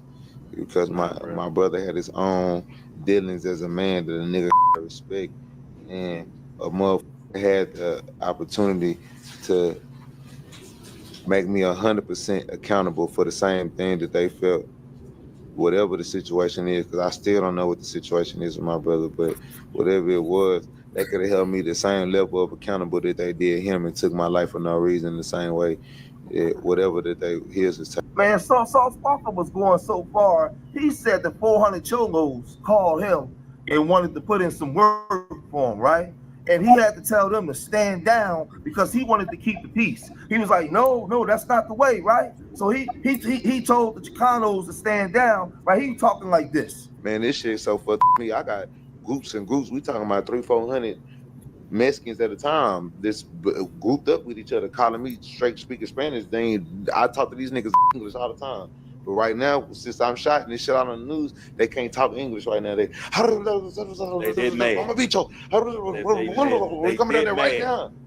That mad. They can't even English every day. Right now, nigga speak English. You hear me? Where you at? I'm coming right now. Real talk. Just chill, bro. Hold on. I ain't no fuck. I know people like. So when he went on there, he was talking about he want to keep the peace. He don't want no smoke. He don't want no trouble. But I keep telling you, young people, they got everything on camera. So everything was caught on camera. They got you when you leaving your to go to your destination and commit the crime. When you leave and get back to the safe house, right? They got all that stuff on camera. They got your faces. They got the car. They got everything. So you're not just on the run from the police because the police and the news cameras put your identities on TV. So now you're on the run from the people that you assaulted. Right? Check this out. Well, tonight, Memphis police need your help to find this man. Officials say JAYDEN Dandridge, and they named him as a suspect in the murder of Memphis rapper SAYSO P and the attempted murder of Houston rapper Sauce Walka. Now, the rappers were gunned down outside the Westin Hotel in broad daylight on March 22nd.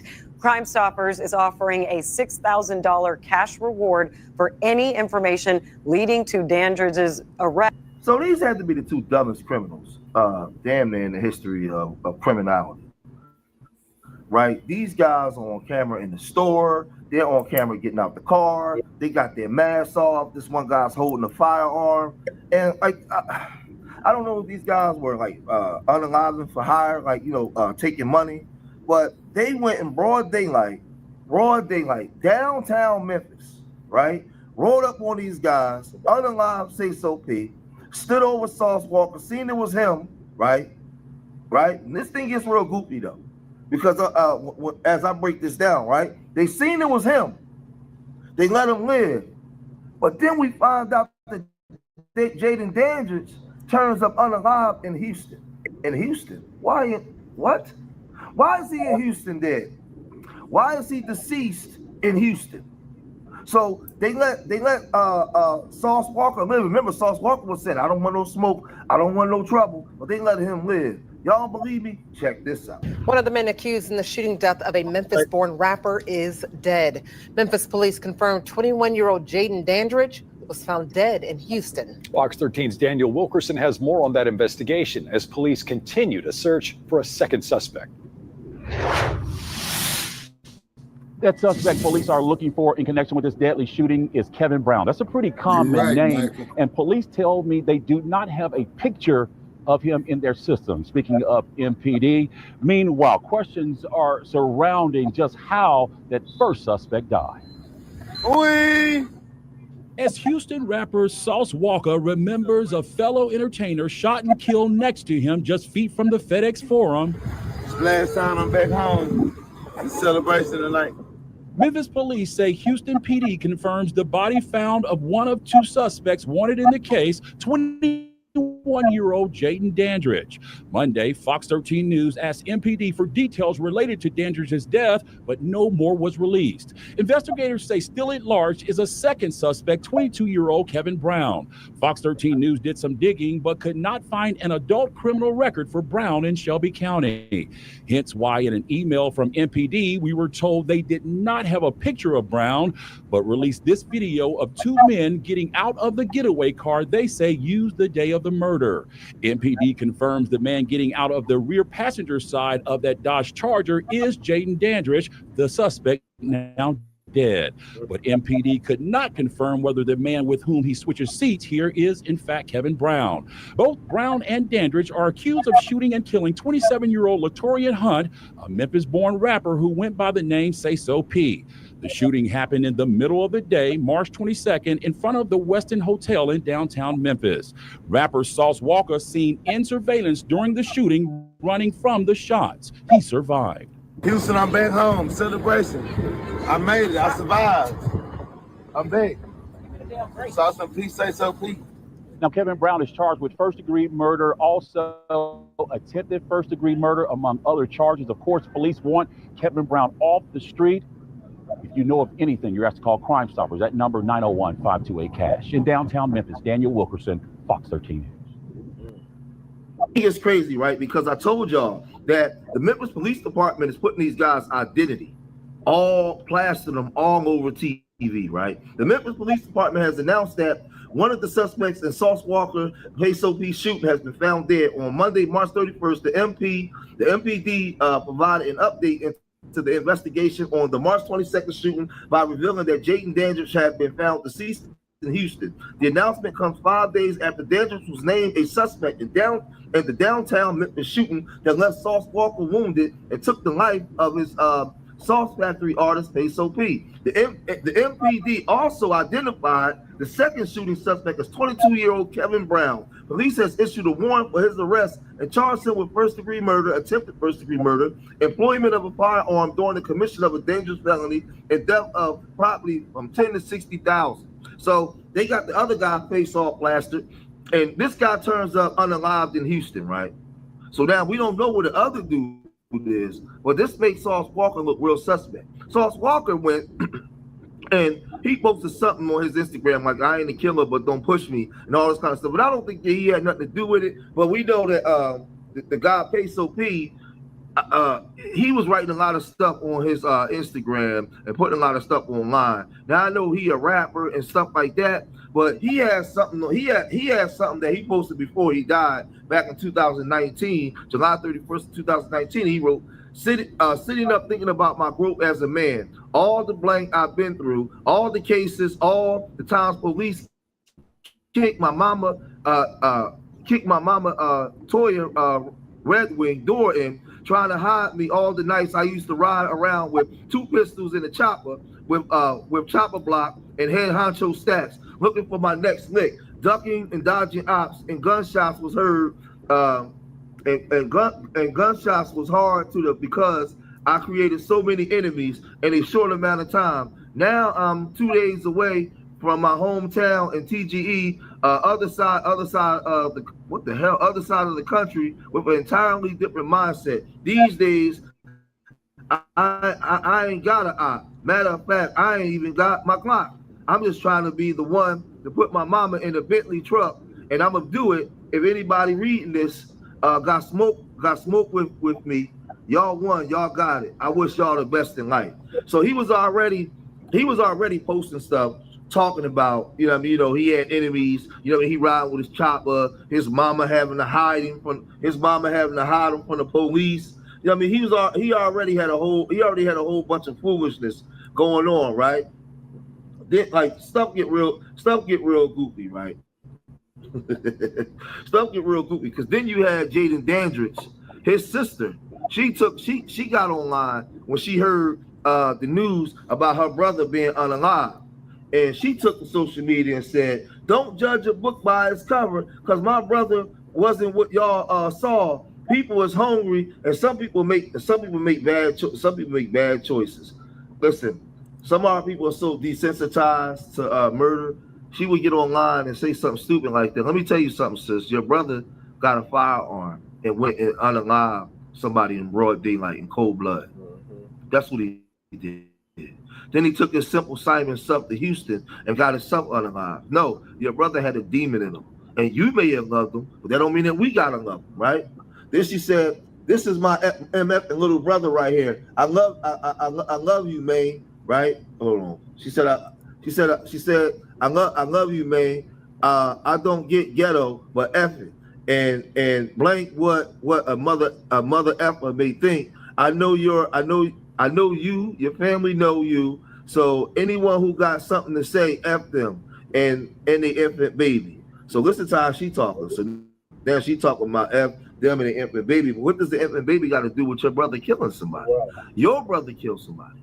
and then he went to another town and got unalive, and he wasn't that smart, right? Because you were sweet, just like the MF and Big Sister right here, FYM.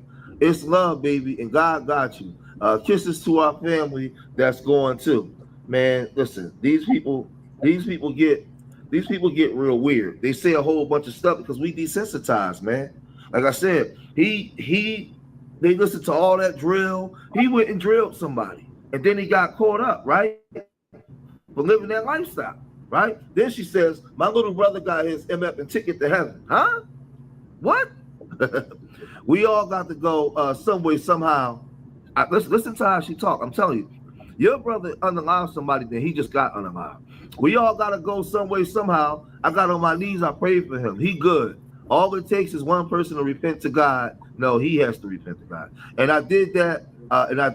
My little brother's officially in a better place. He don't have to worry about this temptation here no more. My little brother, I love you so much.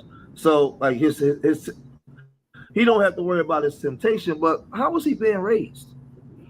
I'm not raising my son to go unalive your sons. I'm not raising my son to be tempted to go out in the streets and take somebody's life and then be so stupid to go to Houston. But let's talk about Sauce Walker for a minute, right? Why is this guy unalived in Houston? Why did they spare your life, Sauce Walker?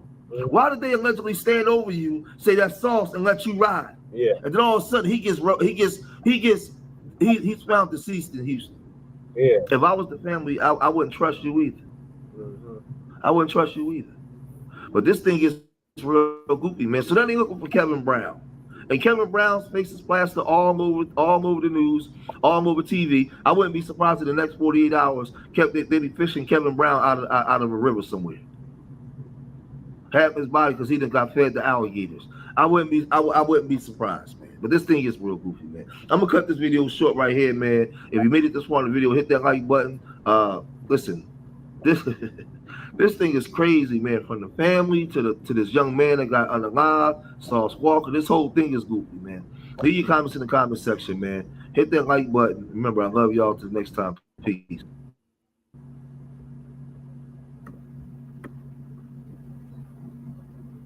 I won't. I really ain't got no pity for old boy. He definitely effed around and found out he gonna unalive somebody, and then he gonna get unalived. And Sauce Walker sitting there talking about I want to keep the peace. No, you were involved with all of this shit. You basically instigated and facilitated all this shit. So yeah, you're complicit. Wow. I'm sorry to see that there happen. And then, of course, condolences, to the families that lost, their loved ones. You know what I mean? Yeah. Yeah, that's all I could say. I'm sorry to see this whole tragedy happen and unfold the way it did. But as I've stated, as you know, Brother Che, for years, all we got is each other. You know what I mean? Because that shit there could have happened to anybody, man. Got caught up. Yeah. He got caught up. You see what I mean? Got caught up. So when you're going out there, man, going in the public light, man, you got to protect yourself at all times. Yeah. All right. Moving along. I think it was Twin. It was either Twin or Max 285 wanted to know more about that. Because they're down in Houston. Okay. So moving along, punk ass Adam 22, or as I call him, Agent 22, got a price on his head. His deep cover is blown. Feds want all gangsters to make videos. So Shabaka, this is a cracker on your screen. He has a podcast or a show called No Jumper. And he interviews rappers and gangsters, or rappers turn gangsters, or gangsters turn rappers. And everybody that goes on that damn show gets in trouble somehow, some way, like DJ Blacc or Agent Blacc. So, well, avoid him like the plague, man. Right. So now he has a price on his head. So SETI's gonna give us an update on that.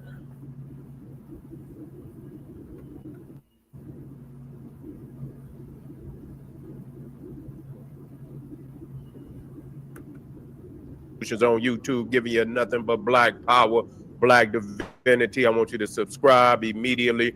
I want you to become a member. The link subscribe right to there. Frontline The General Black got a new News.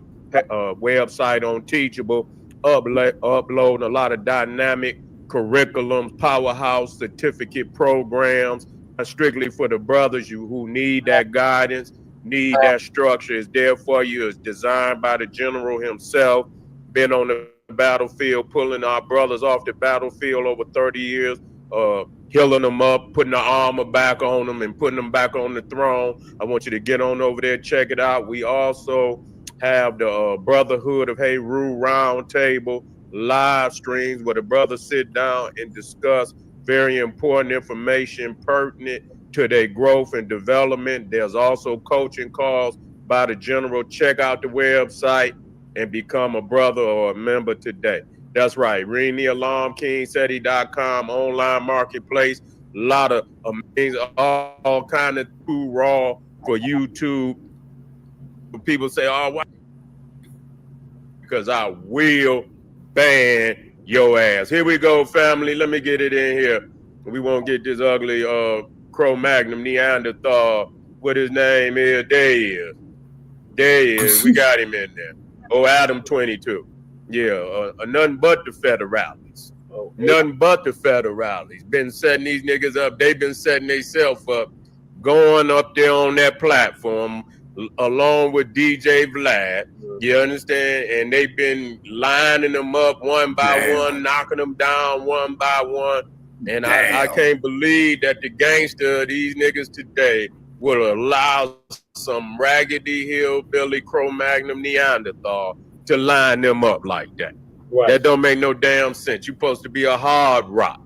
You see what I'm saying? Y'all supposed to be hard rocks, and y'all motherfuckers is pebbles. Nigga, you ain't no hard rock, nigga. You a pebble. You sand, nigga. You see what I'm saying? You clay. You ain't no damn hard rock. And so Adam 22, I ain't gonna even put the Neanderthal up there.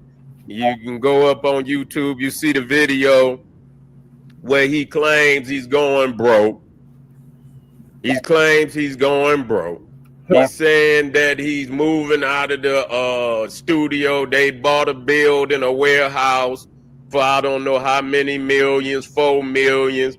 He says he's running out of money. He can't afford to pay for the building, continue to pay for the building.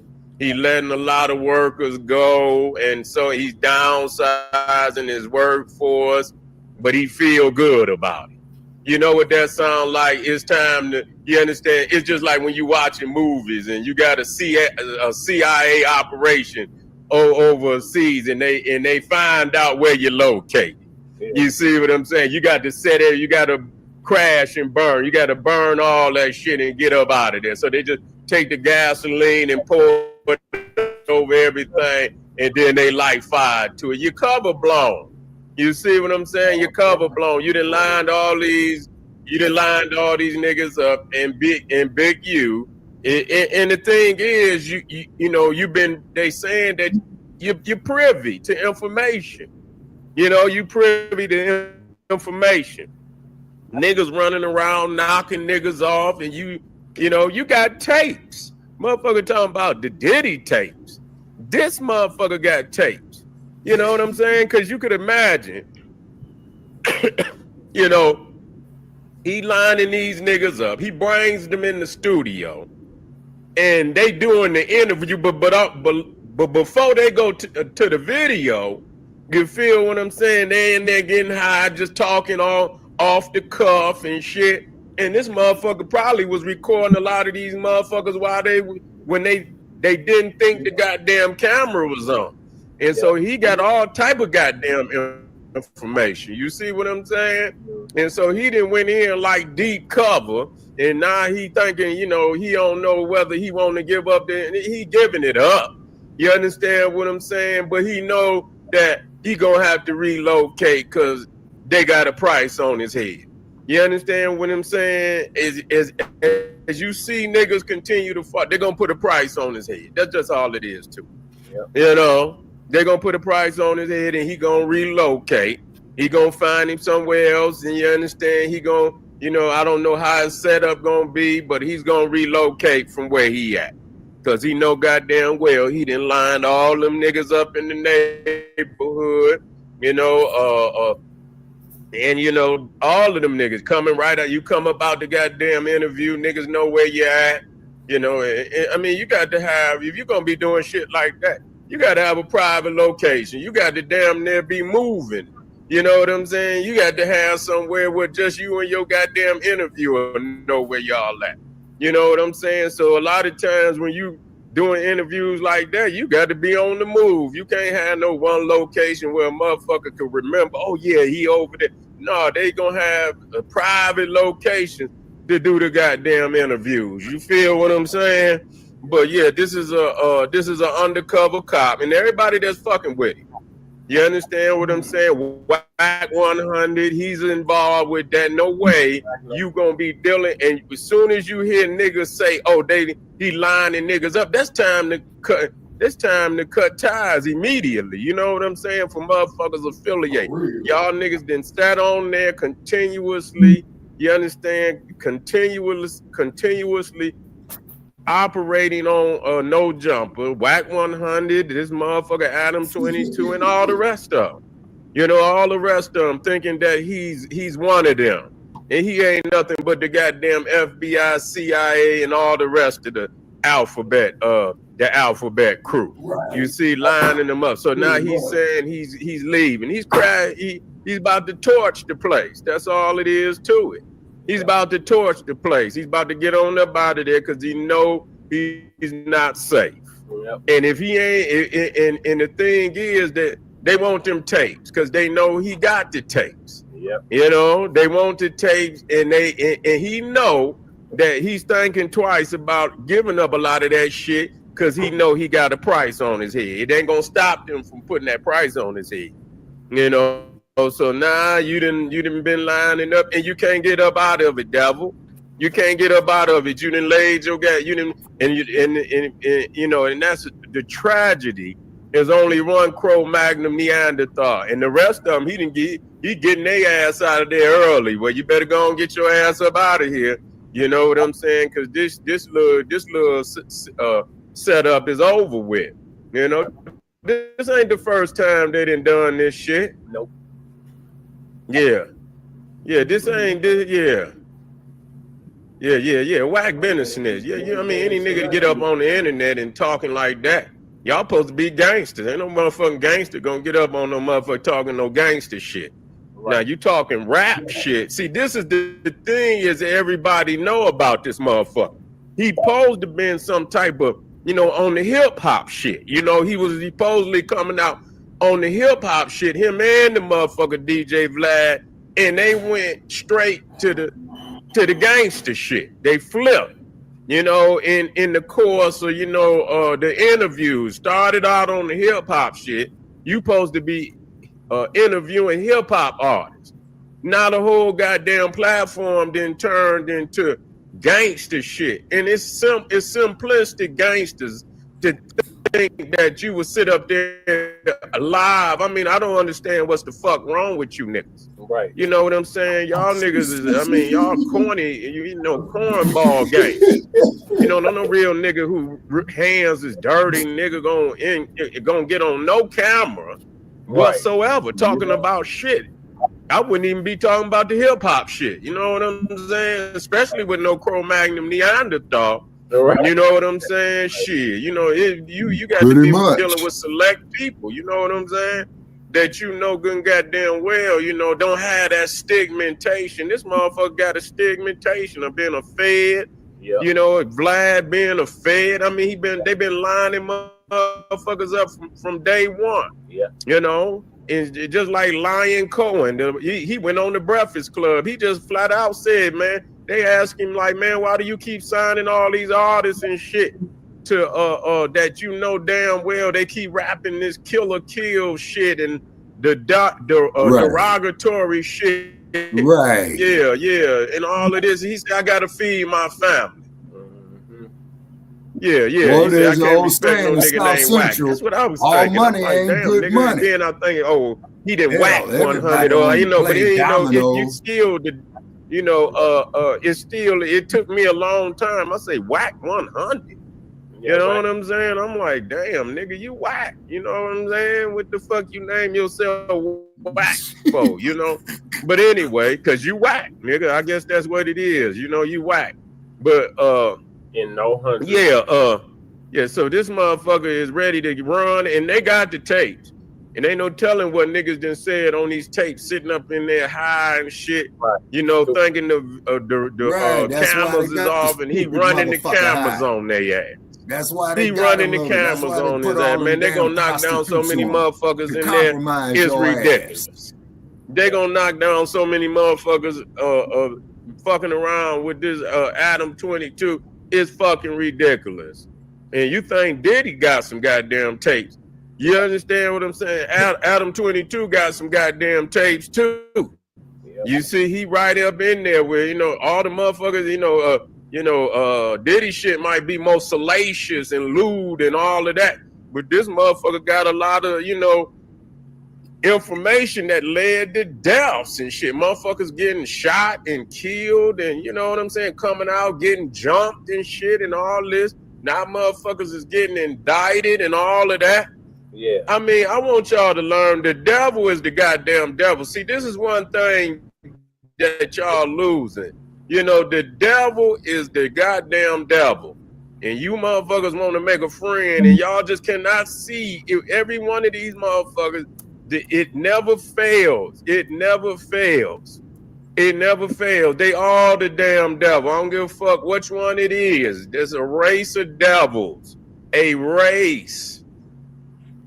You feel me? And that's what they do. You know, and people, when you try to emulate them, when you try to want to be with them and be friends with them, it's a certain part of you, nigga, that become devilish and shit, and you embrace the activities of the devil. You embrace the nature of the devil. You see, you do all the devilish things that they do, and sometimes you out-devil the devil. You see what I'm saying? You want to be so accepted by them, you try to go to any extent, you understand, to be them. Yeah. And so they responsible for every goddamn thing that when you see, niggas is killing each other. You understand what I'm saying? But it's on the society. If these niggas ain't got a mind, it's on the society to say, you know what, we're gonna have to step in. You see what I'm saying? We got to step in. This does not exclude what a nation is supposed to do for you. Okay, a nation that understands that its youth is that's its future. It's not gonna say, oh, well, just these niggas is let them kill themselves. No, the nation knowing that this is their future, the nation is responsible to step in and do whatever that can be done to turn that situation around. Right. You understand? We're not playing no type of music on like that on the radio. You understand what I'm saying? We not bleeping shit out. You understand what? Even if it's clean, if it insinuate some foul shit, we not playing it on the radio. Period. We don't want to see no salacious, lewd videos. If y'all niggas want to freak off, nigga, go on somewhere. Y'all know where to go. You ain't got to have that shit on the goddamn TV everywhere. Nigga, get you understand? Take your ass. You know where to go. So all that shit that where the kids got access to, you got to get rid of that shit. You got to turn it around. See, the things is, these niggas don't understand that it was a time with hip hop. It don't mean you got to rap just like an old nigga, but the information is still, you rapping for the ladies, you rapping for the cars, you still doing that, but it's a more uplifting presentation. You see what I'm saying? It's still gonna be fresh. The beat still gonna be knocking. The only thing is, nigga, you won't be rapping about killing no nigga. You'll be rapping about getting the money. You'll be rapping about all of that. You know, how your lyrics is, you know, you're the top lyricists out here. Yeah, it's about the lyricism. Still rapping about getting the money, getting the bag. Still rapping about the cars and the houses and all the ladies and shit and this, that, and the third, but a more uplifting presentation. And that could be done. And the record labels could do that. They could turn this shit around, because if people get to hearing it enough, and it's got to be good music, and it will be good music. You see what I'm saying? Yeah, it will be good music, but it's up to the record labels.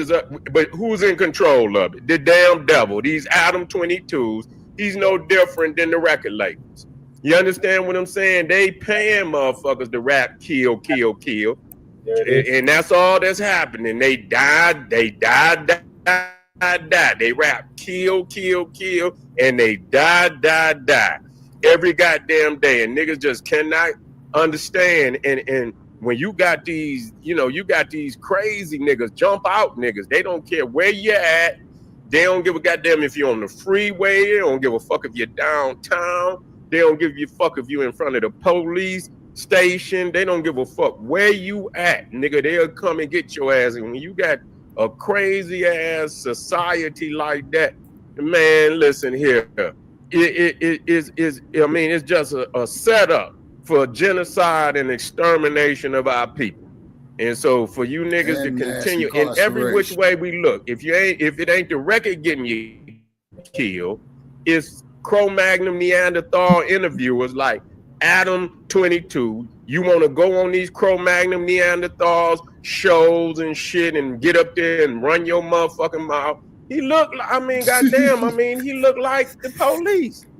All of them look like the police to me, but he got a classic fucking police, you know, presentation. He's a fucking policeman.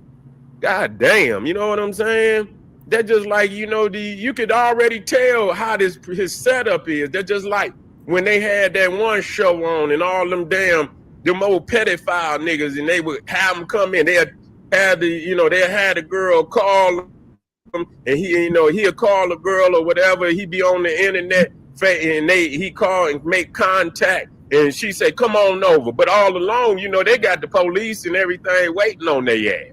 So soon as they come in there, you see what I'm saying?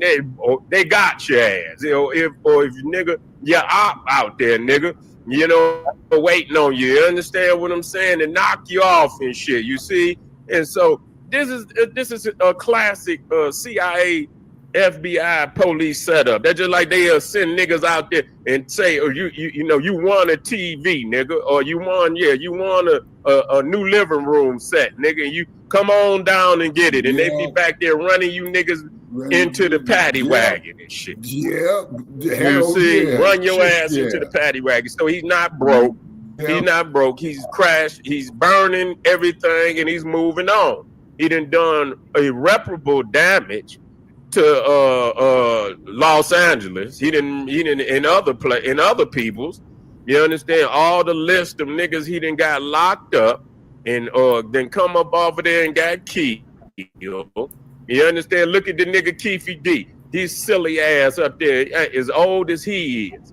He want to go up on Blacc TV, all them interviews, and you know, talking, insinuating that he know who killed Tupac, and you understand he was dead. Now he in there crying like a bitch because he didn't play the stunt man, and he probably didn't have nothing to do with it. But at the same time, you fronting on another man's demise, and so whatever you get is what the fuck you deserve. So, man, I hope that these young cats out here, man, turn that damn corner.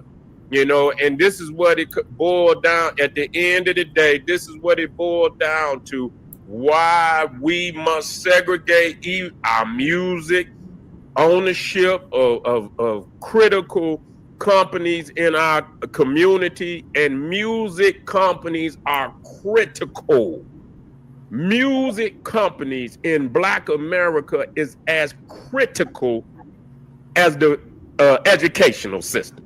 I'm just gonna be real with you. As critical as the educational system. You cannot let nobody teach your babies. That's just all that, boy. You must control. That's a critical aspect of national security, that you cannot allow no other race, no other people to control that at all, not even 1% of it. Because if they get that type of institution and they put in that kill and all that white supremacy shit, man, you could destroy a whole people. You could destroy a whole race with control over critical institutions such as education and music companies in this today's world where music has such a profound effect on the minds of African people. Let's wake up, family. Quit going in front of these Cro-Magnon Neanderthals, spilling all your business. First and foremost, quit doing your people wrong. Nigga, come up out of these streets, nigga, with that bullshit.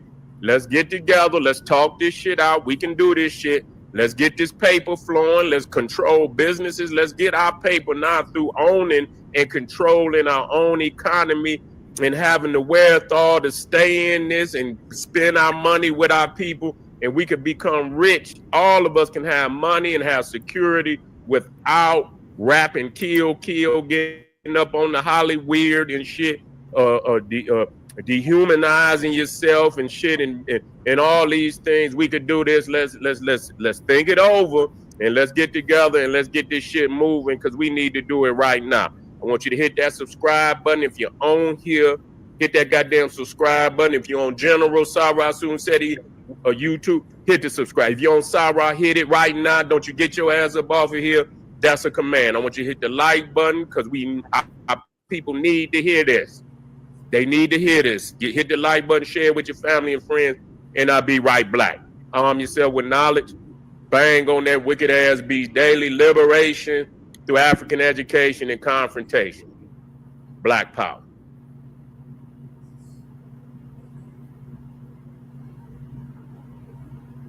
Oh, well, what's going on, everybody? We are here.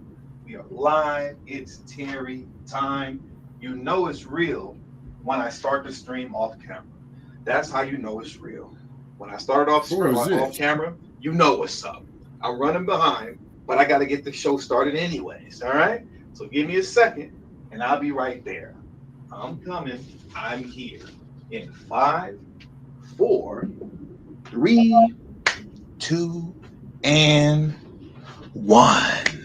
Okay, man. Let's get it started. Let's get it going. See, everything else. I don't care about none of that. I ain't got time to Terry. I got a little bit of time to Terry today. I got a little bit of Terry time. You know what I'm saying? Not too much time, but a little bit of Terry time. We're going to try to keep this within a 10-minute window, 15-minute max. Let's get into it. First things first, right? I got to be honest with you guys. Can I be honest with you guys? This stream that I'm doing right here, right now, is 1000% out of spite. Okay? I'm doing this 1,000,000% out of spite, just because, you know, it makes you ninjas mad. I know how much y'all love Jasmine Crockett, and whenever I do a Jasmine Crockett video or Jasmine Crockett stream, that's when I get the most pushback. Y'all be so mad when I talk about Jasmine Crockett, and I don't get it. I don't know, and it's mainly from you ninjas too. When I say you ninjas, particularly right now, let me be clear. I'm speaking about black men. I don't know why y'all be simping so hard, man. What's wrong with you ninjas? Why do y'all simp the way that you do? How come I just can't speak my speech and tell the truth about Jasmine Crockett? Why do you guys always come to the defense of bad behavior? I don't understand it. It's crazy to me. Now, I know when I started this channel, a lot of you guys thought that it was just going to be me making fun of Roland Martin and D.L. Hughley and stuff like that. Oh, no, you didn't think that it was going to turn around on you, did you? But it did. It sure did. And I'm having a good time popping bubbles and making people upset about my Jasmine Crockett take, right? So now I want to get into it. We all know, you know, the whole thing about Jasmine Crockett, talking about Byron Donald's white wife. Apparently he's whitewashed, and he has a white whitewash view of American history because his wife is white, right? A completely retarded point, talking point, and a completely retarded take, but that's what she said. Well, Byron Donalds finally responded. And, I'm a little late to the party, playing this. People have already gone through it already. But like I said, the main reason that I'm doing this now is literally just out of spite. I just want to make you mad. You know how Dan Calloway always says, I'm just here to make you think. Well, I'm just here to piss you off.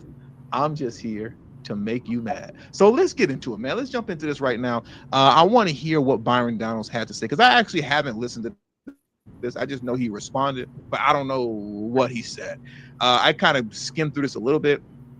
When the host talks, this guy right here is going to be kind of loud. When Byron Donalds speaks, it's going to be kind of relatively low. So you might want to, really tune in. If you're in a loud place, my bad, But let's get into this right now. Let's jump into this video here. It's a clapback you've got to see. You probably heard what Jasmine Croccett said about Byron Donalds on that guy Lenny's radio show.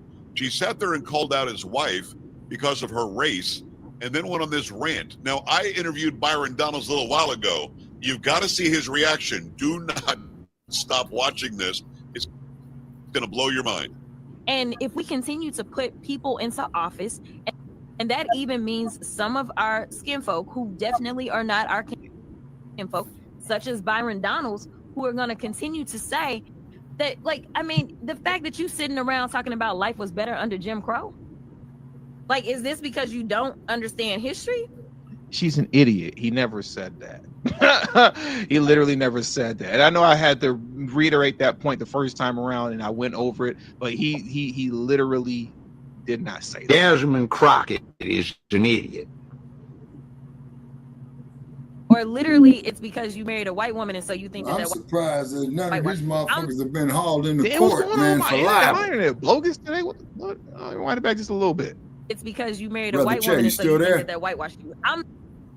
You married a white woman, so you think that whitewashes you. Well, I had Byron Donalds on. He's running for governor of the great state of Florida, and it was just a great conversation. But he went there. You got to see this. First and foremost, don't talk about my wife. Keep my wife out of this. Ain't got nothing to do with her. You can talk to me about policy anytime you want to. Secondarily, he said, keep my wife's name out your effing mouth. The internet is really annoying me right now. God, dog, this is messing up my whole group. We for sure gonna be out of here 10 minutes flat. I can't run. I can't keep it going like this. You could talk to me about policy anytime you want to. Secondarily, there was a couple of times on the campaign trail last year where I know I was booked to be on stage to be in debate with Jasmine. And all of a sudden, her schedule changed. She had a conflict, whatever the case might be. So if she wants to do this, if she wants to have that debate, I'm easy to find. You ain't got to look hard for me. I'm 6'2". You can find me. It's pretty easy.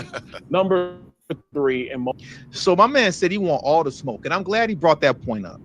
I'm glad Byron brought that point up, because a lot of y'all love to sit up here and tell me how smart and intelligent apparently Jasmine Croccett is. I'm getting hot in here with my forehead shiny. Y'all love to tell me how smart and intelligent she is, which she's not, right? The reason that you guys assume that she's smart and intelligent, right, which she isn't, is because she lies and puts out this fake, you could say, imagery of herself as being, I don't know, ghetto, you can say, right? She puts the whole, the sister girl thing, or whatever people like to call it, right? She puts that image out there. But if you know her background, you know that that isn't her. That's not who she is. She's actually come from a very, you could say, upper class, upbringing. She's nowhere near from the hood or anywhere at all where people would be speaking like that. So this is an act that she puts on.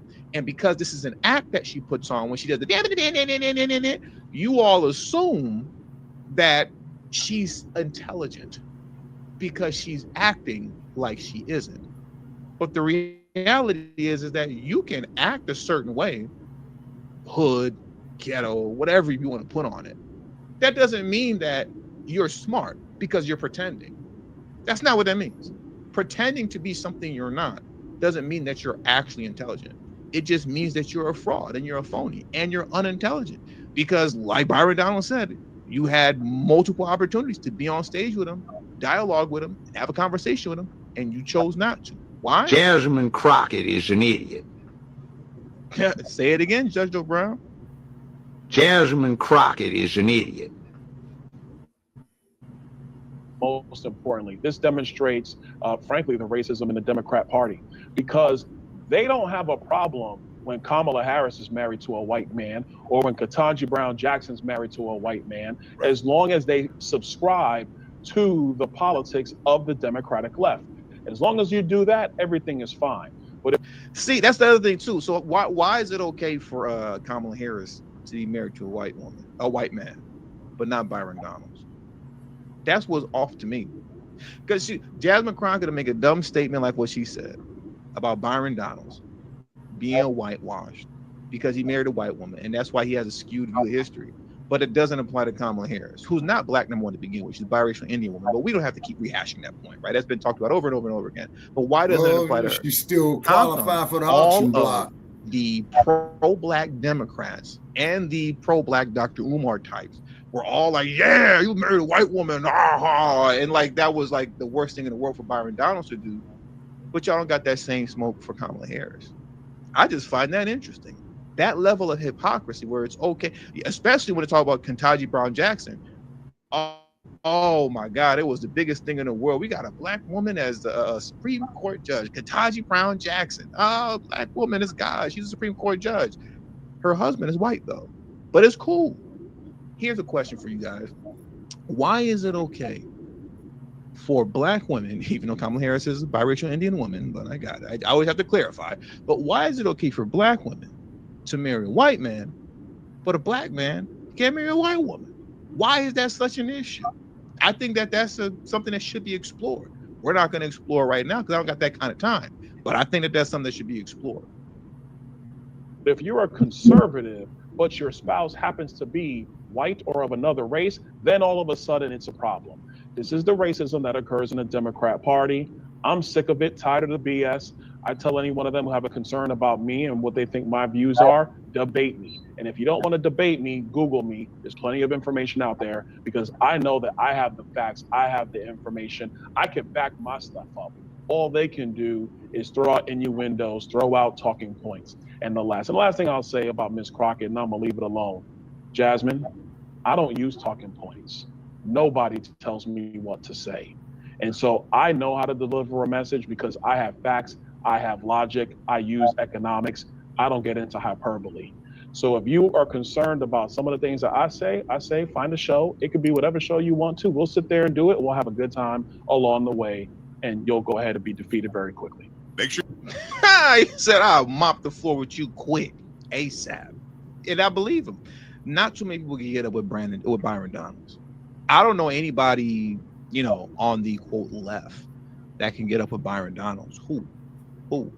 I mean, I can think about some other people on the right who might could go back and forth with him and give him, a good run for his money on debating, like a JD Vance or something like that. But anybody on the left, he's mopping anybody that's coming from the DNC, especially Jasmine Crockett. That's why you'll never see, and I've said this so many times before, you will never see that woman on Fox News or any other so-called right-wing show where they're getting pushback because she's not intelligent enough.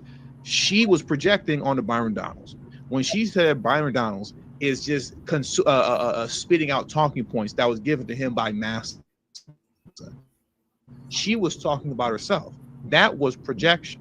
Because when all you do is spit out random talking points, but you can't back those talking points up with facts, data, economics, like Byron Donalds said, when you can't do that, that's because all you have are your pre-written talking points that your DNC massa gave you. Like you were stating about Byron Donalds. You're talking about that he adheres to what massa says. No, Byron Donalds, I believe, it clearly has a mind of his own because he goes on CNN and all these other left-wing shows all the time and he mops the floor with these folks who are trained propagandists, and their whole job is to try to catch a right-winger up in any type of lie or a gotcha moment that they can.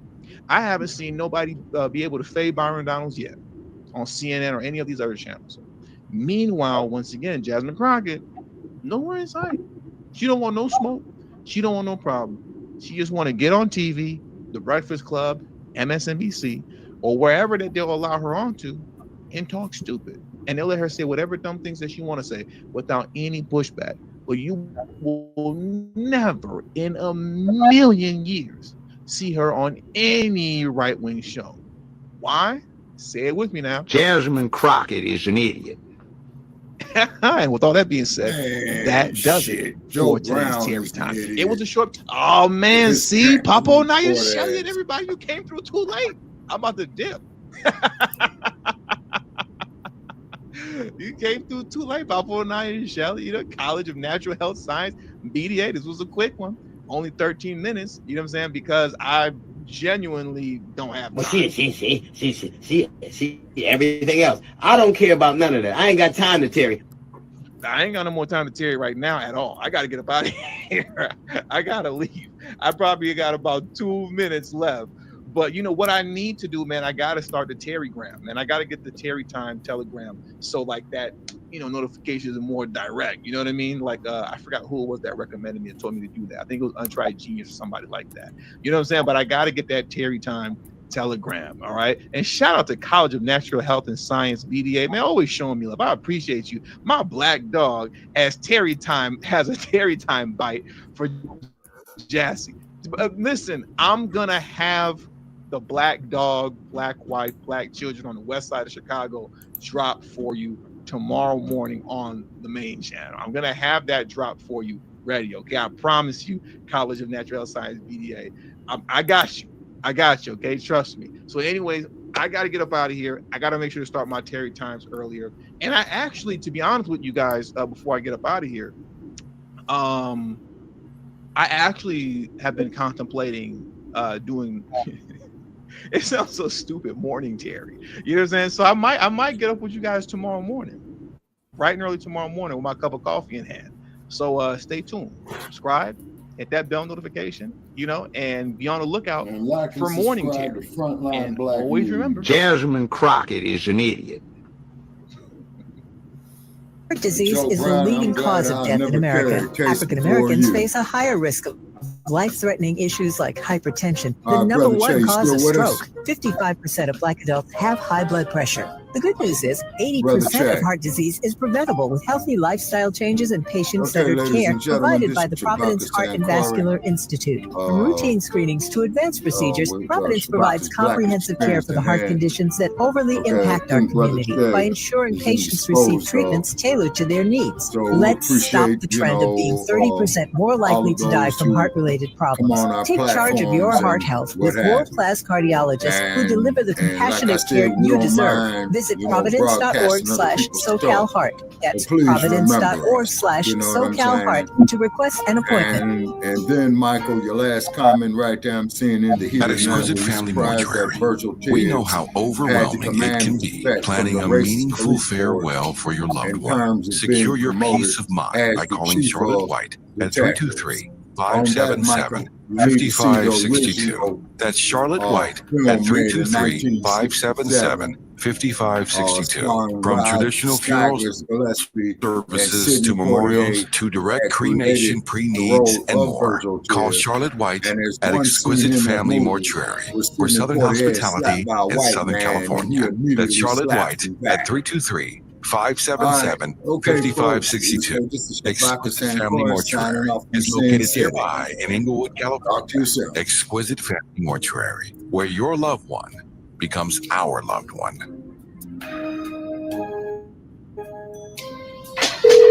At the tone, please record your message. You ready? Drop it! Mr. Tavis Smiley, preach it. Thank you, man. Politics in this country is crazy. You put things in perspective that even I didn't. The right is playing fast and loose with facts and scapegoating everyone under the sun, especially Black and brown people. As a white man, I do not agree with this, and I am on my Black and brown brothers and sisters' side. Fight the good fight. You know that I am part of the resistance. Let's fight the power. Our freedom of speech is freedom of death. We got to fight the powers that be. KBLA Talk 1580. We've got your black. This is where love and truth meet. That's beautiful. That's beautiful. You're listening to Truth Time with Dr. Cornel West and Nina Turner. I'm back.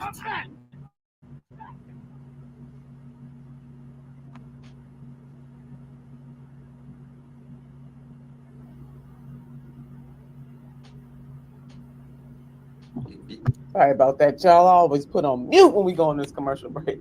But democracy, as Dr. West described it early on, is the gangsterizing of a society. And boy, do we got a whole bunch of gangsterism going on right now. Not the first time, but we are feeling it, something tough. The survival of the slickest and the richest. Doc, you were just kicking that knowledge. For those of you who have been with us, thank you so much. If you are just joining us, welcome, welcome, welcome. If you want to catch the beginning of the show, make sure you download the KBLA Talk app. Do that. And you can listen to any past shows wherever you get your podcast. So, Doc, we were talking about the 14-year-old Palestinian American who was murdered in the West Bank. Very few elected officials are saying a mumbling word. You got Congresswoman Watson Coleman, who represents New Jersey, speaking up, calling it an atrocity and saying that the government, the United States, must put a stop to it. So we'll see what happens there. We're also analyzing where's the Black Caucus, hell, where's the Hispanic Caucus, where's the Progressive Caucus, Doc? Where are all these caucuses?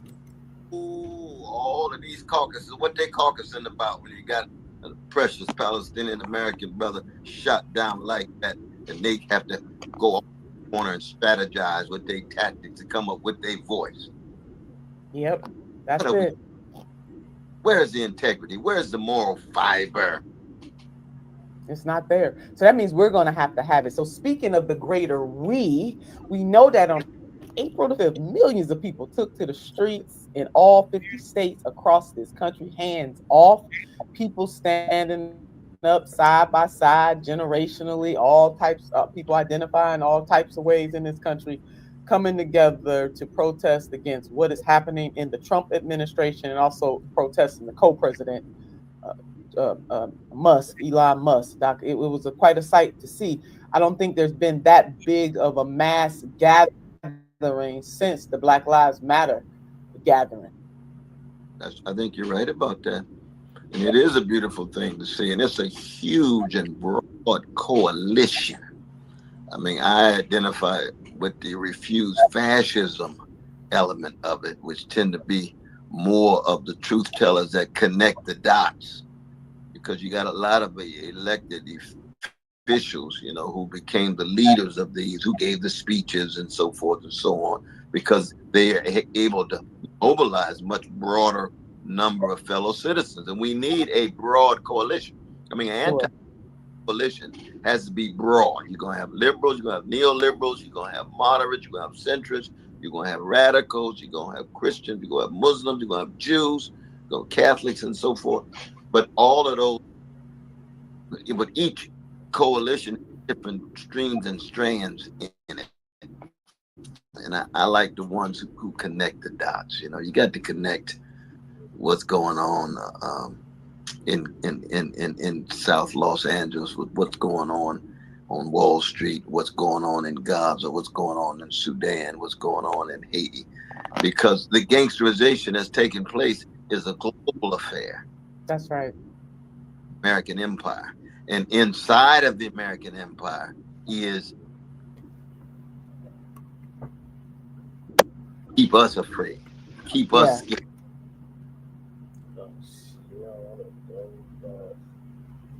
In the show right here, thank you for tapping in. Might do a conclusion tomorrow or today. Peace, love, light, operation, separations of Black Power movement. Can't put my son out. Oops.